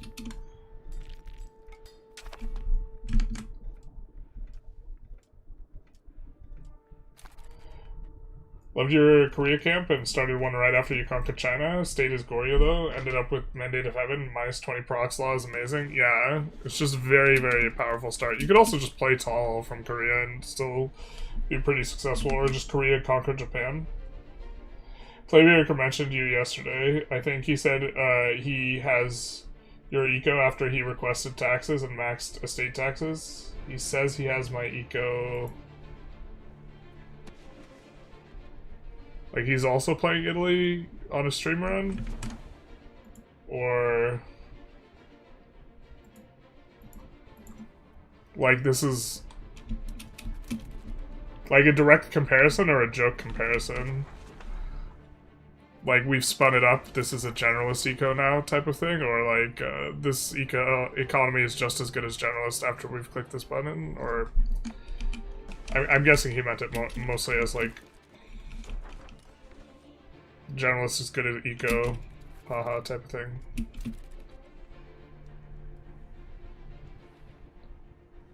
But yeah, the tax button for on the parliament used to be like 5 times as good. It used to last until the next parliament, and it was just so good. It was basically like perma max tax. It was just insane. And like early on, I was just clicking at literally every parliament. It was like we could change laws, or or we could do this. Do we have... We're gonna take the most competent guy, I think, for this, and then we'll swap him out for a burger. Just any burger will do. Just kidding. He's the head of cabinet. Womp womp. Hopefully that doesn't come back to bite us.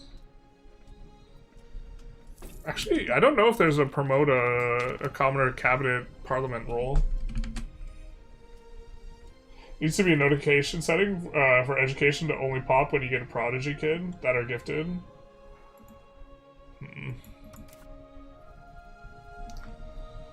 I probably underpay attention to that stuff.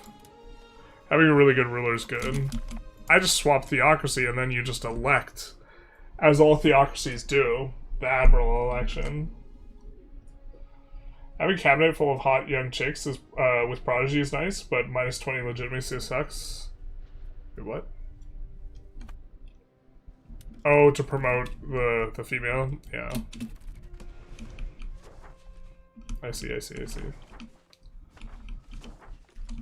we have any really good opportunities in Geneva. I mean, we should have actually just a ton of demand here, so we should have pretty good opportunities, economically speaking. For making money, despite the fact that we have aggregate less control there. Okay, maybe we don't. We have paper making.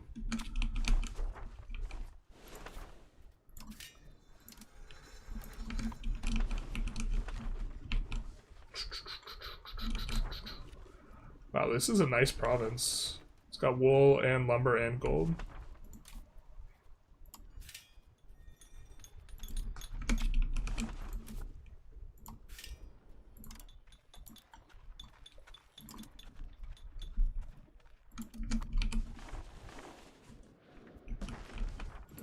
Maybe we don't need this actually.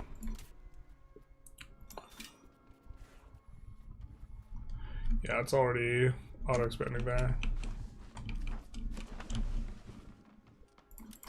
Let's actually make a little bit of a pass here. We've gotten a lot of new locations. We maybe don't have exactly what we want. Some of these regards. Wait, do we not have this?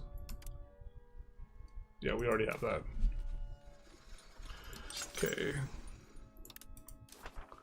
Build ourselves an embassy.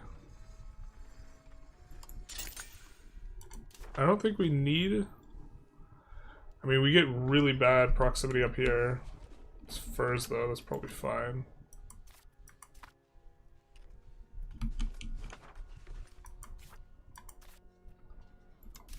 Okay. God, stop filtering the Geneva market, man.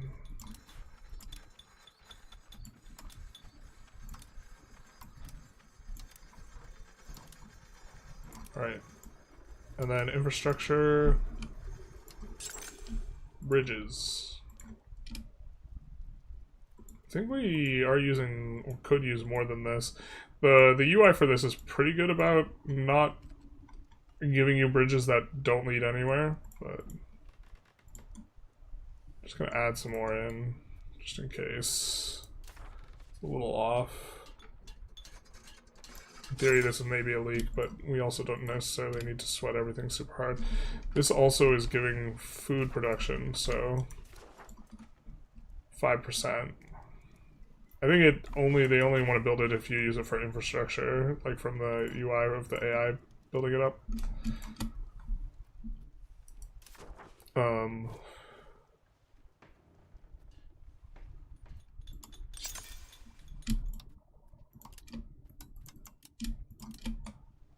Does this also include subjects? Please tell me it does. Oh boy.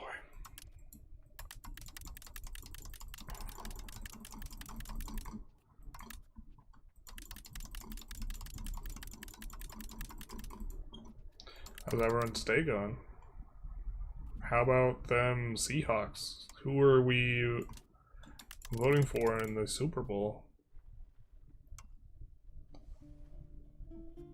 That was not anywhere near as bad as I thought it was going to be. Those buildings are really good, so kind of really don't want to not build them. Oh baby, that's going to be nice for us.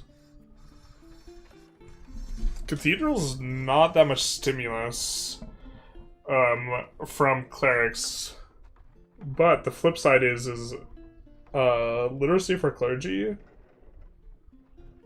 makes them consume more books. Which is not the biggest deal in the world, but it also stimulates demand for stuff. We're maybe kind of okay with it in high pop areas, I think. So that's kind of what we'll do.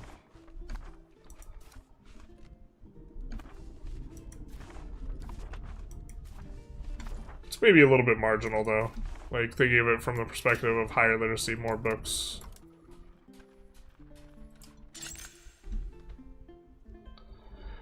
We will try and have a relatively good price collapse, which we do in this market, before we go after these, but I think we'll just spam the Jesus out of them.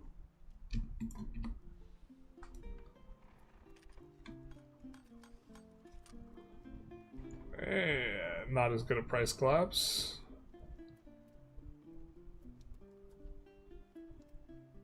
Okay, good enough. Dubrovnik.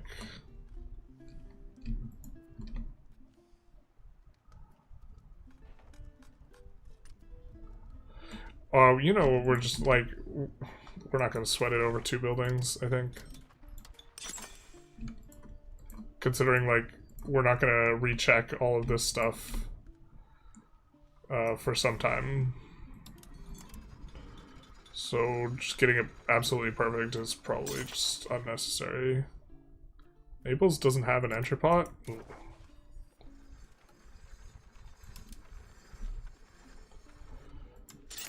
Not exactly how we drew it up. Okay, let's do that. Little wharf everywhere. The thing is if you have a bunch of coastal stuff, you get way too many sailors. Like, because we're building this stuff as infrastructure. maybe we're building slightly too much of it, but...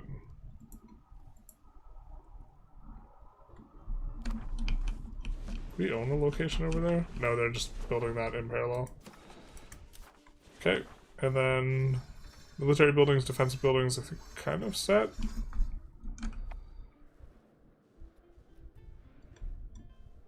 I think we already... Let's just do it again. Built those. So economy should be finally picking up a little bit here.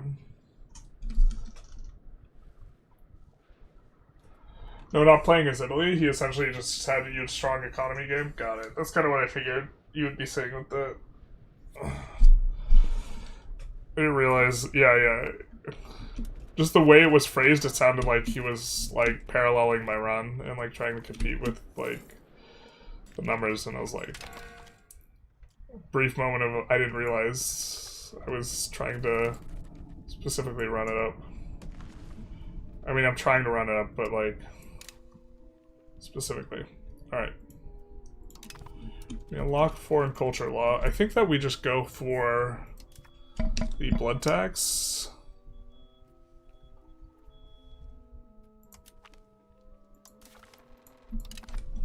For 5% peasant max tax. Not that the peasants are the biggest source of tax for us at this juncture. Or with less tax, we have more from the burghers, but it's still going to be nice.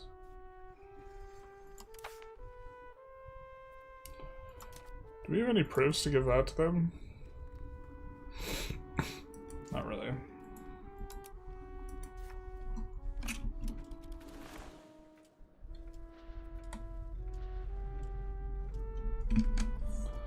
With the knowledge and experience you have now, starting Venice changes a lot, or same as in the video?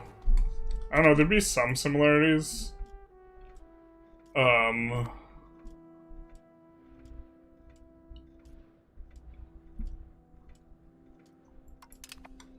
don't know, I played that like 4 months ago. So I don't even remember exactly what I did. Ruler flipped Sunni out of nowhere 10 years ago, and then he flipped back to Orthodox at the age of 68. It do be like that sometimes. Sometimes you just change your mind. Seems like chasing cleric literacy based on high pop could be a leak. You could already be at 100% literacy. And oh, you're right. I probably actually am at 100% literacy.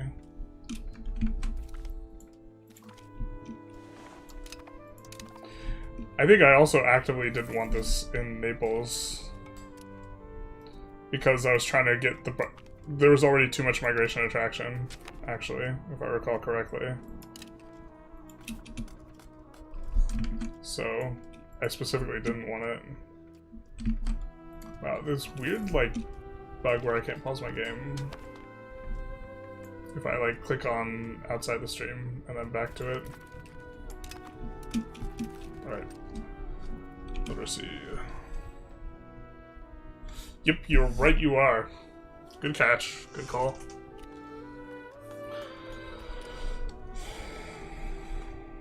Wow, we have so much literacy. Holy hell.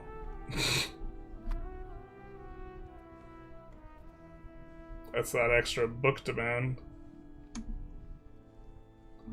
This is even with the Waldensian reset.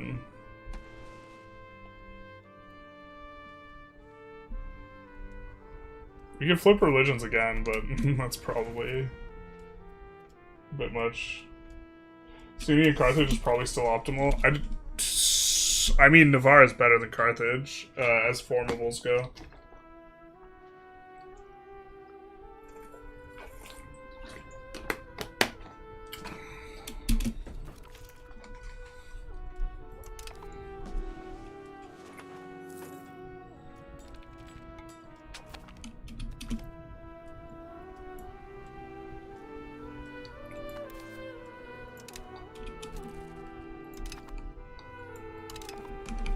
Military hedge. Interesting.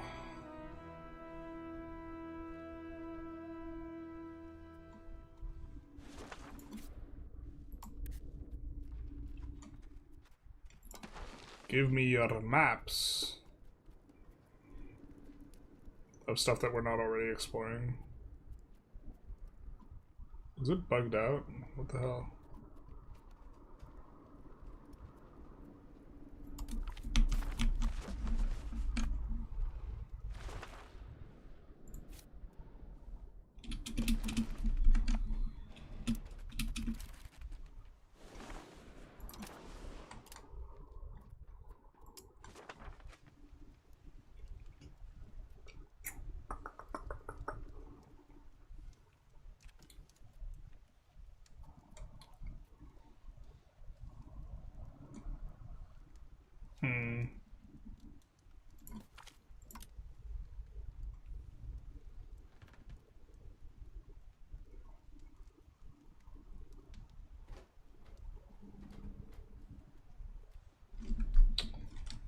We'll just go with that.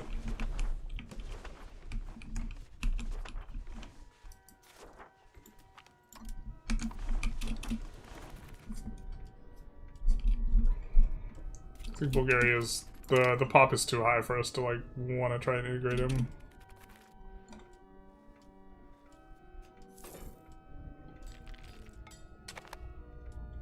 How's Venice gonna form Navarra?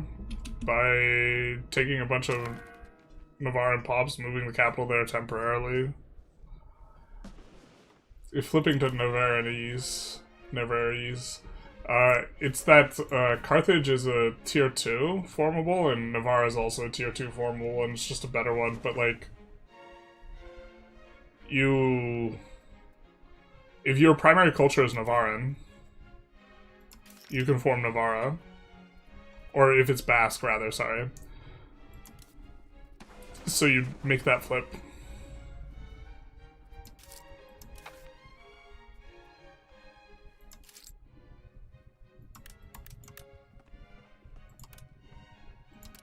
Oh, artists are so expensive and they're so useless, man. But what we might do is, we might pay for our cost of court.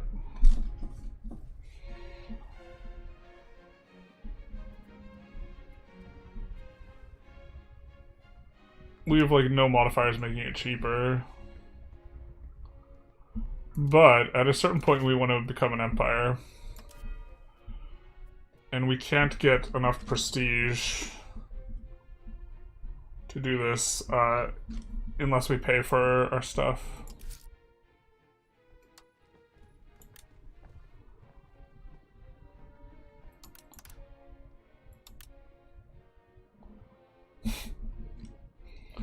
Man, theocracy's so strong. This is such nonsense. There just should be disasters. There just aren't. Maybe you should play as if there are disasters. Just make half as much money.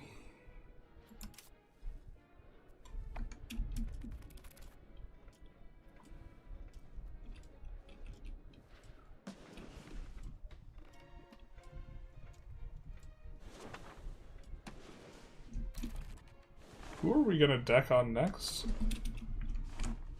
I think it was Hungary.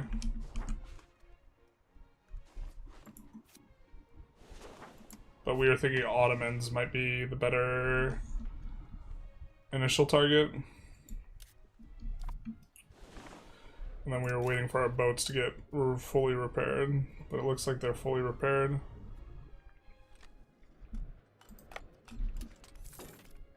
And we barely have the ability to transport half of our army, so we can split it.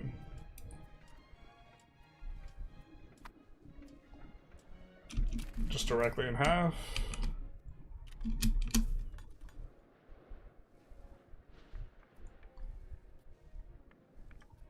Load up and come back here.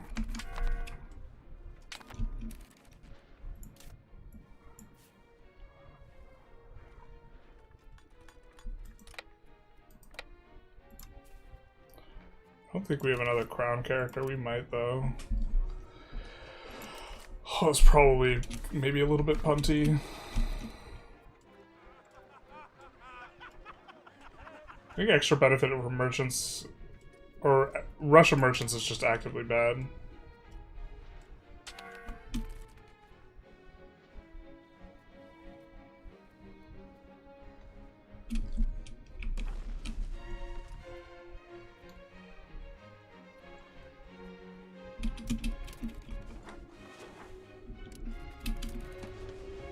Yeah, I think we deck on the Ottomans.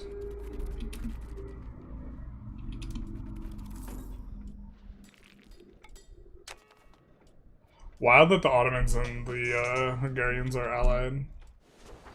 I don't even know if we want to take all that much off of Hungary. We might not need to co-CB them, which will pull Poland in, which may be something we don't want.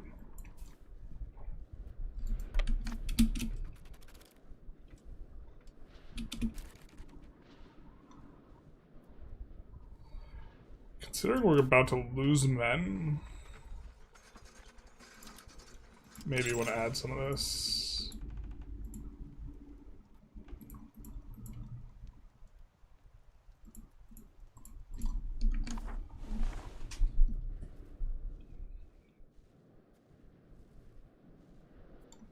A lot of that loss is, or a lot of this isn't even loss from before. It's just the fact that we have way more cap because we just increased the number of those buildings we had.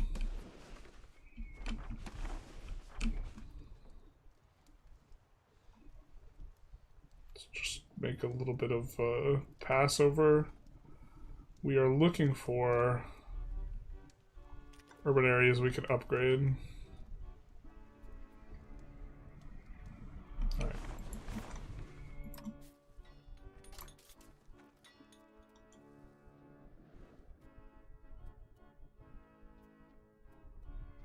This one's pretty straightforward. Co-belligerate them.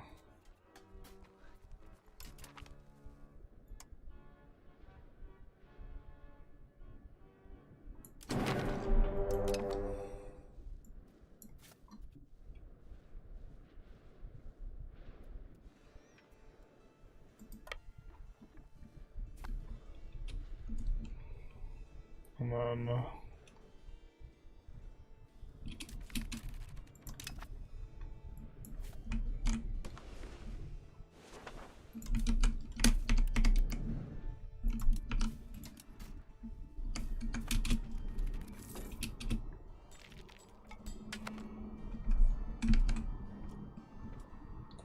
I don't remember it getting removed back in my runs in Egypt, but I could check if he doesn't remember. It didn't remove the gov reform. It did not. I've recently started downgrading urban locations to annex faster. Yeah, this is something that we are aware of, but don't really super actively do. Because I think it shouldn't be allowed kind of type of thing.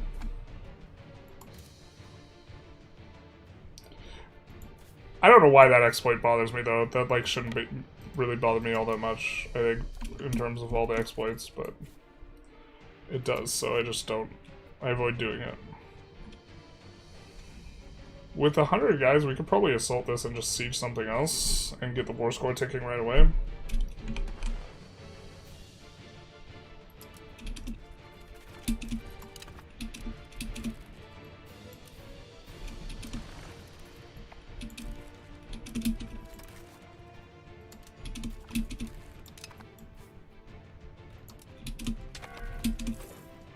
Considering our guys who are good at fighting are the Cav. Yeah.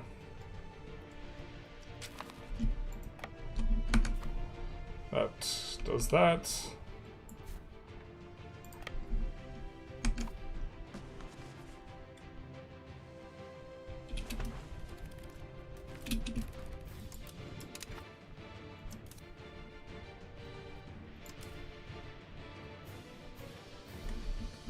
Can't believe we lost so many guys. So many boats there.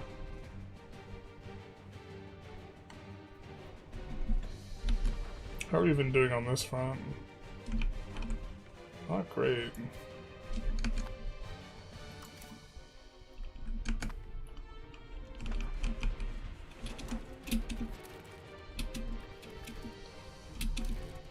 I wonder... Our plan was to split these guys anyways. Just lost 13 boats, bro. To 3 heavy ships? I guess.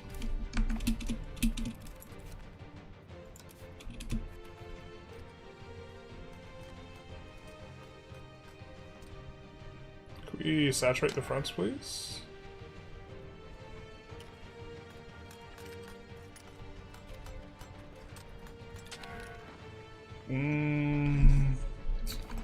A little narrower victory than I'd like.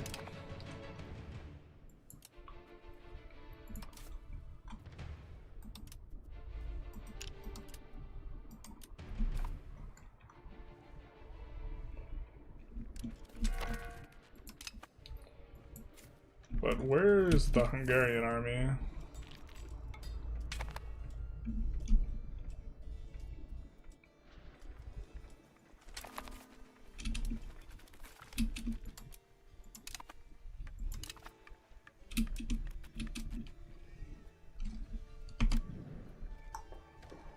I mean, alright. Wait.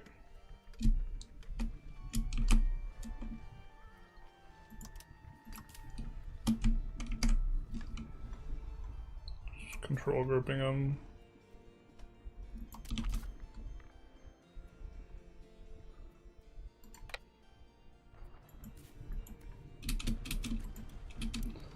I don't know if the Hungarians are softer than these guys, but we'll find out, I guess.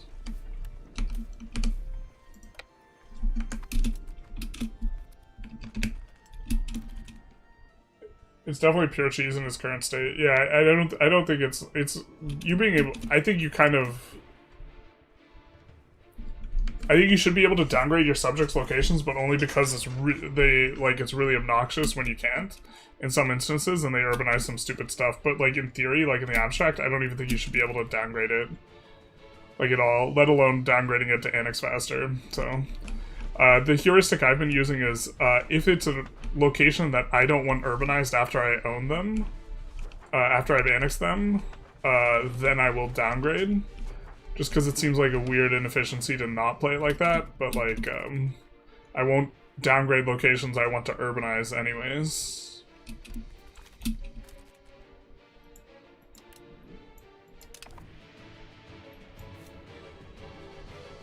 Oh, and they're all dead on the left flank. No. We'll use reorganize, but now we'll have to cry a lot. And maybe repair up the fleet a little bit.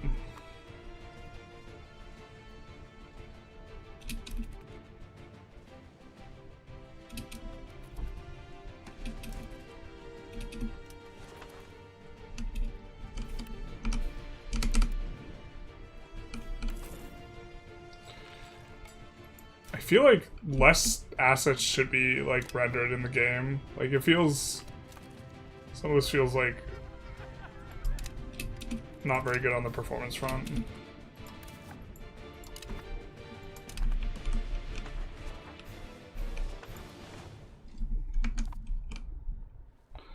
Like to do this.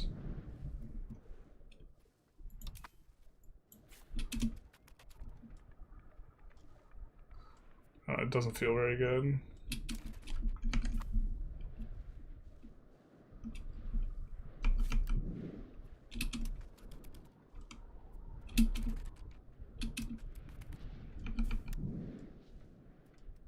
I think it's like laggy, and I don't need to pass over all those units.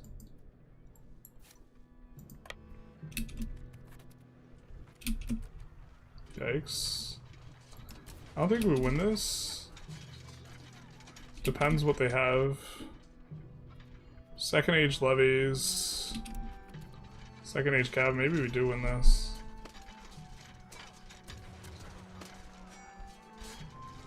I don't know why they're all overstacked on that front. Did we not reorganize? Maybe we didn't reorganize. Yeah, we didn't reorganize. Alright. Definitely win if we do this. We win anyways.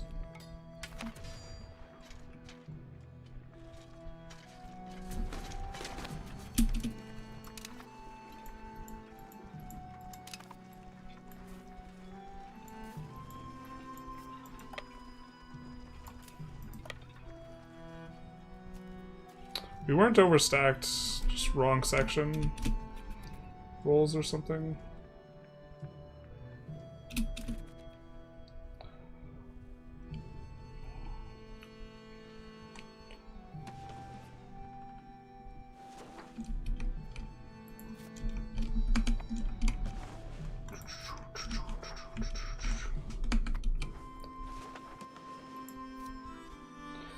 We will want to transfer, I think, subjects and take land. Just the good old combo. Not sure where, don't want to take too much. Planning on going after Aragon next.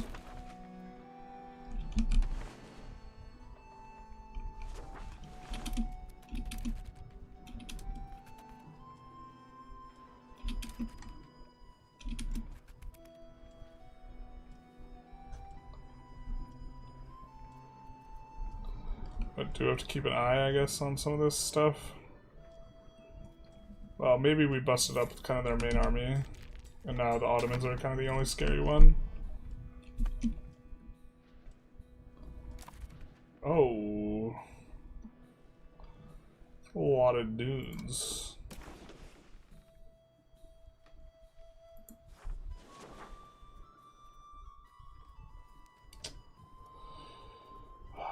Support naval infrastructure is probably it. Oh, it's not even the one I thought it was. Yeah.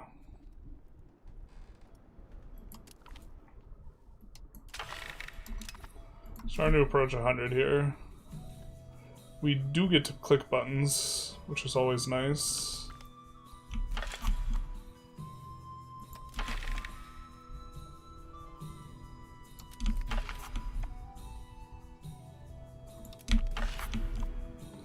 Don't mind giving tax exemption, but we don't really need it. Actually, let's peruse our laws. We don't need navy audits anymore if we want a trade range. Oh, we can get progress towards cap economy. Shipwright standard regulation. Alright, wait.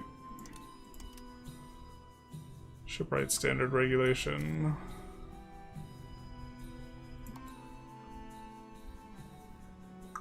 Can't push anything in here.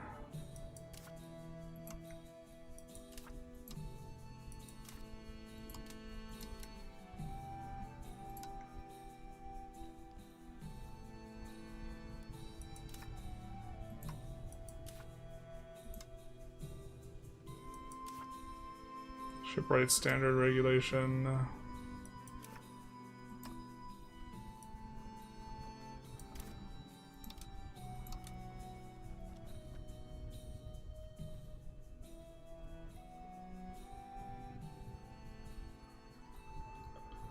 Settled colonies, regulated export. So I guess it's just the one. We don't want to do something negative with them right now. We want to curtail the burghers, but this will prevent us from having a burgher cabinet, which we want at least until the end of the age, for a chance of rolling the burgher parliament. So I guess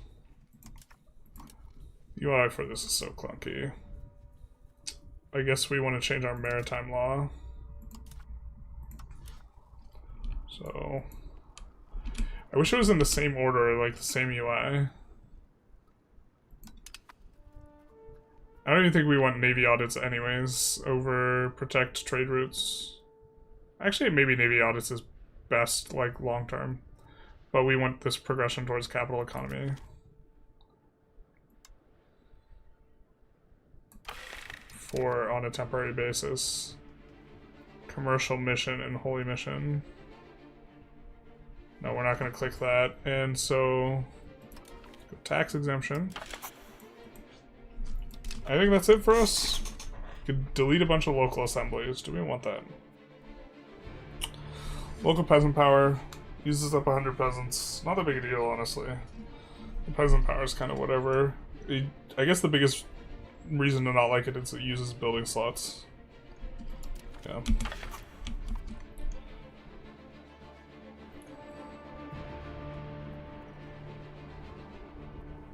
We'll just do the one.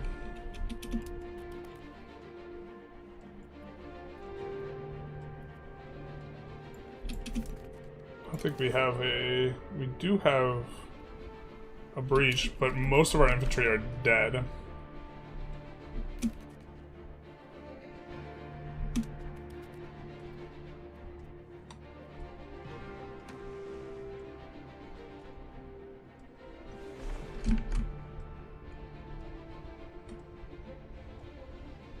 Downgrading urban should at least give liberty desire. Yeah, at the very least.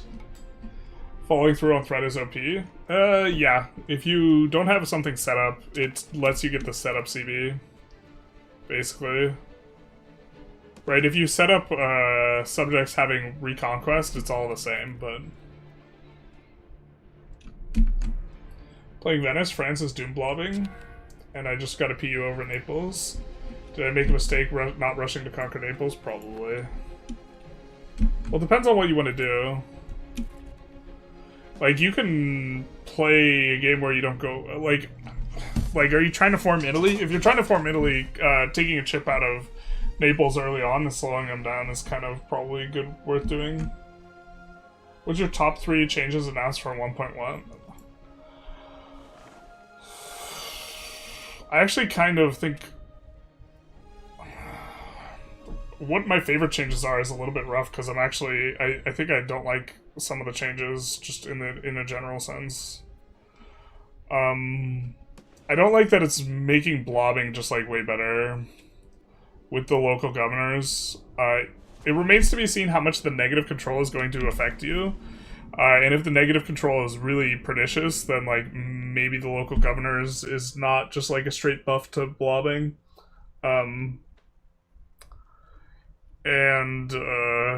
really don't like the road change, where you have to connect to the capital specifically.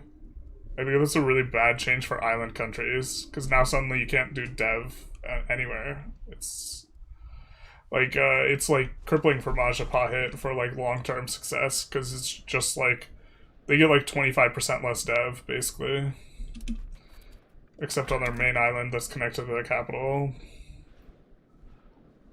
Also, Majapahit, for local governors, they're, like island nations in general just are going to be in really rough shape, because you have to have a land connection, so... I think you get a total of 6 governors.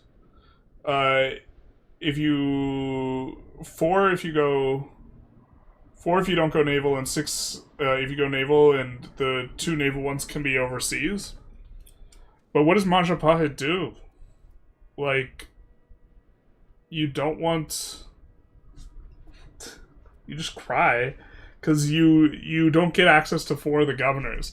And, like, what is Great Britain supposed to use the local governors for? You have to have a land connection to your capital via road to make use of them. And is the idea we're trying to nerf naval countries' ability to project control because they're too good at it? By making land countries better? By making contiguous capitals, like, better? Okay. But now, when I play Spain, I'm going to put my capital in Suez, and then I'm going to build a governorship here, and then I'm going to build a governorship here.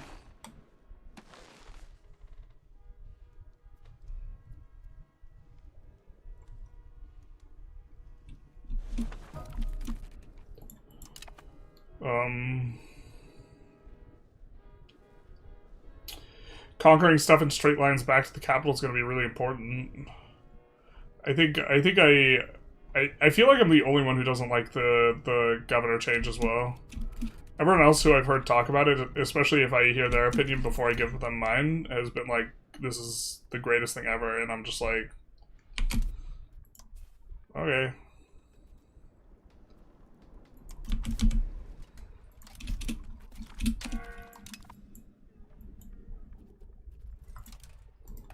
And so when I think about the patch, I just keep kind of thinking about that. How I think that the changes just, I think the changes like negatively going to affect island nations in a way that it shouldn't. I think that connection to a road should be enough, and like the system is just like 4+2 is like a little bit brute forcey, because it also makes it so everyone wants to go naval. Right, because you just get the 2 extra governorships, like, so now everyone, I think, just has to go naval, and so, like, I'm not necessarily against, like, governorships in, like, the abstract, but I think that the implementation, like, is just, like, balance-wise leads to, like, weird incentives that I don't like, and This is what I think about when I think about 1.1 right now. Because generally speaking, I'm net positive on a lot of proposed changes, but like, I think of like one or two countries that like the changes very obviously like affect in just like this hugely negative way, in a way that's going to be frustrating. I think. Like, Majapahit, just like, I do not want to play Majapahit might be one of my like, favorite like runs, and now I think I'm probably just not gonna play them again, like with those changes in, because like it just feels like monstrously negative to like be leaking value in this way. Why do you hate banking countries? Oh, they're just kind of unfun to play. When will 1.1 hit PvE? Jeez, we got a League of Legends player over here. Early February is what I heard. So I think it's early February. I think they think straits count for a roast capital, either Gibraltar or Dardanelles. I think Gibraltar doesn't count as a strait, but Dardanelles, like Constantinople across does count. So does, it's not a strait. The Gibraltar's not a strait. There are straits, but Gibraltar's not one of them. So like any one where you're getting this is gonna count, but Gibraltar is not a strait. There's no ... So Venice is fine, but there's no strait for England, who does fine projecting control to themselves. So England is actually probably going to want to move their capital to Antwerp with the changes. And in multiplayer, maybe it doesn't matter, but and it's just like this huge buff to like land countries, and maybe the land countries need a buff or something like this. I don't know. I could just be like,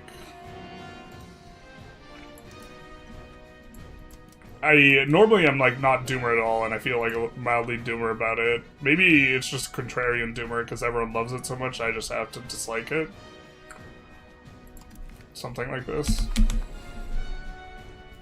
Which, like, in itself feels insipid. Like, I don't like feeling like a contrarian. I'm just trying to, like, form the opinion I think is accurate and, like, this type of thing. And then, like, when the notion that I'm just being contrarian about it enters my head, it, like, annoys me so much. But, like, also, the change seems very much not in the design, like, this anti-blob design principle that they talked about so much, like, with the Tinto talks before release.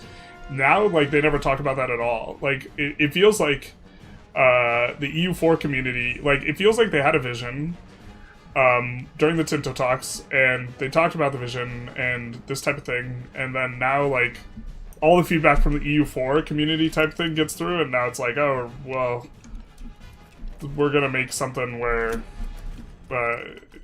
blobbing's great and it's gonna feel more video gamey. Or not video gamey, board gamey. Will they be able to remove governors if they're problematic? I don't think you create a system like that and then you're just like, just kidding. Will you be able to move governors once you already have one? I think the answer to that is yes, but... God. They're so hot right now, Hansel. Ottomans are so strong, we really have to reinforce that army back up. We also don't have, like, a lot of capacity. Jesus. Maybe this war was not the right idea.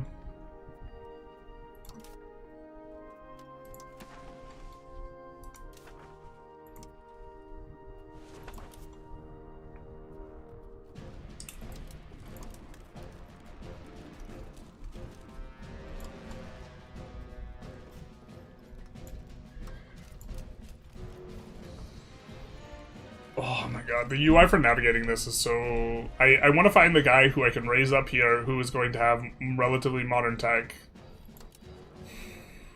I know exactly what I want, but the UI for clicking this just involves me checking a bunch of guys over and over and over again. We'll just try and do it without it, rather than, like, kind of... Generalist saying he's not being a contrarian just to be contrarian. Yeah. The bailiff changes pure power creep. That's another one. Like, I don't like flat control modifiers. I think they undermine the entire endeavor of, like, what the design vision was. But, like, also maybe, like, if the state's gaining power from lack of control is really substantive, maybe this like is okay for both the governors and the bailiffs. But yeah, like flat control and then just like 20 flat control, just seems like a lot, you know? I think we're gonna peel one reinforcement tick and then go for it.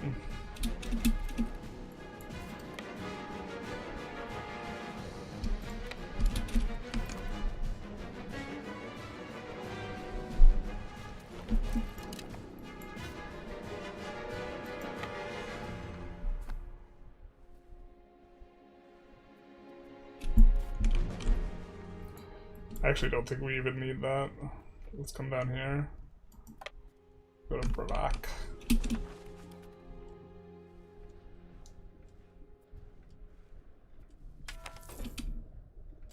What? Lutheranism spawns, baby. Where are you at, Martin? Korean Bohemia.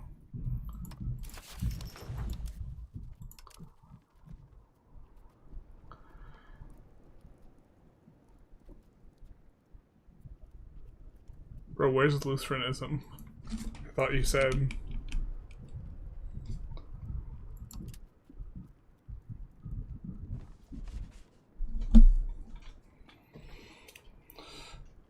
Yeah, we actually care about the speed at which, because the change isn't in yet. The...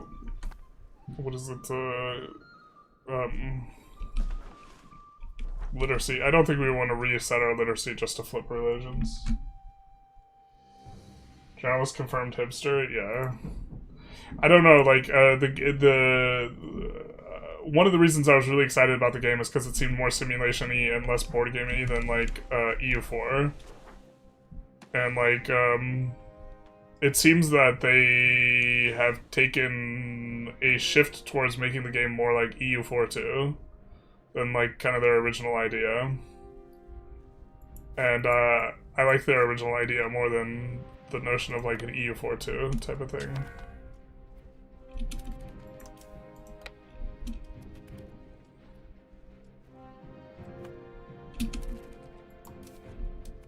I'm not sure we win this, boys.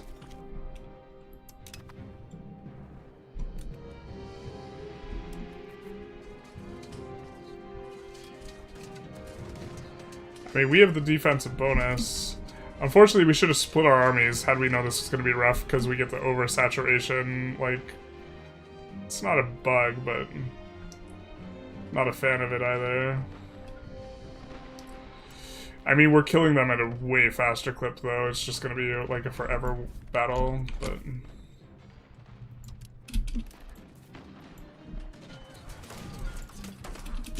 Especially as the reinforcements come in. Yeah, we win that.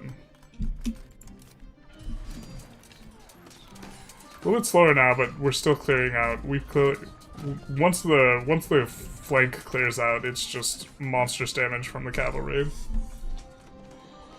In EU4 you can't, and I assume the same for EU5. Can you annex marches? No, you can't.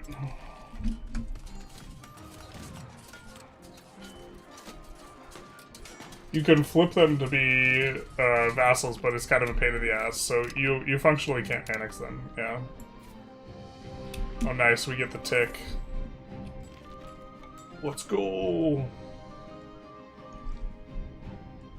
Wait, didn't we siege this-ish?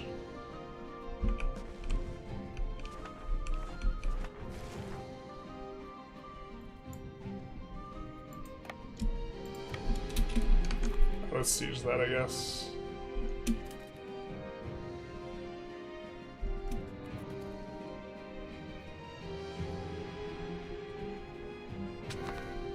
Wow, crazy how the Ottomans are stronger than Hungary. Or, like, the Ottomans actually hurt, man. Or I guess it's partially the Jalliarids, but...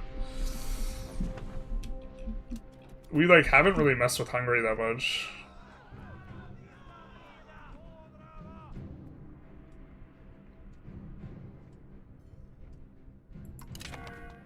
We don't mind gaining a little bit of devotion now, considering we're trying to run up the prestige. So, how many people are involved in this war? I think we want to separate peace people and make sure to humiliate them to hit the prestige bumps. I gotta not lose focus and not forget that we actually want the prestige up high. Why are we making so much goddamn money? What happened here? This bug is so annoying. Please just tax them the proper amount. Thank you.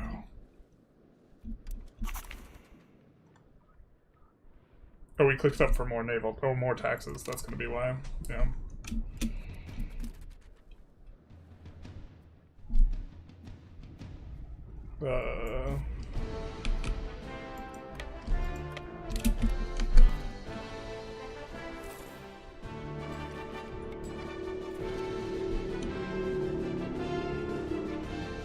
Just saw that you're streaming and want to say I love your YouTube videos. They help me so much. Thank you for the appreciation. And you're welcome for the YouTube videos.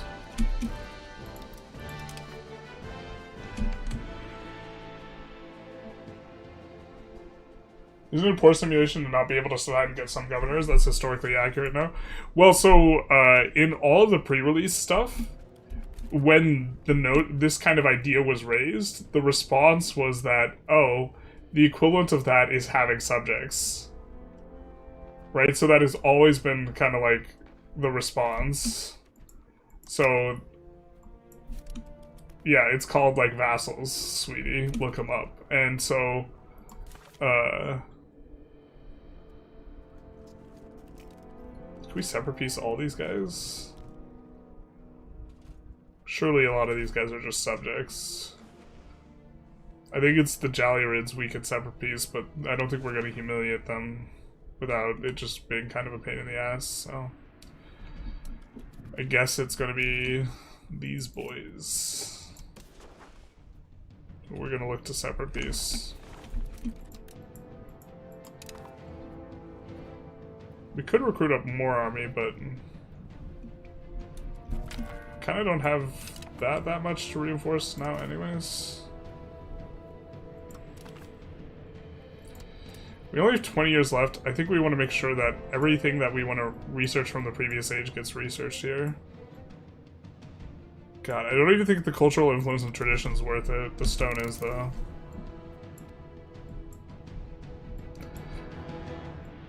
That feels so bad that it feels bad. That we just, like, don't even want it. Spy network construction's kind of okay. Hulk is a nice QOL.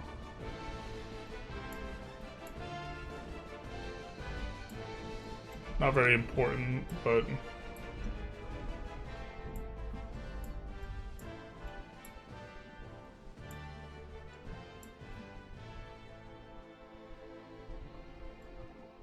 Maritime trade advantage is not particularly important. Army morale recovery speed is actually something we kind of could use. We're not researching the clergy tech because we wanted to swap on over to, yeah, let's research this next.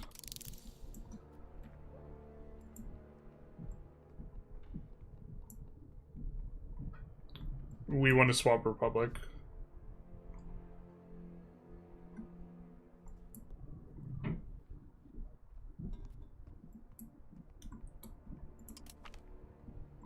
We're converting so fast anyways, it like almost doesn't matter. The food production actually would be nice though. Let's go with that.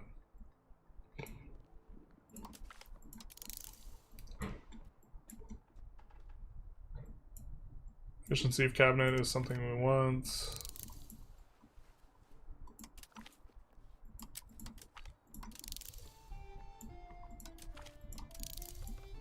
Yeah, I guess we don't really have much from the last stage that we want.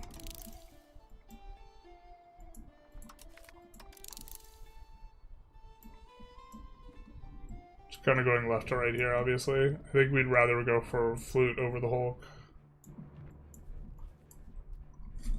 But let's see where that gets us.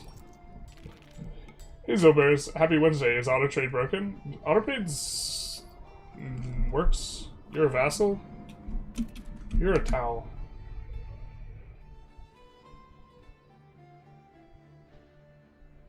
Is it... The unitary point makes it lean into city builder though, IMO. Maybe you just really enjoy the metagame of solving for the correct capital. No, I mean I think I don't like it when you could take a whole bunch of land and have it be really, really powerful from a simulation perspective because empires collapse. Especially when communication is difficult.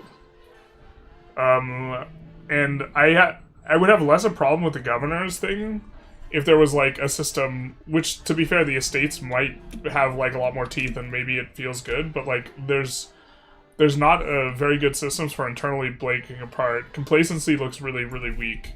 And so like, and they're responding to feedback, but the feedback just makes everything more blobby. I like just the loop being constantly at war and clicking the war stuff and doing this type of thing is less interesting to me than like managing diplomacy and eco and this type of stuff. Which is like what EU4 is. EU4 is just like a constant warfare simulator thing.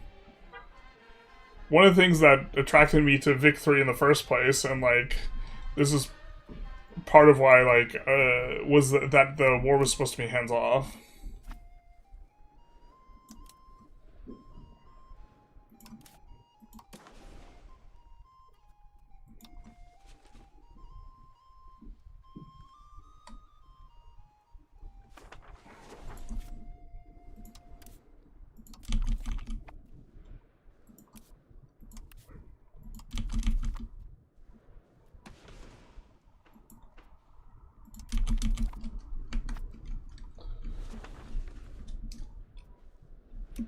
My cousin's cumin cider and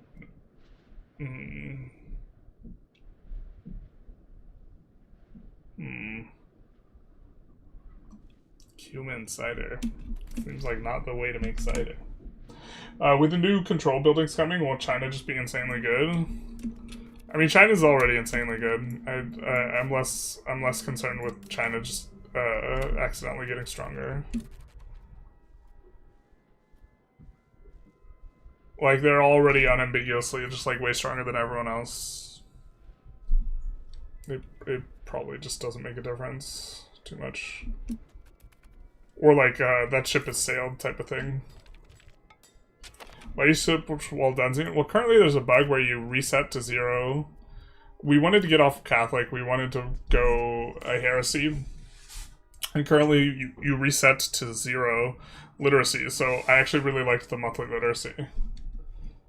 Because now, like, I mean, it's still a crapshoot in rural locations, so maybe this is just a mistake. And we should have swapped something else. We could swap again and convert everything pretty quick. Be a little bit of a pain in the ass, I guess.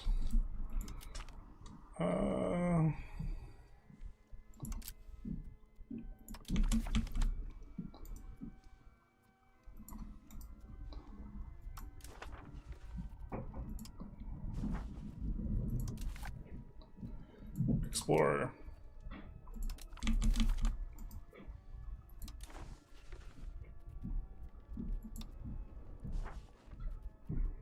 Explorer.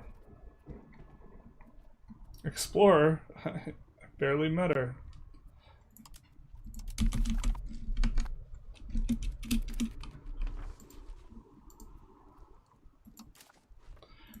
Not sure why exactly it's like that.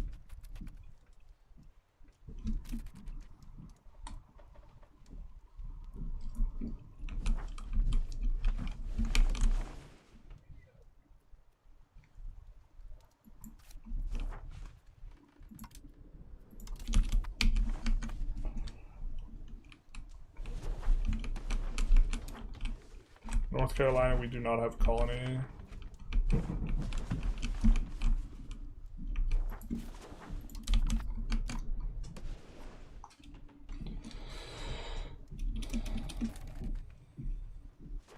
What's the pop map mode look like? It's okay.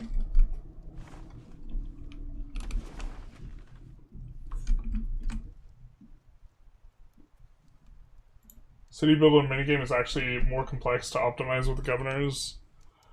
No, I don't get me wrong. I think the gameplay of the governors is going to be nice. I think the game design is. I don't like the design more so than the gameplay. I'm actually excited for playing the minigame of where to put all the governors. But like the game becomes a lot more about expansion than management. Or that's just the general trend of the game, and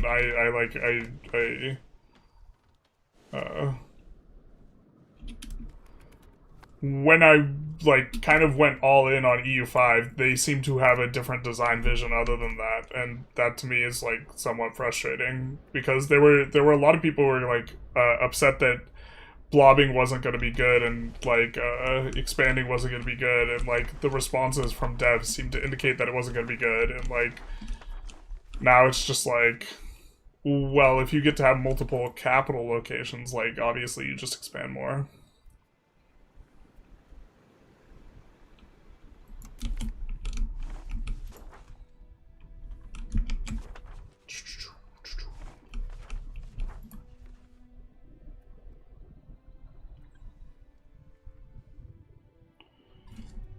Well, we maybe need to be a little bit more active about fixing these prices in this market.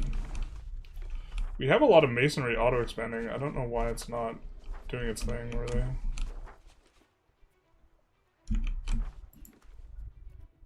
Yeah, see, we have these masons auto-expanding. What's going on here? Is this frictional, like someone's building a bunch? I think we even expanded out masons in like our subjects territory and stuff. I think that's what that was.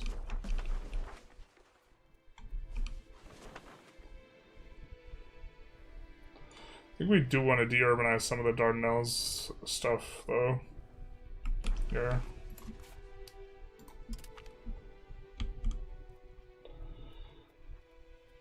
What is eco? Yeah, I mean, I think that these are changes playmakers really gonna like a lot from a design perspective. Or like, I don't know, maybe I'm like off here, but it really does seem like that they're just kind of doing a very significant change up with the way that they are discussing the game and talking about the game in terms of vision. Like, there's also instances where there's like clearly like local governorship, and so simulating that is not like incoherent, right? Like, but like, in practice, what it's going to mean is you get to blob all over the place, and have it be good, I think. Like, because, okay, we had, like, historically speaking, Spain controlling, like, the Netherlands and also Austria all at the same time. And, but, like, I honestly think that, like, does a subject not make more sense for that? Like, and okay, we do that, but then, like, we're gonna, like, the first game is, like, literally, okay, capital goes in Suweta. We're gonna have a governor in Manouf, because it's on the same continent, and we could do a road there, and, like, we're gonna have another one in Mali, and, like, I think warfare is the least interesting thing about the game. That's kind of...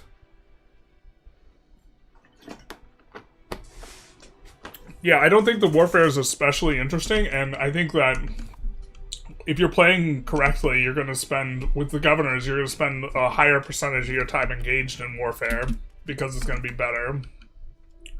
So, like... I don't know.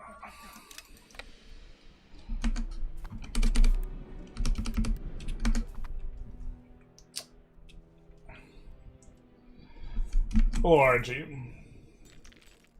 With you on governors, I was just responding to communicators saying you are against them because you like SimCity play. Yeah. I don't know.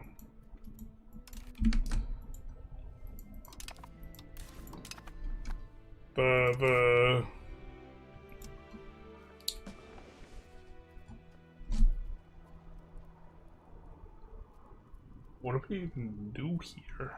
We can just dev province. It's not terrible, but increasingly it's like not as good. I think this is like one of the better provinces for us to dev.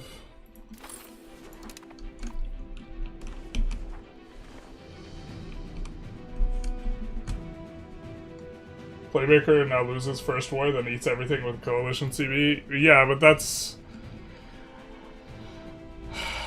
that has to do with the sins of, like... that has to do with the sins of, like, war score cost reduction being like... it's almost everything that's, like... a lot of the stuff that's complete nonsense just has to do with discount modifiers, and, like, they just need to make things not discount modifiers. You know what I mean?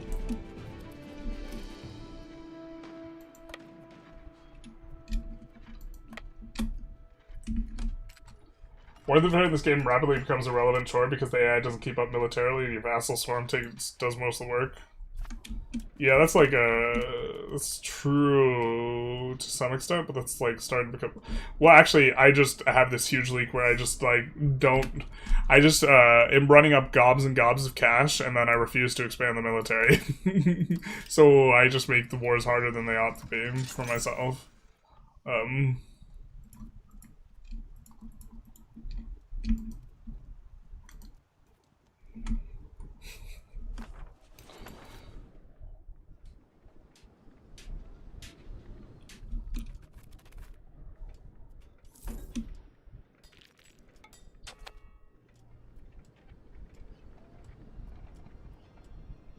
Oh, these are costing extra.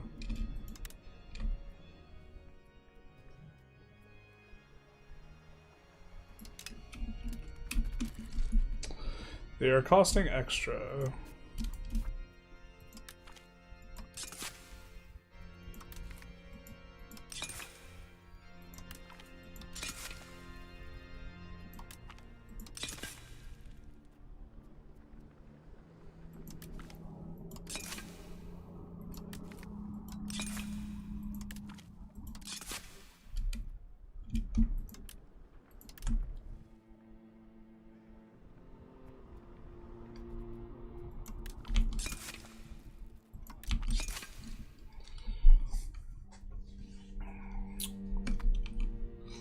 Yes. Any like counters? You're saying I say like a lot? Jeez, I was not expecting shade from Lulu. Takes me 49 years to change the leader because the Swedish king took the seat as ruler over Gotland. 11 hours of play later, his son declared war on me. Womp womp.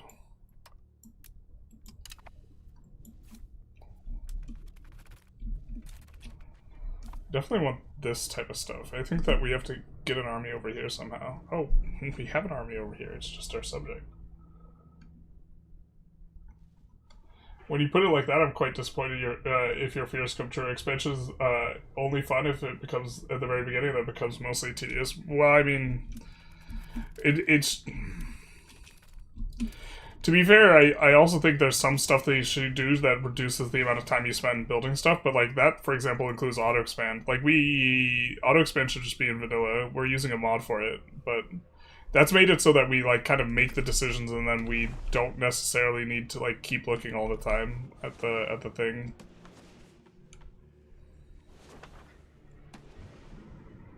But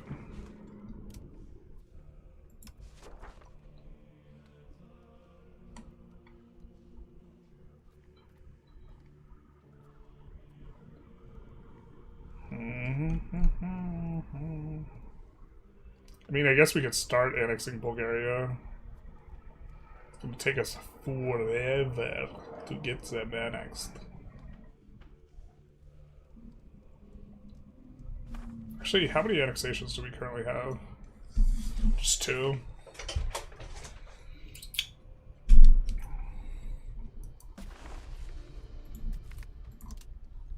Yeah. Actually, that's probably a mistake. I think that we need to have them getting a smaller than mod. Oh, they do have a smaller than modifier, much smaller. That's crazy.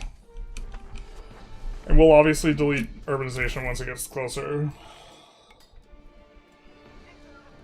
I just like making people self-conscious about it. Fair. RGO expansion should be logarithmic. Cost should be logarithmic.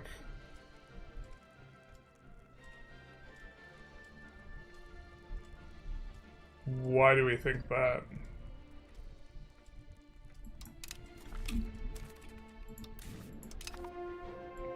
Right, that's having it go down the more of it we get, right? In a decreasing fashion.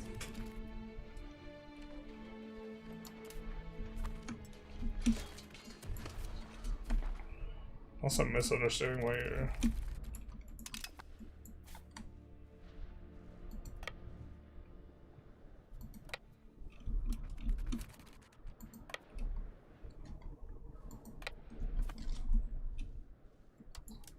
Oh, we could peel a month, actually. Let's just sit there for a month.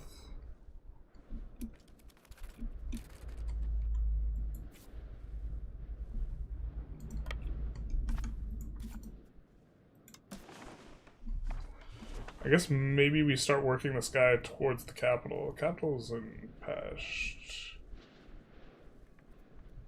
Or is it Buddha?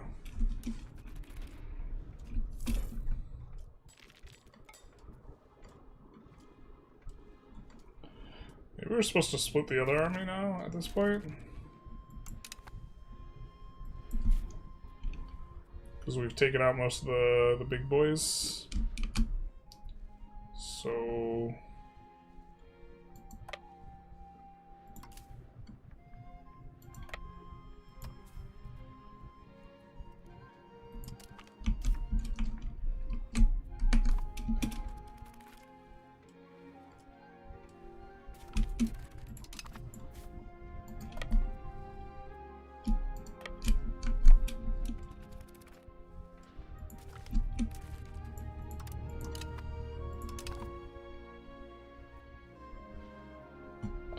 Artillery power is not that strong early. Artillery is just kind of weak early.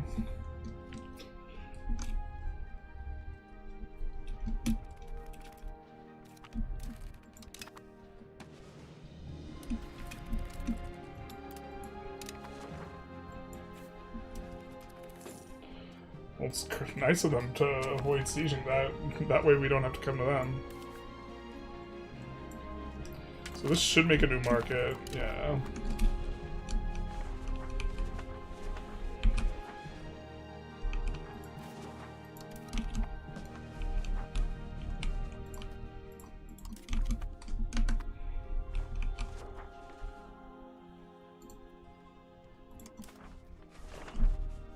I don't know. I'm probably just overreacting to all this.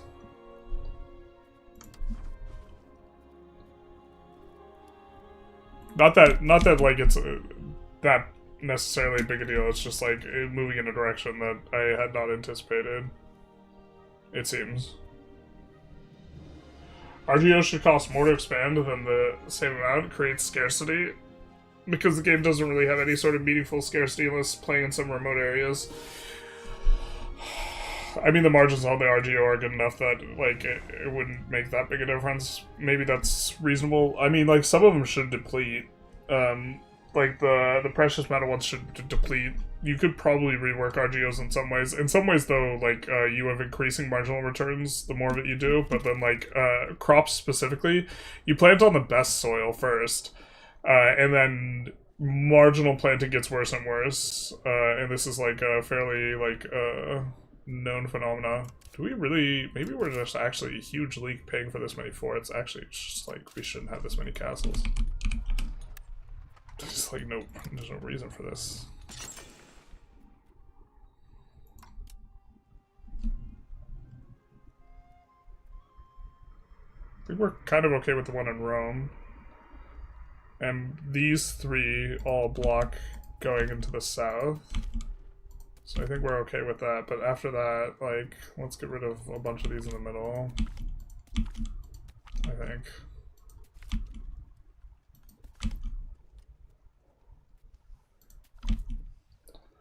We'll keep Geneva. I think we don't mind a couple extra layers. Security. At this point. This was a line we made ourselves. Rather like that. I think we...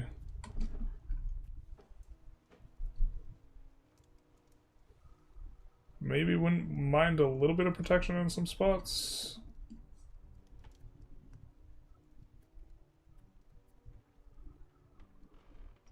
Especially this blocks off, like, heading into here entirely, so...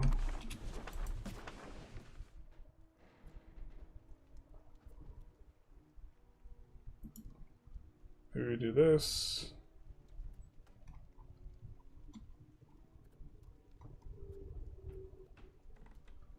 Between this and this, we block off a ton of Greece.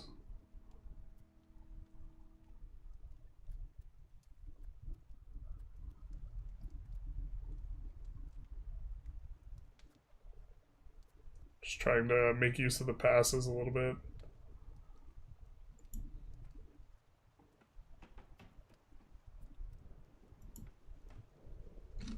And all of this northern portion of Greece should be defended by this, which kind of got us into a little bit of trouble before, so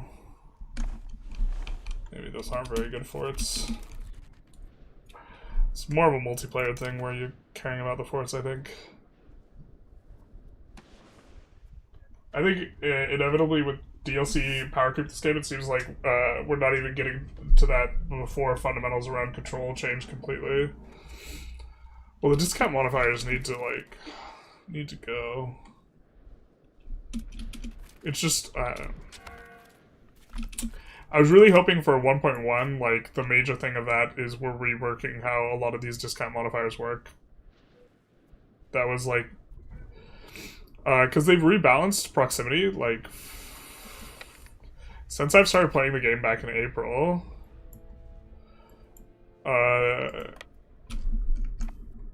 They've rebalanced proximity a ton, probably at least a half a dozen times, and it's all, I mean, somewhat obvious, I think, that one of the reasons why the rebalance of proximity is required is, like, because it gets absurd when you get the discount low, and it's, like, a really dead modifier that you don't feel it if you just completely neuter it. And so... But that's the effect you get with discount modifiers, is if you can stack enough of it to approach minus 100%, they're obscene, and if you... the modifiers feel dead if you just make them really small. So you have to have actually just like very limited sources of it, but there are a lot of sources of procs and it's supposed to feel good. You could just cut all of those in half, and then they'll all feel like butt, like they don't do anything, until you get like to stacking a whole bunch of them, and then they'll feel very strong. Ooh. Jeez, that startles. I gotta come up with a new sound for that. It startles the crap out of me every day, or every time. Thank you for the... Samodi? I missed what the name was. Thank you for the resub. Sonomo YouTube. Well, I forgot to show this. So... I don't know. The obscene, like, stacking to, like, minus 100%, like, stuff, made me stop playing EU4 to begin with.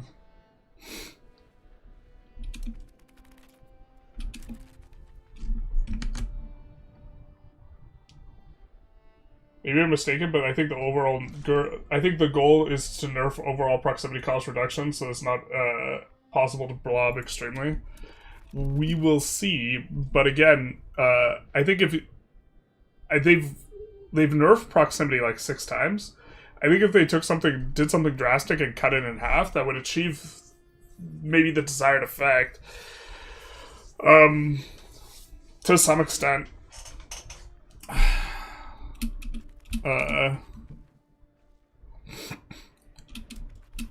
But then proximity as a modifier will feel really bad until you get a lot of it. It'll just feel dead.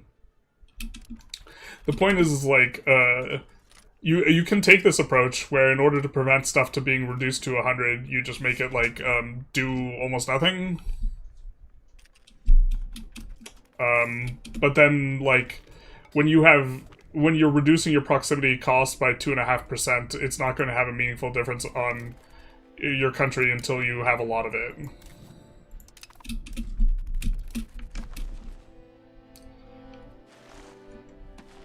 Ugh, Portugal. Portugal. Ugh. Ugh.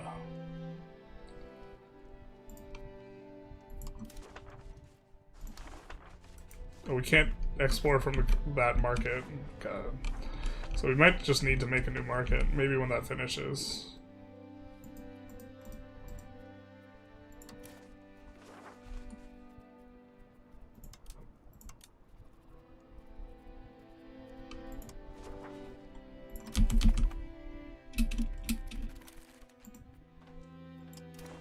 We have another explorer.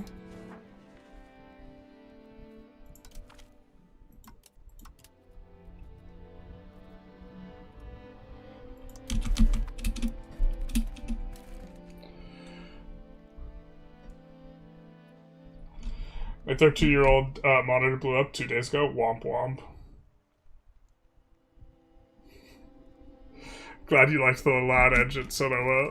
Maybe I'll get used to that. It startles me every time. Ooh, we gotta get going in about 5 minutes. So we might not have a chance to finish this war. Because I have to stream Roma's Three Kingdoms at 5. War against France? No thanks, dude. What are you doing? Bro, can't you see we're in the middle of something? If this was a defensive war, I might say yes, but not. Well, actually, I wouldn't have a choice. Nah, dog.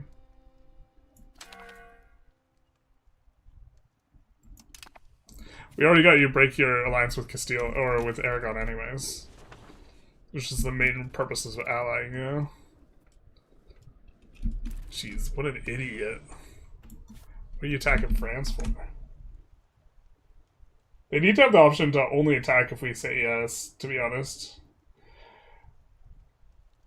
Well, the thing is, there's a point where there's not really a need to have a bigger standing army, but the eco game is still fun. Yeah.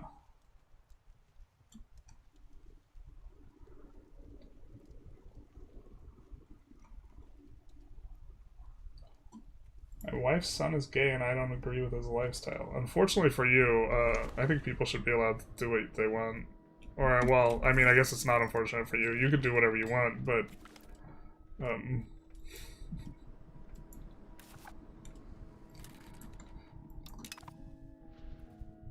I don't think it's your business.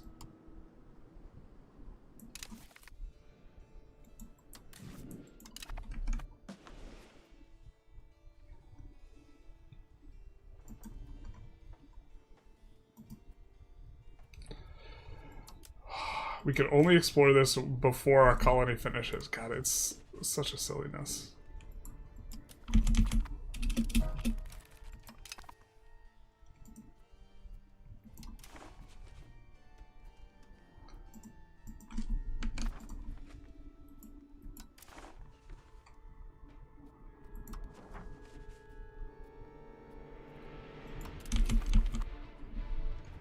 Stellaris just went through the game and cut all the modifiers and replaced cost reduction stuff with buffs, drastically slowed down the economy to be back at levels closer to release. Yep.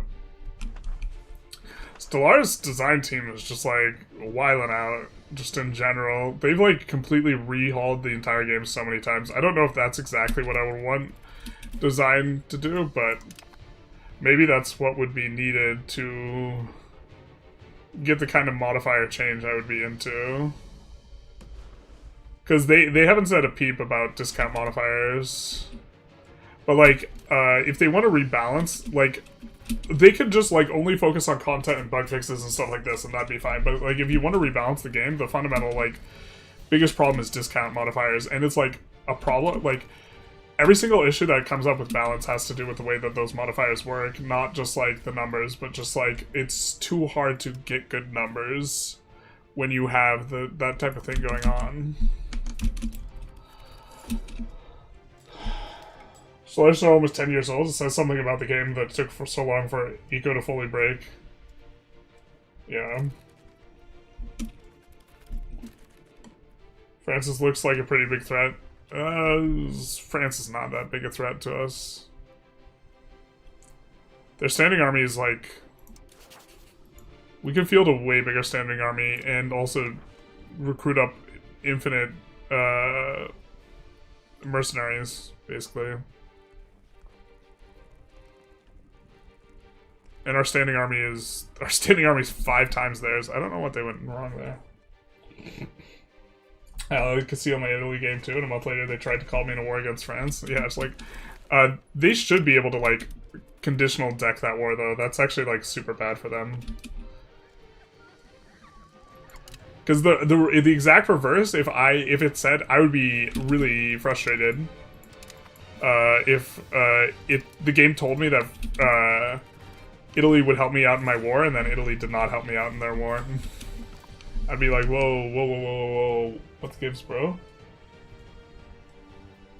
I'd be wanting to cut... I'd be down for the war, I think. Just like, I am in the middle of something for like an offensive war. This seems like... This guy needs to read the room type of thing, you know what I mean? Let's catch up with chat, and then I want to get something to eat before the next stream. So we'll be streaming again in an hour. How do you trigger the fall of Delhi power to show up? It should trigger automatically. I'm maybe not sure what you're talking about exactly.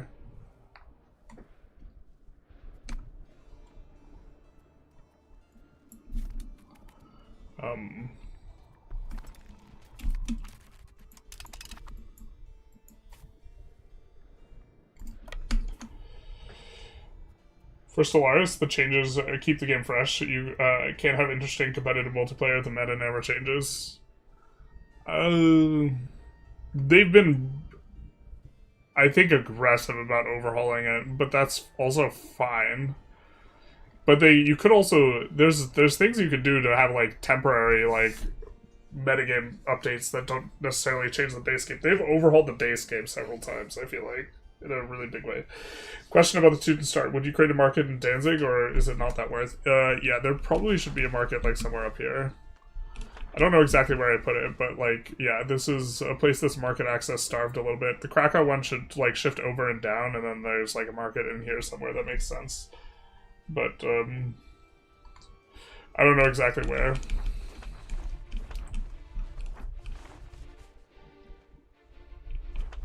You said Danzig?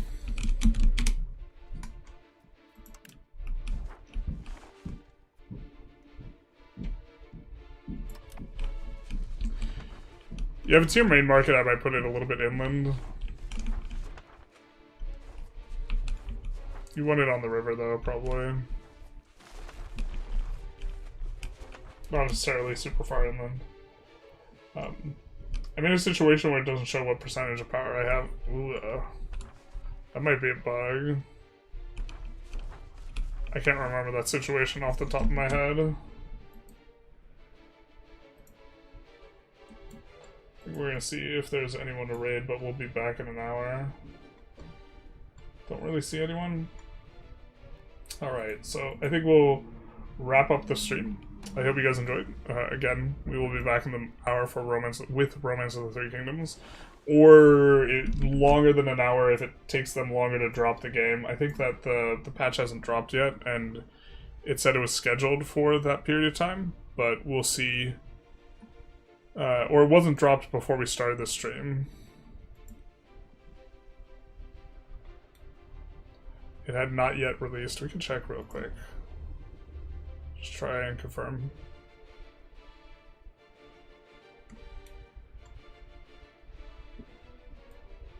Or maybe it's going to take us too long to check. But we'll be live soon. Anyways. Have a good one, you guys. Thanks for stopping by. Everyone take care.